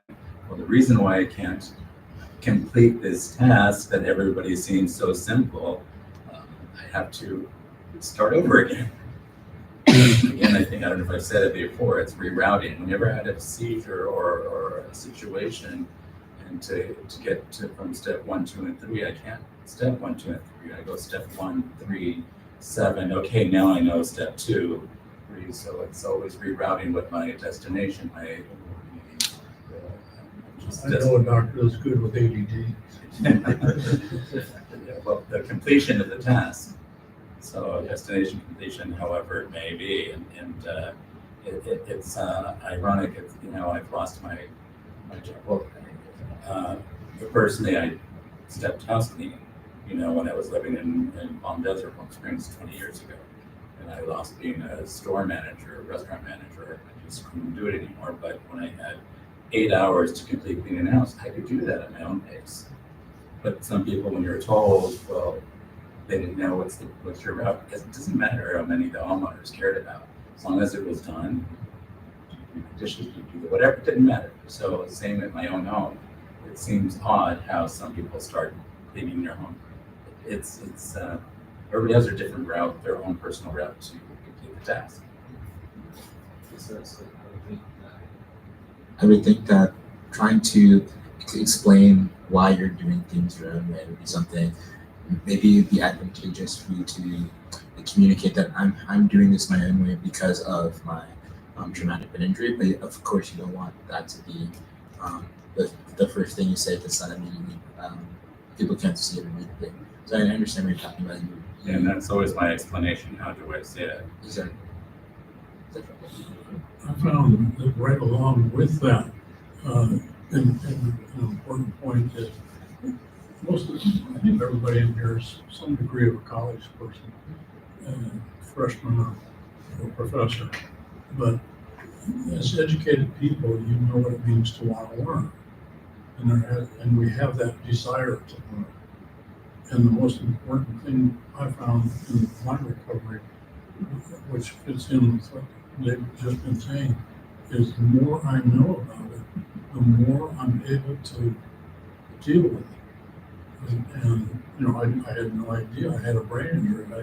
I forgot to mention I also had 2 motorcycle accidents where I got minor concussions. But I had no idea. And just being able to understand me, I mean, if you want to learn something, there's a lot in here to learn. Everyone wants to borrow me, but or read whatever the right words are. But Yeah, and if you're treating people with brain injuries, if you're able to instill that desire to learn about themselves, however you do it, and there are 1,000 ways to do it as a therapist, that's the key to making it work. Once you got that desire to learn, it'll learn. We all know that. I think it's safe to say everybody knows that. I'm seeing a lot of head shaking yes. What I usually tell people is that I'm a little slow, but do you guys know who Andrew Luck is? Well, we used to race every year. Every year I beat him in swimming. Every year. Well, I want to take this time to kind of open it up to the audience to see if you have any questions that you guys want to have. I have a question for Alan. So I believe you mentioned that you received your TBI diagnosis at 50. So What? I'll lie. Oh my god. TBI. Yeah. Are you ready for a lot of exercise? Yes, I'm ready. First of all, thank you guys for coming in to speak and share your experiences. I had a question specifically for Alan. I know you mentioned that you received your TBI diagnosis quite some time after the event happened. So how did receiving that TBI diagnosis affect you? Was it something where you could say, oh, now I know, this piece of information about myself? Did it cause you to look back? Did it make like dealing with the symptoms a bit easier? Like how did that affect your recovery journey? The doctor that was treating me at the time was a nationally known specialist in ADD, and as opposed to brain injury. And at that point, I was so focused on my ADD and thick of learning that I had and how much it was kind of like, oh, okay. And I didn't really, I never had, well, I probably had some to a certain extent, but I had very little treatment for brain injury. But at the same time, so at that time it was just, okay, it's one more rock in the backpack, And when I got into a sport group, then I really started to learn what it meant to me by being around these other good people.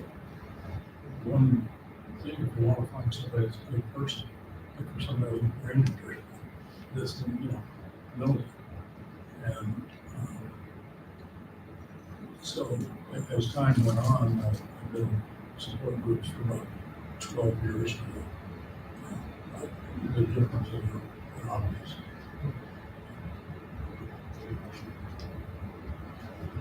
Anyone else? I'm ready to exercise. I'll ask a question. Or I suppose I'm close enough. I don't need a mic. No, they do. Oh yeah. Good point.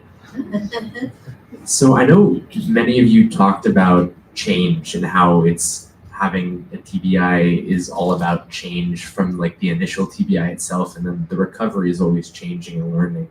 I'm wondering if you've ever experienced yourself changing, or if it's something that you more see on the people that you interact with and the things that happen in your life.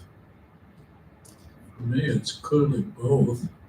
I want to mention this is a case that I was told about by somebody that works up in the Stanford, VA brain treatment area. And there's a man who he was hit with I think it was an artillery shell, and it went in the center of his brain and down to about this level and took out his entire brain all the way back. And he's now an instructor at the Naval Academy. So I hope that answers your question. What was the question? The question is like, do you feel yourself changing in your recovery, or is it something that you foresee like in your life? I really feel myself changing. Last week I started moving myself away from my walker, which I had gotten too relied on too much and had gotten too dependent on, and I could feel that. When I don't use it, it's so shaky, and so then I just started walking without it, and at first I'm really shaky, but you get used to it, and you feel normal, and I felt normal. And you know, normal people don't like to feel normal all the time. But I love to feel normal. So she's getting so normal. We're working on a boyfriend for her. She likes to tolerate.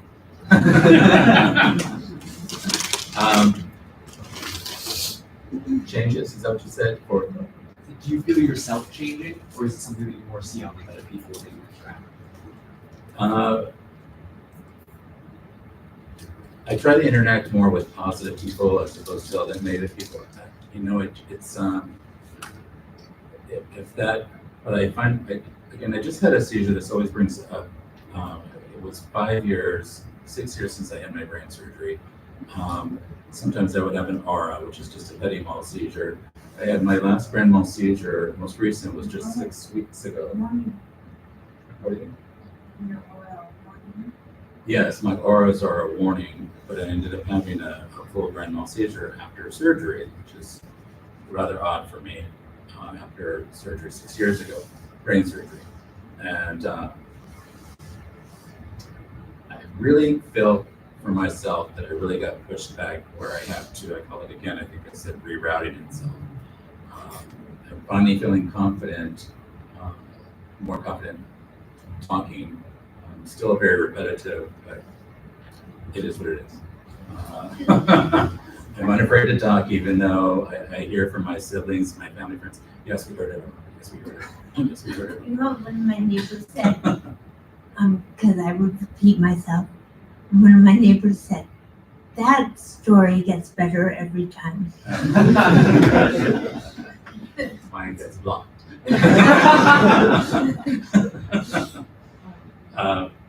Again, it's just,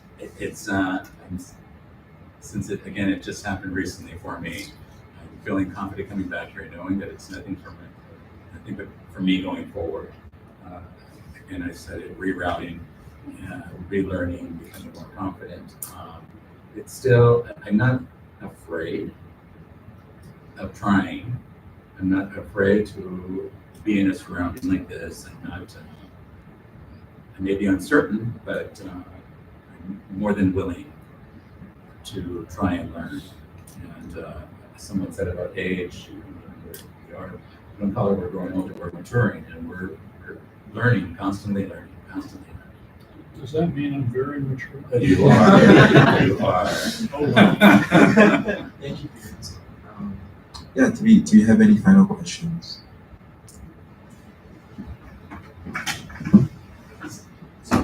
Thank you again so much for coming and presenting. I have 2 questions, actually, if that's okay. So my first question, one of you talked a little bit about gratitude.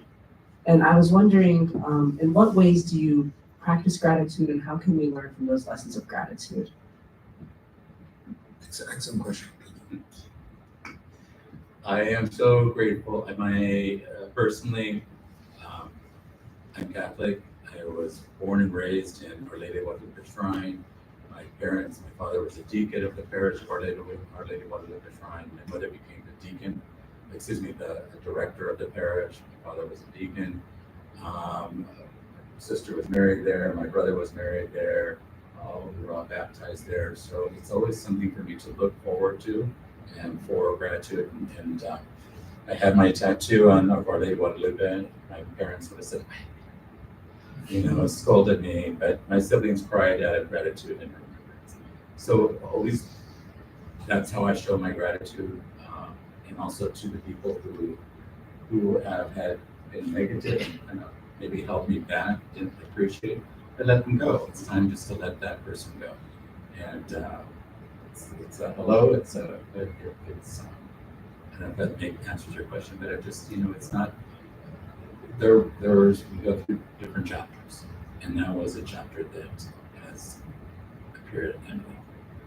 I am so grateful for everybody who helps me, for my family, for my best friends, and I just had my 5th year high school reunion, and I'm so grateful for all of them that are still alive. We were joking about that our next one we might not be still here, so we're having it in 5 years, and hopefully we're still here. But I am very grateful for every time I walk and swim, and whether or not I beat somebody, that does make it better. A simple question, but I'm going to say something. Sounds like a very simple answer, but it's probably going to go over at least half the people's head in here until you fully understand it. Some people were shorted in life. Obviously, with a childhood like mine, I was shorted. When you recover from that, or when you're normal, whatever the hell that is, you reach a point where you become able to have gratitude. Does that make sense to you? Is that answering your question? Did we answer your question? Yes, thank you so much. I'm sorry, I was looking at the wrong guy. You're so good. My second question. My second question actually is, what is one misconception that society has about people with TBIs that you'd like to dispel?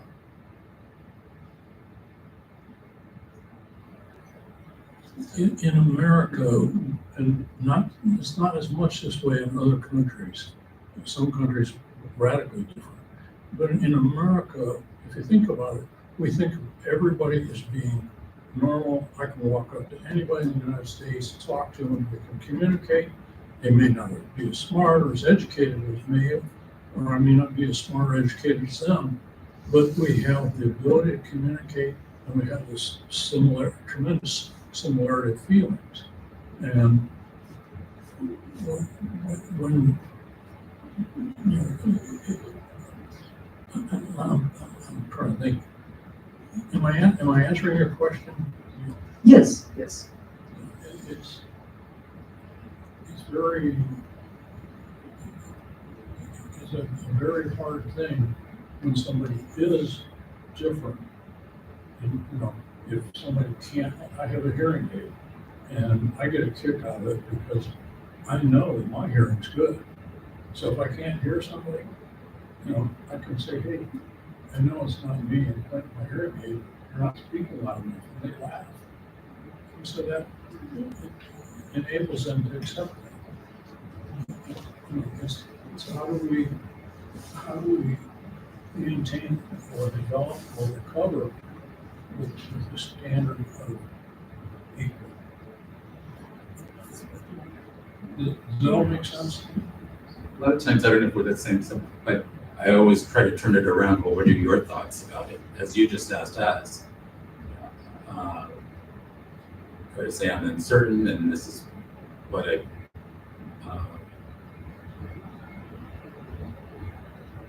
what my route is, or trying to reach a goal.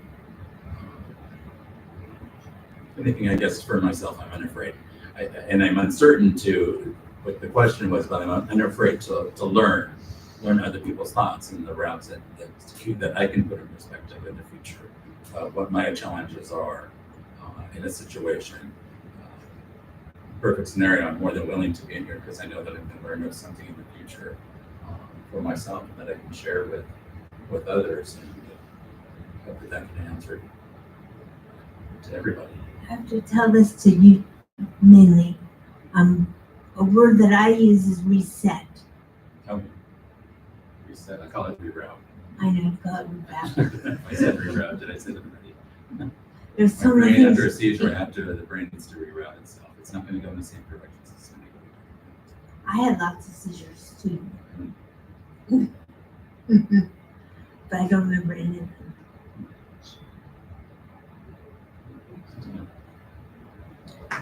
Yeah, do we have any more questions on the audience? Okay, we'll take.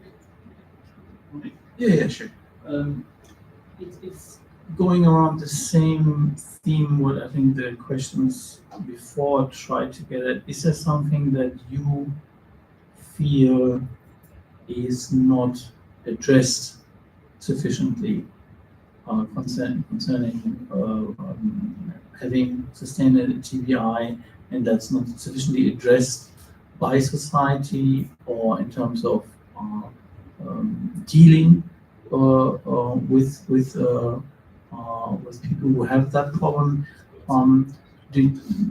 Is there something that because I think that's for me also as a researcher, of course, I'm particularly interested. Are there other specific questions that you feel are not looked at sufficiently? Where you said, you researchers, you only look at this stuff, but this is actually stuff that's really important to us. Does that question make sense? You remember what I said about everybody being equal? Well, you're from another country, I assume. No way. Thank you. I've been up in that area, you're not that weird from us. Thanks. Yeah, but when somebody, I guess this is what I meant to say earlier and then add in, when somebody's not normal, we kind of tend to walk away from it. The same way, an important thing, if you're leading or end up leading a support group or in one, or end up going into one. I remember when I first walked in, and I've heard it from many other people, is this what I'm up to now? Is this what my life is about? And it's a judgment, and we judge, right or wrong. It's what people do. And when we go further, I know that Donna here is a real sweet one. Once in a while, I'll give her a little bit of a hard time, but she knows that I love and care for her. Do you And the same- everyone Of course, that's your job. You have a sign on the back, anybody tell you? Armando, the same thing. I know that Armando is a good person. I learn and talk with him just as much as I communicate. And it's a way of each of us in each way, in different ways, are working back. So the way I understand it's kind of like categorizing. Ask that again in a. I'm sorry. But so is there something that you have encountered regularly when you feel you guys don't get it? This is something that and then not because of our fault, because we might not be able to see it, but something that you would like to tell us, hey, this is something that has been overlooked that I would want you to know about. Gotcha. Does that make sense? Yeah, I think so. I think everyone knows everything. Everyone is always knowing everything, but they don't. But they don't think. We're constantly giving a hard time. But they don't think that I have those problems. Like they so much is said to me, but you don't. And They don't acknowledge the actual problems that you're facing with every day that they don't see while you are actually suffering. Right, and sometimes they just don't want to learn. They want to. Many people I've come across are impatient. Well, they go, you're fine. Yes, I may look fine, but mentally, and that's always I think what I have to personally do is decide if not worthy, but if I can mentally, emotionally tolerate it. That time with sharing. Perfect example. I've lost friends. Very social in one of our homes. My partner and I. We knew 3 hours with a group of 20. Okay, you know, with it helped. Is that answering a little bit? So it's just always trying to learn my tolerance of what I mentally can tolerate it. But sometimes it's I can go to a party and a concert and still travel independently all the way here on the train, the tram, you know, all the way to the city independently. But again, I have my emergency. You know, helps me be confident and who to call. And also, if I were to have a seizure, I always had a seizure pill in my box. It's a new one. So that's kind of helped me be confident and unafraid to grow and learn. We'll take one last question and then then we'll wrap everything up. Hi, thank you for sharing your stories, and I really love how you guys support each other. It's very inspiring. My question for I guess like everyone on the panel is just do you guys journal, and in journaling, has that ever helped you when you were resetting, like looking back at certain memories or maybe inspirational messages you left for yourself? I wish I did, but I don't. And what I have are letters or things I wrote to somebody else, and I've kept and saved, and everyone yelled at me for keeping everything, but they're what tell me things. I have a journal this all happened to me July 2nd, 1991, in Southern California. And I was induced coma for 5 days. And one of my dear friends brought a journal, left it in the room. I didn't know about it. Finally, one of my siblings would come in when I was cognitive, and I said, "Well, what's going on?" They'd explain to me. "Do you know where you're at?" "I'm sleeping." Or, "No, I just woke up." It took me 21 days to really become more cognitive and be able to understand. And so, monthly or afterwards, when I was finally home, I would read it. I started to remember what they wrote and then who it was. And then I put it back and kind of forget about it. And I'd read it again. Well, I couldn't recall who was actually reading that until about 6 months later. Oh my gosh, now I remember who it was. Now I remember, I can visually, mentally see them. It took me a while for my brain and my spirit and everybody to put it all in person. I remember my parents, I was, at home, and this is all coming to, I don't know if this is too much, but it's all coming to my brain right now, is, going back home, and my mom was saying, my father was 23 years old. My father was my age now, I'm 57, he's 54, and this is, "Oh, Mimo, what do you breakfast on the table?" I go, well, so I sat there, and this is, "You're okay?" I says, "Mom, okay." I was in the hospital, wasn't I? Yes. They were told not to explain to them what happened, why you were there, because I was always forgetful. Didn't know what my brain was going to ask. But it took me a good almost 6 weeks for me to really comprehend and understand, and me to tell Mom I was in the hospital. I saw you, and I was naming names, my siblings, my cousins, my Aunt Josie, and I just started sobbing. So it all became realistic. That's what truly happened to me. It's different for everybody. People who are in just comas. For myself, it was they let my siblings come in, and they would ask. I always told, "Don't tell him what happened. Let Armando remember. Let him bring it out. After every surgery, let him, to let the brain reactivate itself, reroute itself, relearn." So it was different I learned so much from all these people, and after, a few months, I was feeling confident enough to go back to training, and within 6 months, I started working again as a restaurant manager. And if that answered your question, but that was different for everybody, and Yeah, it's real simple. It's all about lapses in the synapses Yes. and rebuilding them. Yes. But my answer to your question is, my personal answer to your question is, what are you, nuts? I'm ADD.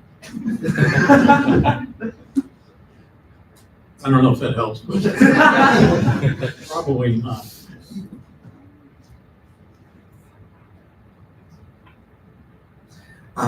I think that's a wonderful way to end this. Thank you all so much for sharing your stories with us. The purpose of Synapse is to help people like yourselves, and so hearing from you, I think, is like necessary for all of us to do our jobs properly. So thanks. Can you read it?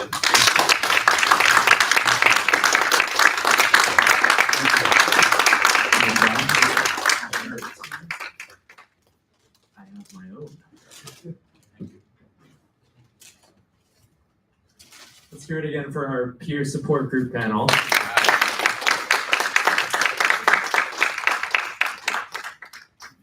You can stay seated. You can stay seated. We're not gonna. So, I mean, just a few closing remarks to end off our beautiful conference. Thank you to everyone who has been here, some from the beginning, some coming halfway through. We're very grateful to all of you for being here. A couple acknowledgements that I'd like to make. We're grateful to ASSU and the Department of Neurobiology who helped sponsor this event, sponsor the Chipotle that many of you enjoyed. Do you have anything else to add, Ariana?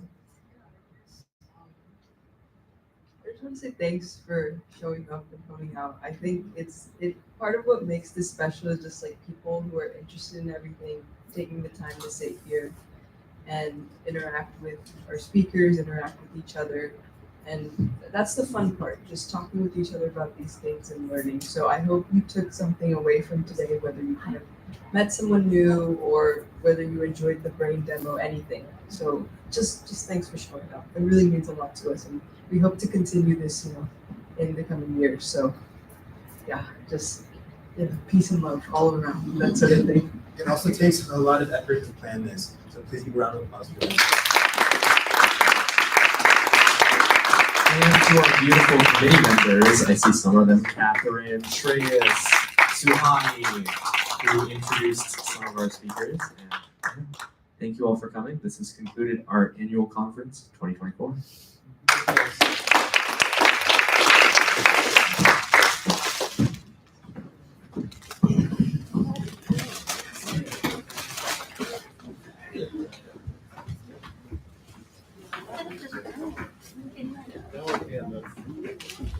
Or like,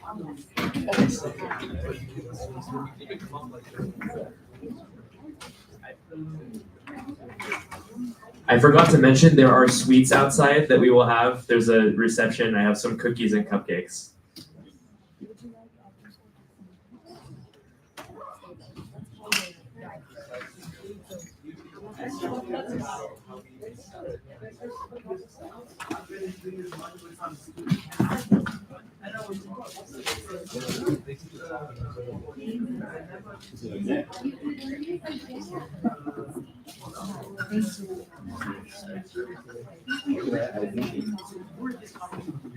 Thank you. Very bad. Thank you.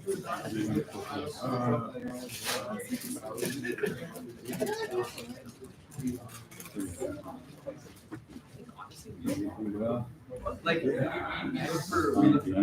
Yeah, exactly. Keep learning. Keep learning.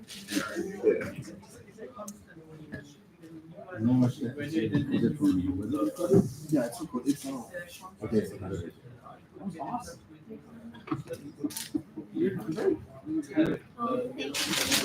Good.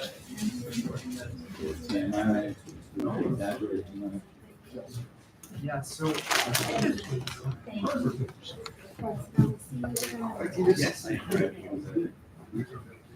So what's Yeah, the it's in Stanford, like Palo Alto. How do you pull up the word? Yeah, I'll be there. So unfortunately, our leadership doesn't. Isn't there a? Yeah. You rotate every, but obviously it's the only way to sustain it. For 10 years. Yeah. Right there. It is Anushka. Okay, but I thought because that was virtual back then. We never met in person, so yeah. It's so nice to meet you. I recognized you when I first came in. I'm just gonna get Donna situated, but I would love to just chat with you for a few minutes and share your thoughts about everything. Yeah. So yeah, I don't know whether there's. I'm trying to think about it. So they were both in the new yours is below 67. Mine are wide.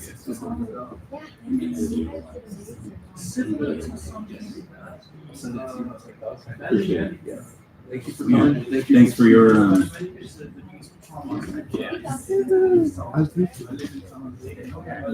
Oh, validation. Yes, sorry. Hi, Kay, are you okay? Oh, you are? Love you here? Maybe I'm glad. Great, then I'm going out. Everyone enjoyed it, especially the first time.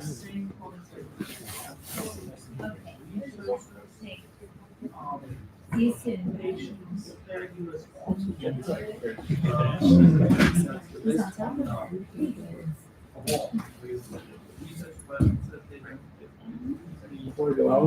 all set. Are you eating now? You guys, thank you again. Yeah. Yeah.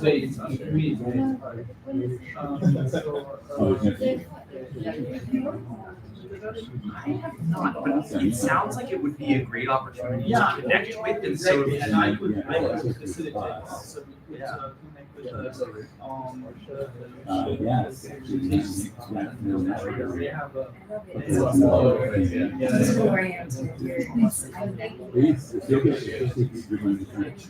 And I mean, I could see some collaborations, like we have our club goes and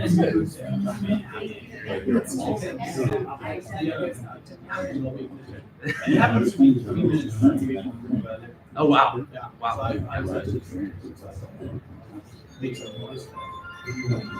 Yes, I right. So we wow.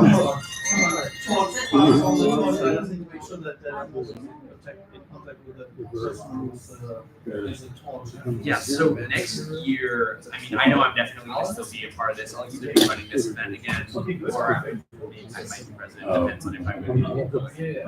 But me, I will still be here for it next year. So I would need probably a contact. Eunice will probably say. They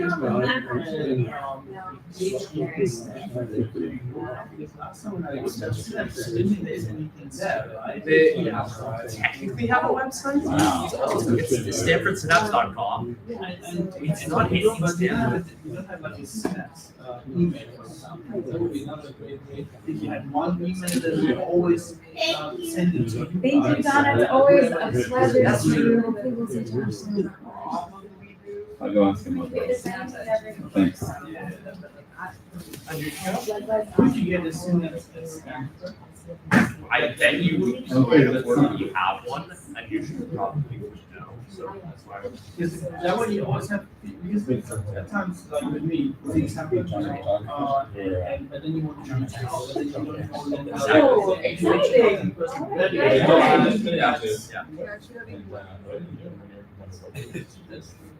Oh, I would love to, or Max, if you have. Yeah, I mean, for the next year, either near and near. He's asking you a question, like, he wants to stay in contact with Synapse, but do you have a Synapse email?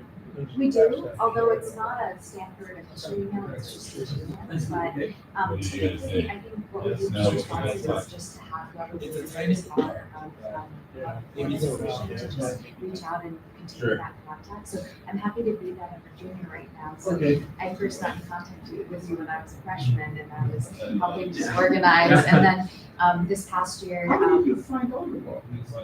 I never knew how you. Well, Pastor I honestly, I think it was just looking for people in the area who had done work on TBI, and I thought that you also provided such a unique perspective working with the VA, working on visualization techniques. So I think that to me was just a thing that I wanted to interest in and focus on. And then meeting you and hearing your excitement